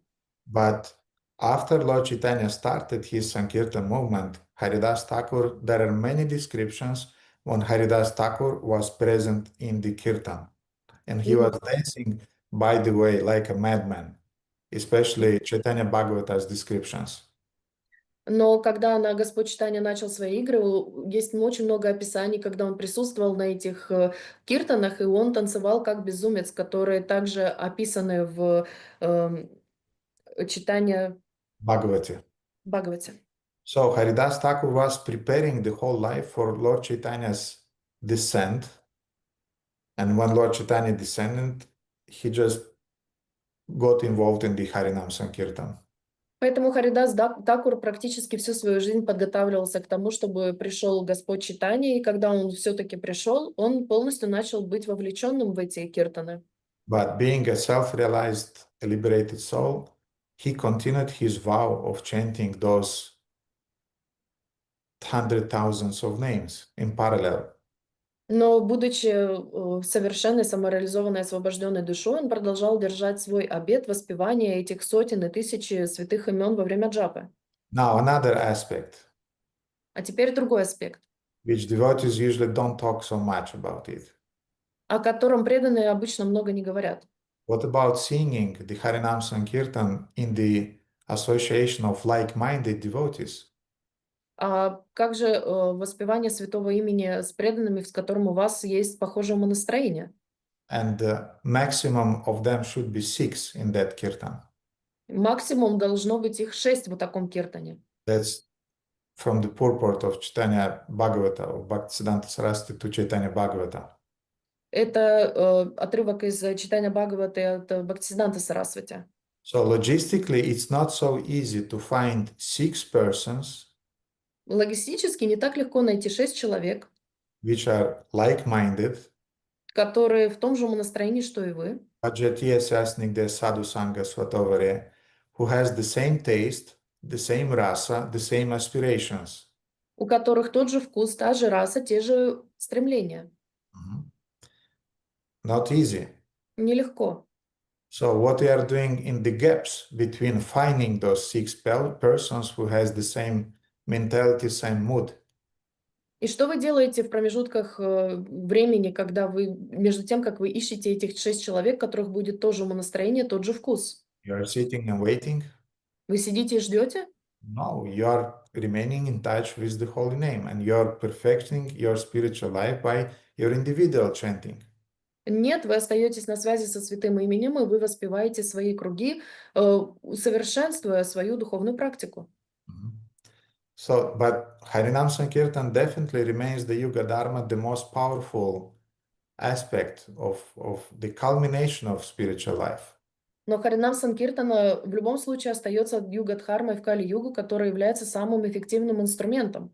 But logistically, it have to be organized, and you cannot do it just from morning to even Lord Chaitanya had to go to take bath and to take some rest. Even Lord Chaitanya had to make pauses between the kirtans. Но логистически вы не можете с утра до вечера это делать на протяжении 24 часов, и Господь Чайтанья, ему тоже приходилось прерываться для того, чтобы принять душ и так далее. And then Lord Chaitanya, he had kirtans with his confidential associates, И у Господа читания были киртаны со своими близкими спутниками, and he had general kirtans with general masses of people. и у него были публичные киртаны с обычной широкой публикой. Mhm. But the confidential kirtans, they were in the association of his confidential associates. Но конфиденциальные киртаны у него были только со своими близкими преданными спутниками. And my understanding that they were not done just perpetually, constantly. They were arranged with certain regularity, but it wasn't a constant, non-stop kirtan. И это не являлось продолжительным киртаном, который был без перерыва. Это было организовано в определенные промежутки времени с определенной регулярностью. And that's exactly one of the arguments of Sahajiyas. Это является аргументом сахаджи. I recently saw some video from one of the members of Nityananda Parivar. Я увидел интервью одного из участников Нитянанда Паривар, The line of Lord Nityananda. линии Нитянанды Господа. And they're saying that ISKCON is exaggerating with the kirtan. И они говорят, что Искон преувеличивает значение киртана. Because there is no single place in Chaitanya Charitamrita or Chaitanya Bhagavata where Lord Chaitanya would say, chant the holy name congregationally. Потому что нет в читании Чаритамриты или в читании Бхагаватам ни одной строчки, в которой говорится, что вы должны совместно воспевать Святое Имя. But there are places in Chaitanya Bhagavata and Chaitanya Charitamrita where Lord Chaitanya is doing that and is encouraging that. Но есть определенные отрывки текстов в читании Чаритамриты, в читании Бхагаватам, где Господь Читания делает это и вдохновляет нас делать это. And that's the understanding of our Shri Guru Parampara. И таково понимание нашей Шри Гуру Парампары. That the Yuga Dharma for Kali Yuga is Sankirtan, Samyak Kirtan, which means total Kirtan and congregational Kirtan at the same time. Которое означает, что Харинам Санкиртан является основополагающим, Санкиртан и Санья Киртан, что означает всепоглощающий или охватывающий. And that's exactly what Jiva Goswami is explaining in Bhakti Sandarbha also.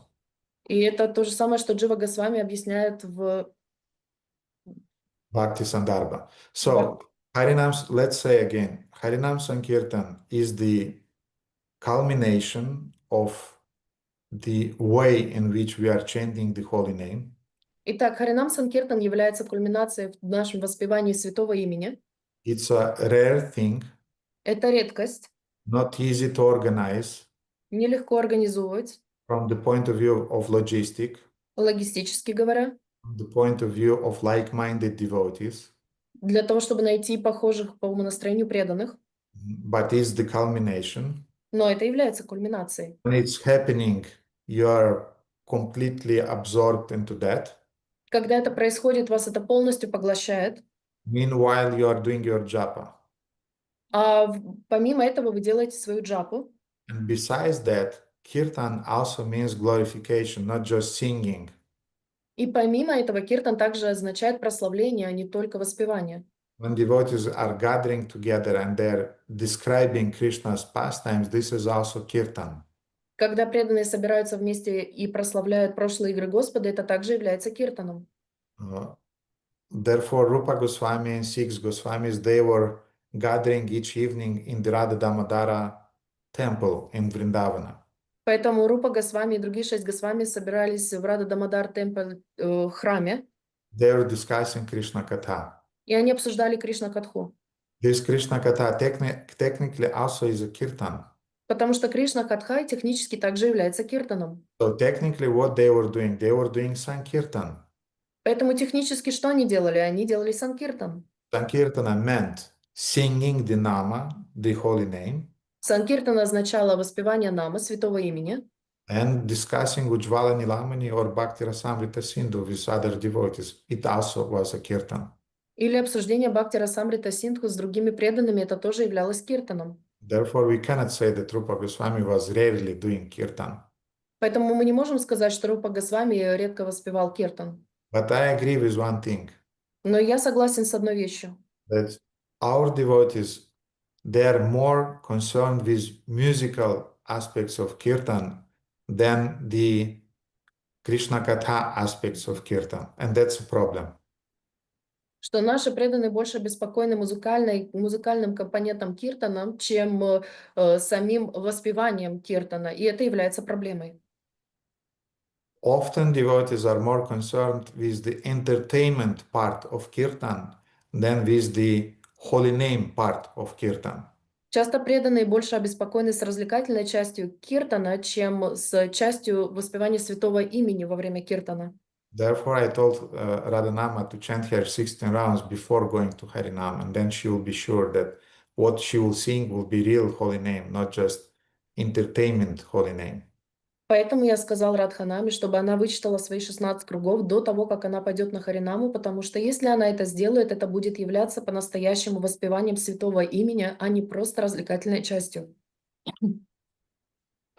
Shridama, what else you have to say? Шридама, еще что-то у тебя есть по этому поводу сказать? Спасибо большое. То есть, правильно ли я понимаю, что красной нитью было такое понимание, что вот все анги, они помогают достичь кульминации, которая является киртан, сан-киртана?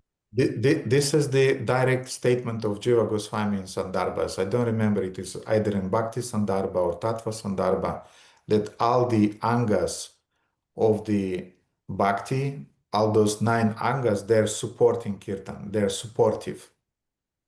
И это вот прямое утверждение Джива Госвами в Сандарбхе, или я не помню где точно, что все 9 анги, они поддерживают, являются поддержкой для святого имени. Mhm. And the same explanation with those 5 processes that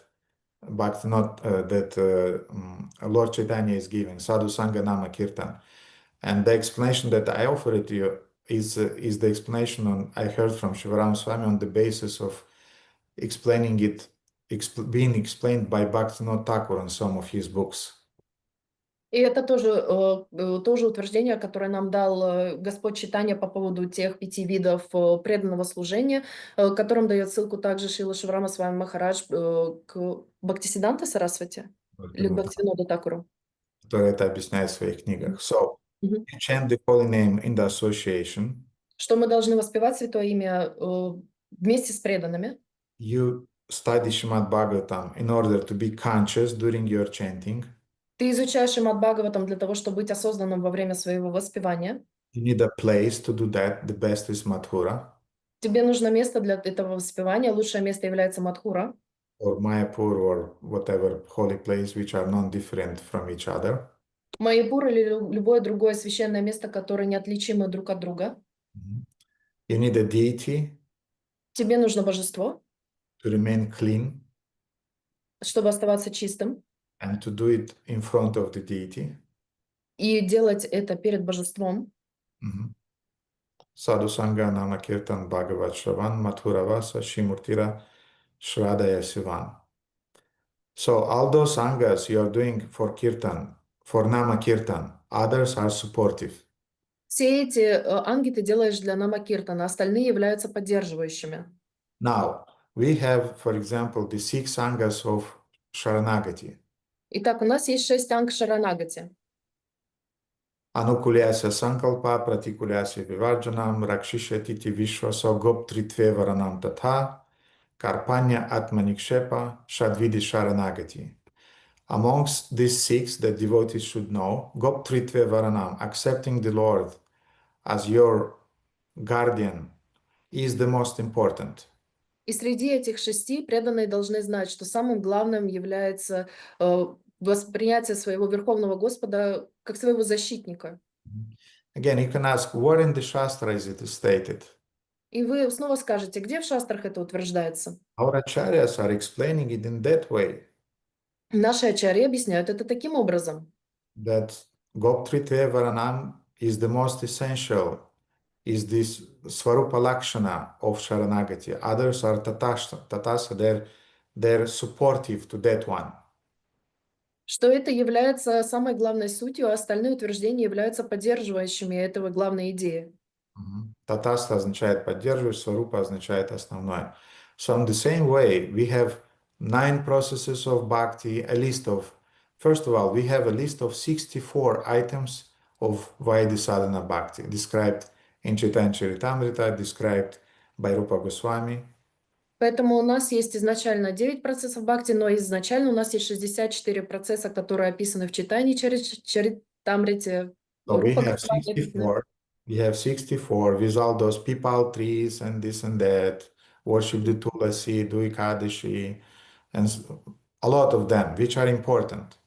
У нас есть все 64 пункта, которые означают поклонение Туласи, соблюдение Кадаши. Они все очень важны, они все там есть. Поклонение дереву пипал. Then you condense them. You have 9 processes. Потом мы их всех сжимаем, у нас получается 9 процессов. Shravanam, Kirtanam, Vishnu, Smaranam.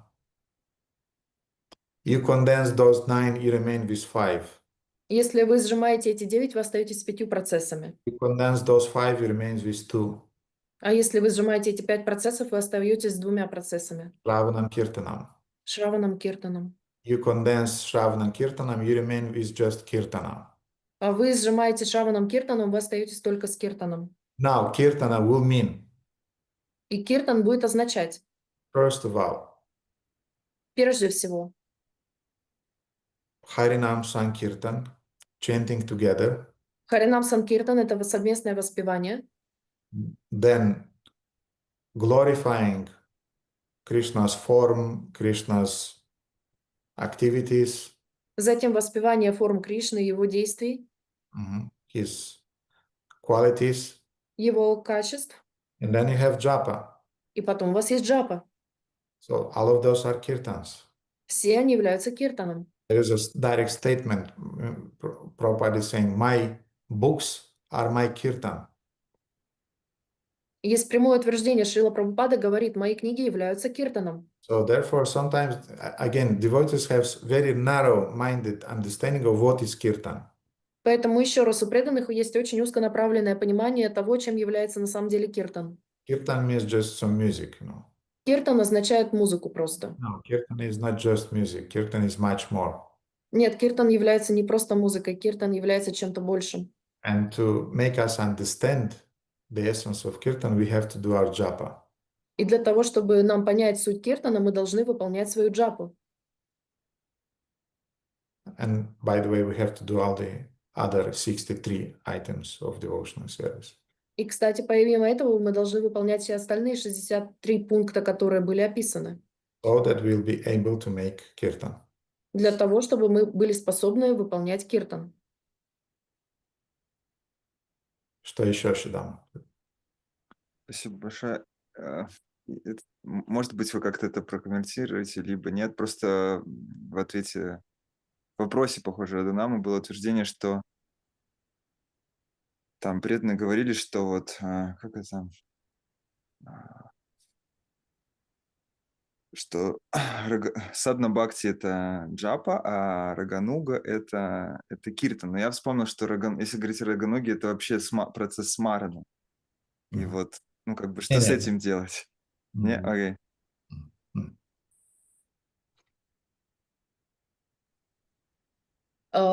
Prabhu understood that sadhana bhakti is сама запуталась. Is not Raganuga, and Raganuga bhakti is what we aspire for. Yes, some devotees consider that japa is referring to Vaidhi sadhana bhakti and kirtan is referring to Raganuga bhakti. No, that's not true. Что к Вайда садхана бхакти относится джапа, и к Рагануга бхакти относится киртан. Это неправда. No, you can do japa as Haridas Thakur did on the level of Raganuga Vaidhi sadhana. Вы можете воспевать джапу, как Харидас Дас Такур воспевал на уровне Рагануга. You can do kirtan on the level of Raganuga. Можете киртан воспевать на уровне Рагануга. And you can do kirtan on the level of sadhana bhakti. И можете вы воспевать киртан на уровне садхана бхакти. Technically, let's say that devotees on the level of Raganuga Bhakti, they more tend, that for them is more enjoyable to do kirtan in the association of other Raganuga Bhaktas who has the same ragas. Давайте скажем, что у преданных более возвышенных, которые хотят воспевать на уровне рага-нуга бхакти киртан, то они должны иметь рядом с собой таких же преданных в утомленном настроении для того, чтобы... Нет, не в ту степень. Преданные, которые находятся на уровне рага-нуга бхакти, они больше, конечно же, стремятся к тому, чтобы воспевать киртан в обществе других рага-нуга бхакт. Почему? Потому что так усиливается их рага, так усиливается их привязанность. Потому что когда ты воспеваешь джапу, ты один на один как бы со святым именем, это хорошо, это enjoyable, это приносит наслаждение. Но когда ты воспеваешь в обществе других расика бхакт, этот вкус увеличивается в сотни раз. Поэтому, конечно же, предпочтение больше отдастся на уровне рагануга бхакти, больше будет для киртана, чем для джапы. Но это не топорная должна быть сегрегация, что преданные на уровне вайди бхакти, они делают джапу, преданные на уровне рагануга бхакти, они делают киртан. Это очень топорное определение. Я никогда его не слышал нигде, я не думаю, что оно верное. Don't translate that, Krishna context. Okay.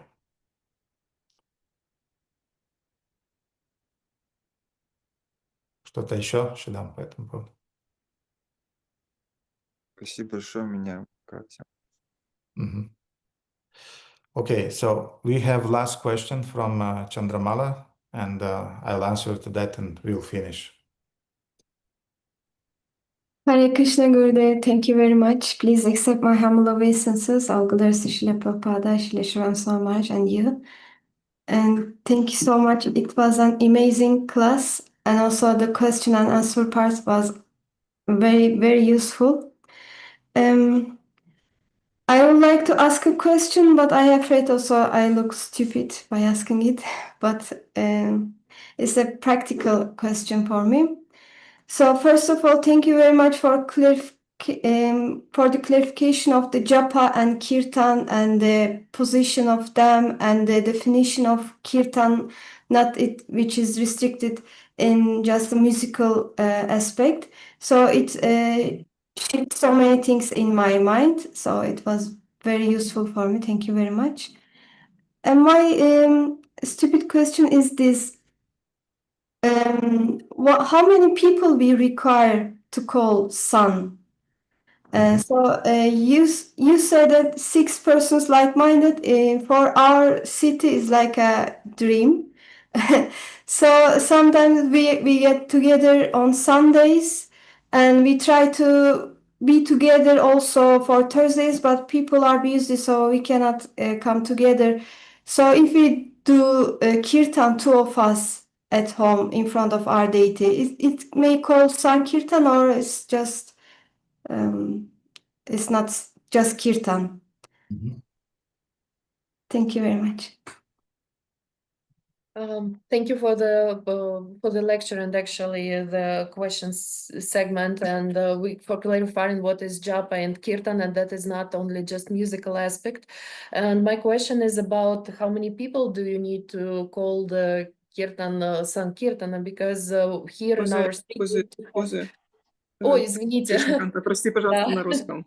Практический вопрос по поводу джапы и киртаны. Матаджи благодарит за то, что она прояснила для себя, что киртан не только является музыкальным аспектом, но у него есть также и другие аспекты. Вопрос в том, сколько человек нужно для того, чтобы киртан назывался санкиртана. Если мы говорим о 6 людях, которые также мыслят, как и мы, у которых есть такой же вкус, как и у нас, для города, где я проживаю, это является практически невыполнимой мечтой, потому что иногда мы встречаемся в воскресенье, иногда редко по четвергам. И мой вопрос, если я просто воспеваю 2 человека дома киртан, является это санкиртаном или нет?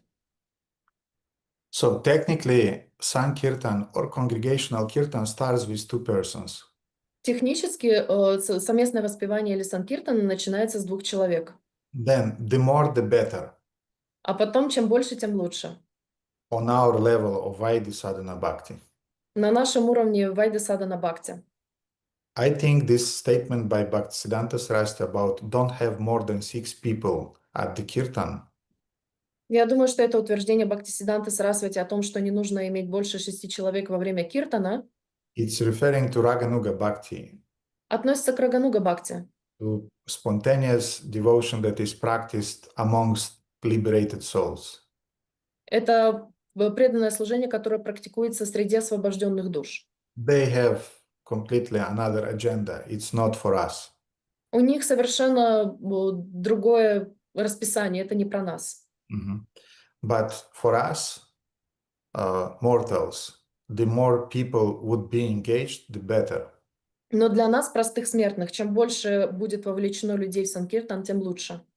And we have pictures where Bhaktisiddhanta Saraswati is leading kirtan in the gathering of hundreds of devotees from Gaudiya Math.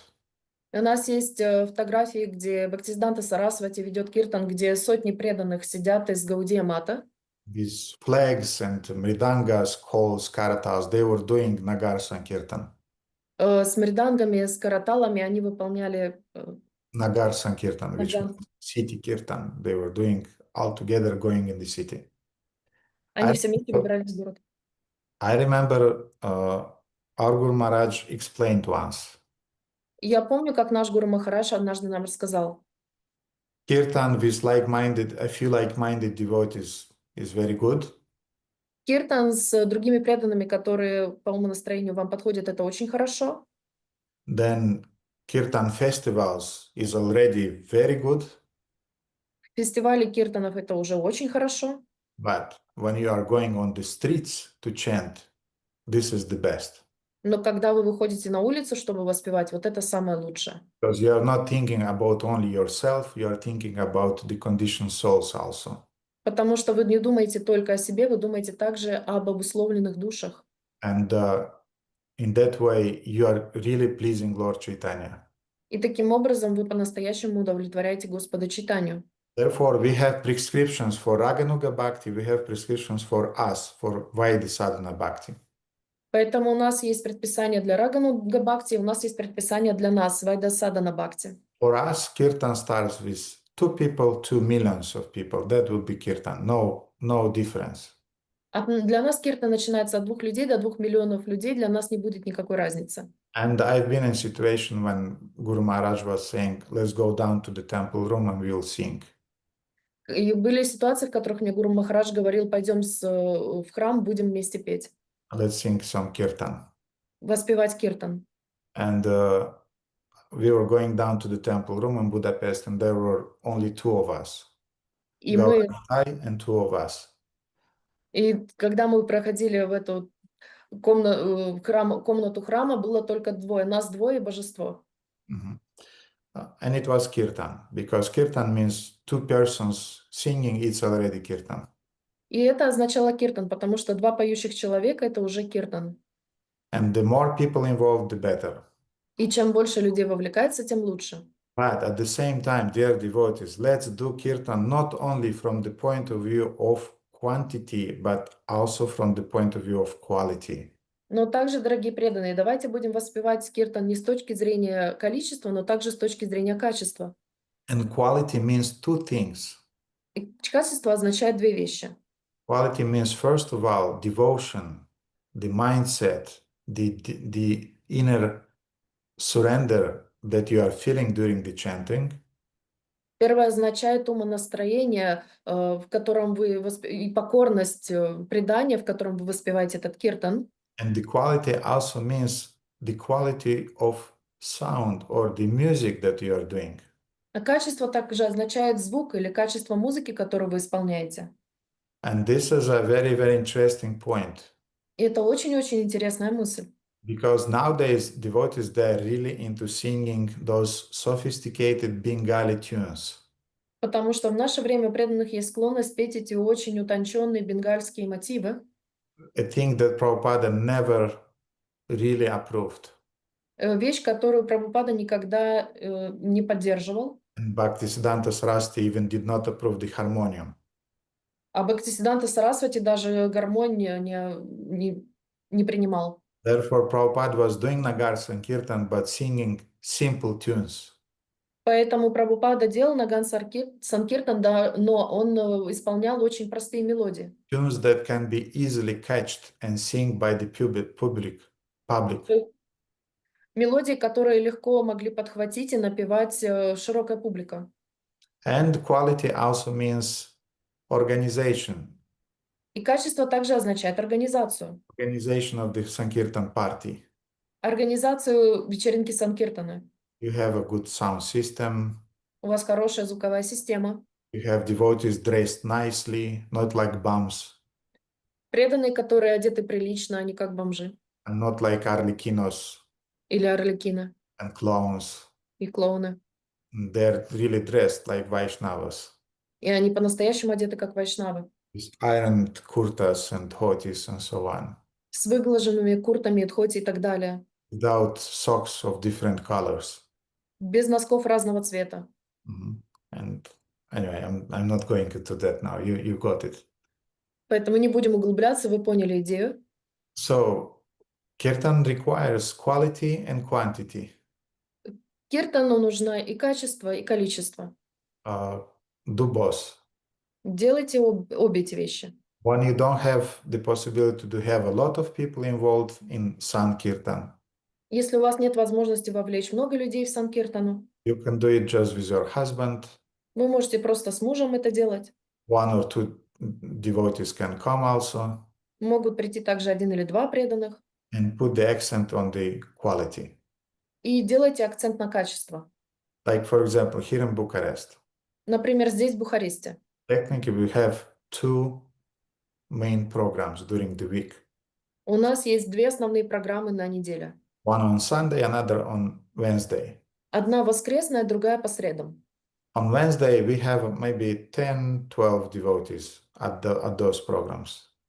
По средам у нас обычно 10-12 преданных на программе.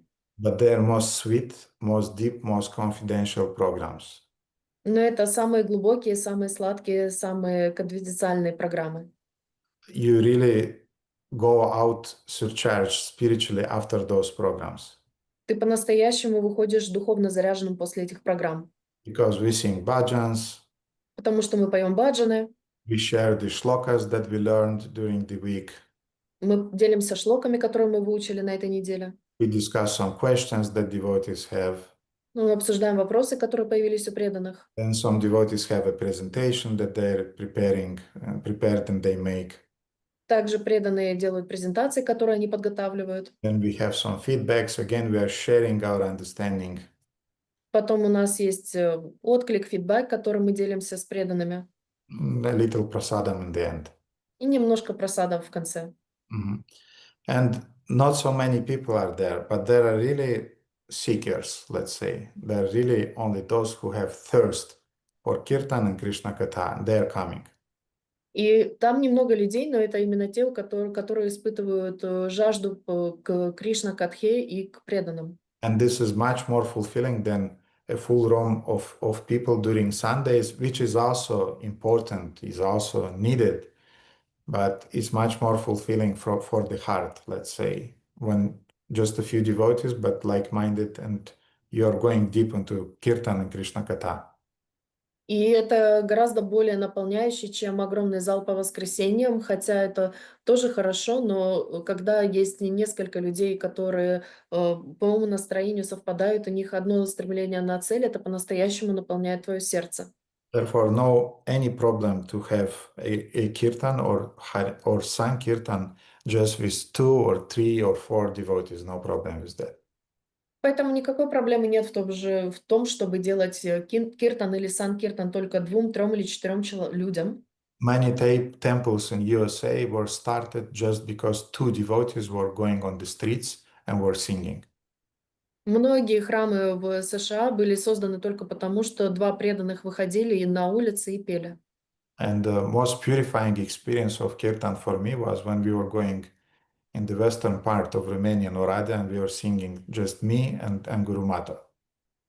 И самые очищающие санкиртаны были для меня, когда мы в западной части Румынии, в городе Орадea, спевали киртан только я и Гуру Мата, когда шли по улице. And often it was just me singing. И иногда это был только я, кто пел. And she was distributing books meanwhile. А она тем временем раздавала книги.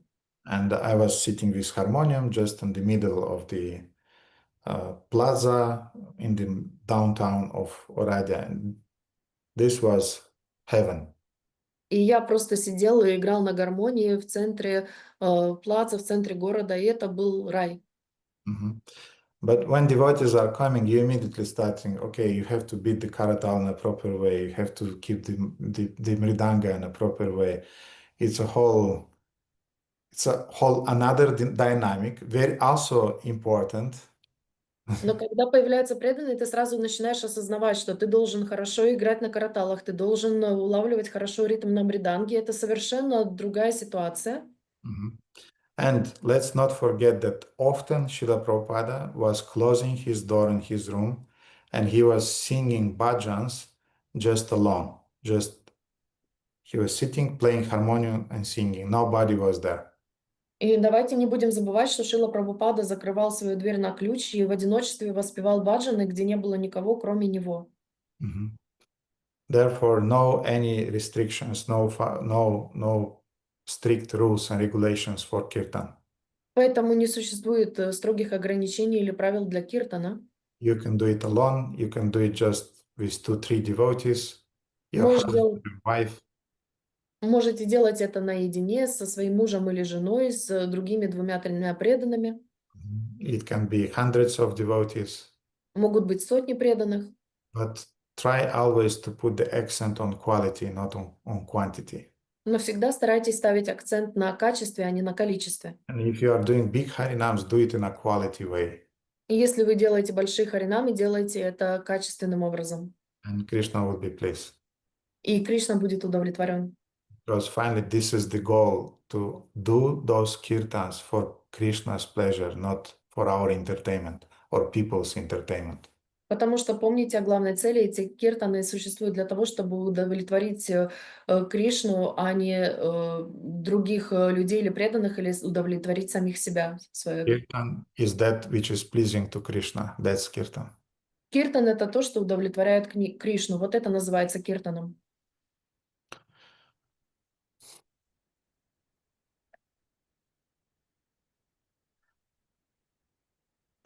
Mataji Chandramala, if you have some other questions, can you please keep for the next time? And I can see that Ivan also raised his hand. I'll reply to his question and we'll finish because it's already 12:08. It's exactly what I said, that this is the imperfection.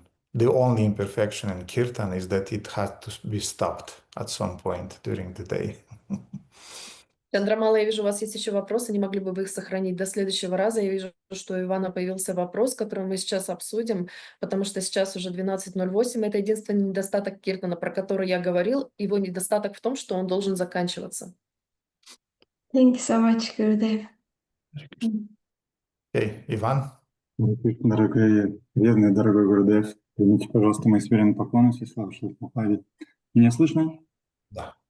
Я хотел просто уточнить вот то, что вы только что ответили. Я, например, иногда слушаю баджаны разные и сам пою. Это тоже к этому относится? Потому что я пою именно вот из сердца. Мне это очень нравится, я громко пою, иногда закрываюсь. Это тоже к этому относится? When I'm singing bhajas alone from all of my heart, is it also counted as a kirtan? By hearing others. Hearing the recordings. Yes. Я слушаю баджаны других и подпеваю. Да. Yes, this is also kirtan for sure. Да, это также является киртаном определенно. And this is the advantage of modern age, which offer us these gadgets that is giving us possibility to chant japa along with the recordings of japa of Srila Prabhupada, or to sing kirtan with our spiritual master, or to sing kirtan along with Srila Prabhupada. И это преимущество, которое нам дает этот век вместе с гаджетами, когда мы имеем возможность воспевать киртаны с кем-то или джапу вместе со Шрилой Прабхупадой и с другими преданными. And in the spirit of Yukta Vairagya, we have to use these opportunities and to take advantage of them. И в этом настроении Юкта Вайраги мы должны использовать эти возможности и использовать их по назначению. And I want to say that the kirtans in which I really felt Krishna's presence И я вам хочу сказать, что киртаны, в которых я по-настоящему почувствовал присутствие Кришны, were in two cases. были в двух случаях. When I was alone, Когда я был один, and the second one, I was in trouble. и второй — это когда у меня были неприятности. So when you are in trouble, you really sing kirtan from your heart. Когда у тебя неприятности, ты по-настоящему поешь киртан из своего сердца. But and I also had when I was alone and I was in trouble also. This was the best. А еще была самая лучшая комбинация, когда я был один, и у меня были неприятности. Вот тогда это был лучший киртан. And I remember I was singing once in the woods. Я помню, однажды я пел в лесу. My mother is staying in a very, very beautiful town called Piatra-Neamț. Моя мама живет в очень-очень красивом городе, называемом Пьятра-Неамц, It's surrounded by mountains который окружен горами, and a very beautiful river in the middle of the town. и очень красивой рекой посередине города. And often I was going into one of those mountains which is covered by woods, by forest. И иногда я ходил на эту гору, которая была покрыта лесом, And I was doing my japa. и я там делал свою джапу. And after finishing my rounds, I was singing alone in the woods. И после завершения своей джапы я в одиночестве пел в лесу. And I really felt Krishna at that time because nobody's around, you just sing for Krishna. И я почувствовал присутствие Кришны там в лесу, потому что никого там нет, там есть только Кришна. But first time I got the experience when once many, many years back in New Vrajadama, Но вначале я получил опыт, когда это было много-много лет назад в Нью-Враджадаме. at that time, maybe 15 years back, they had the last arati at 9 o'clock in the evening. В то время у них была последняя арати в 9 часов вечера. They canceled it after some time, but at that time it still was there. Они потом через какое-то время это отменили, но в то время оно еще там было. And once I came for that arati, И однажды я пришел на этот арати. nobody was there in the temple room. Никого не было в комнате храма. And the Mataji Pujari, she started doing puja, И Матаджи Пуджари, она начала делать пуджу.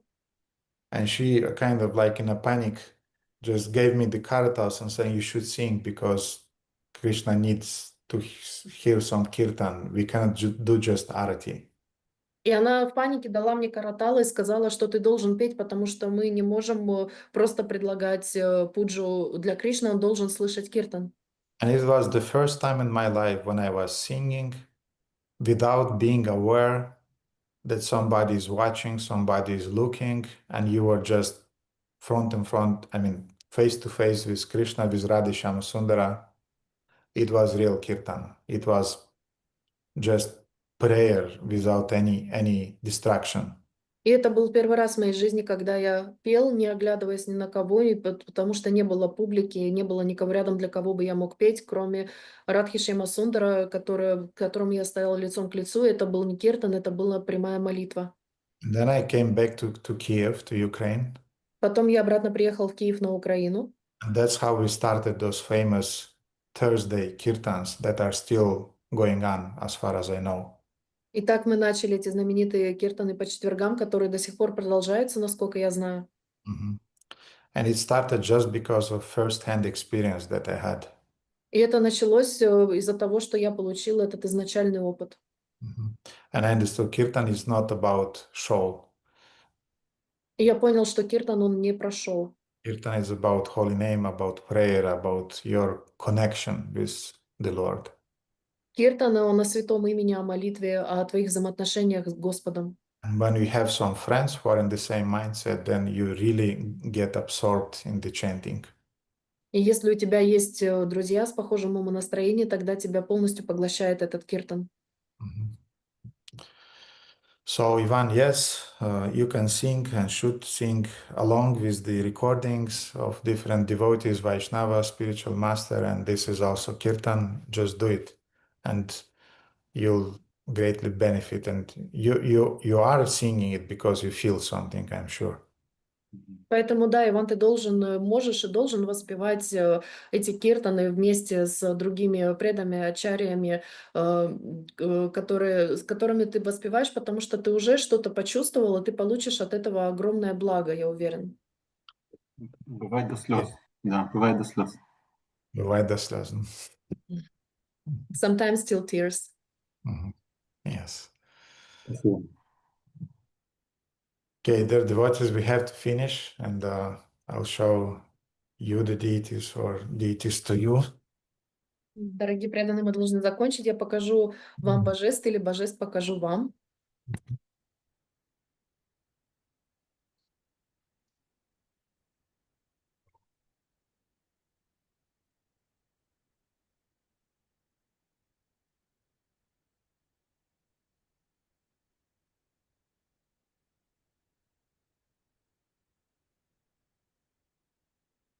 Ну,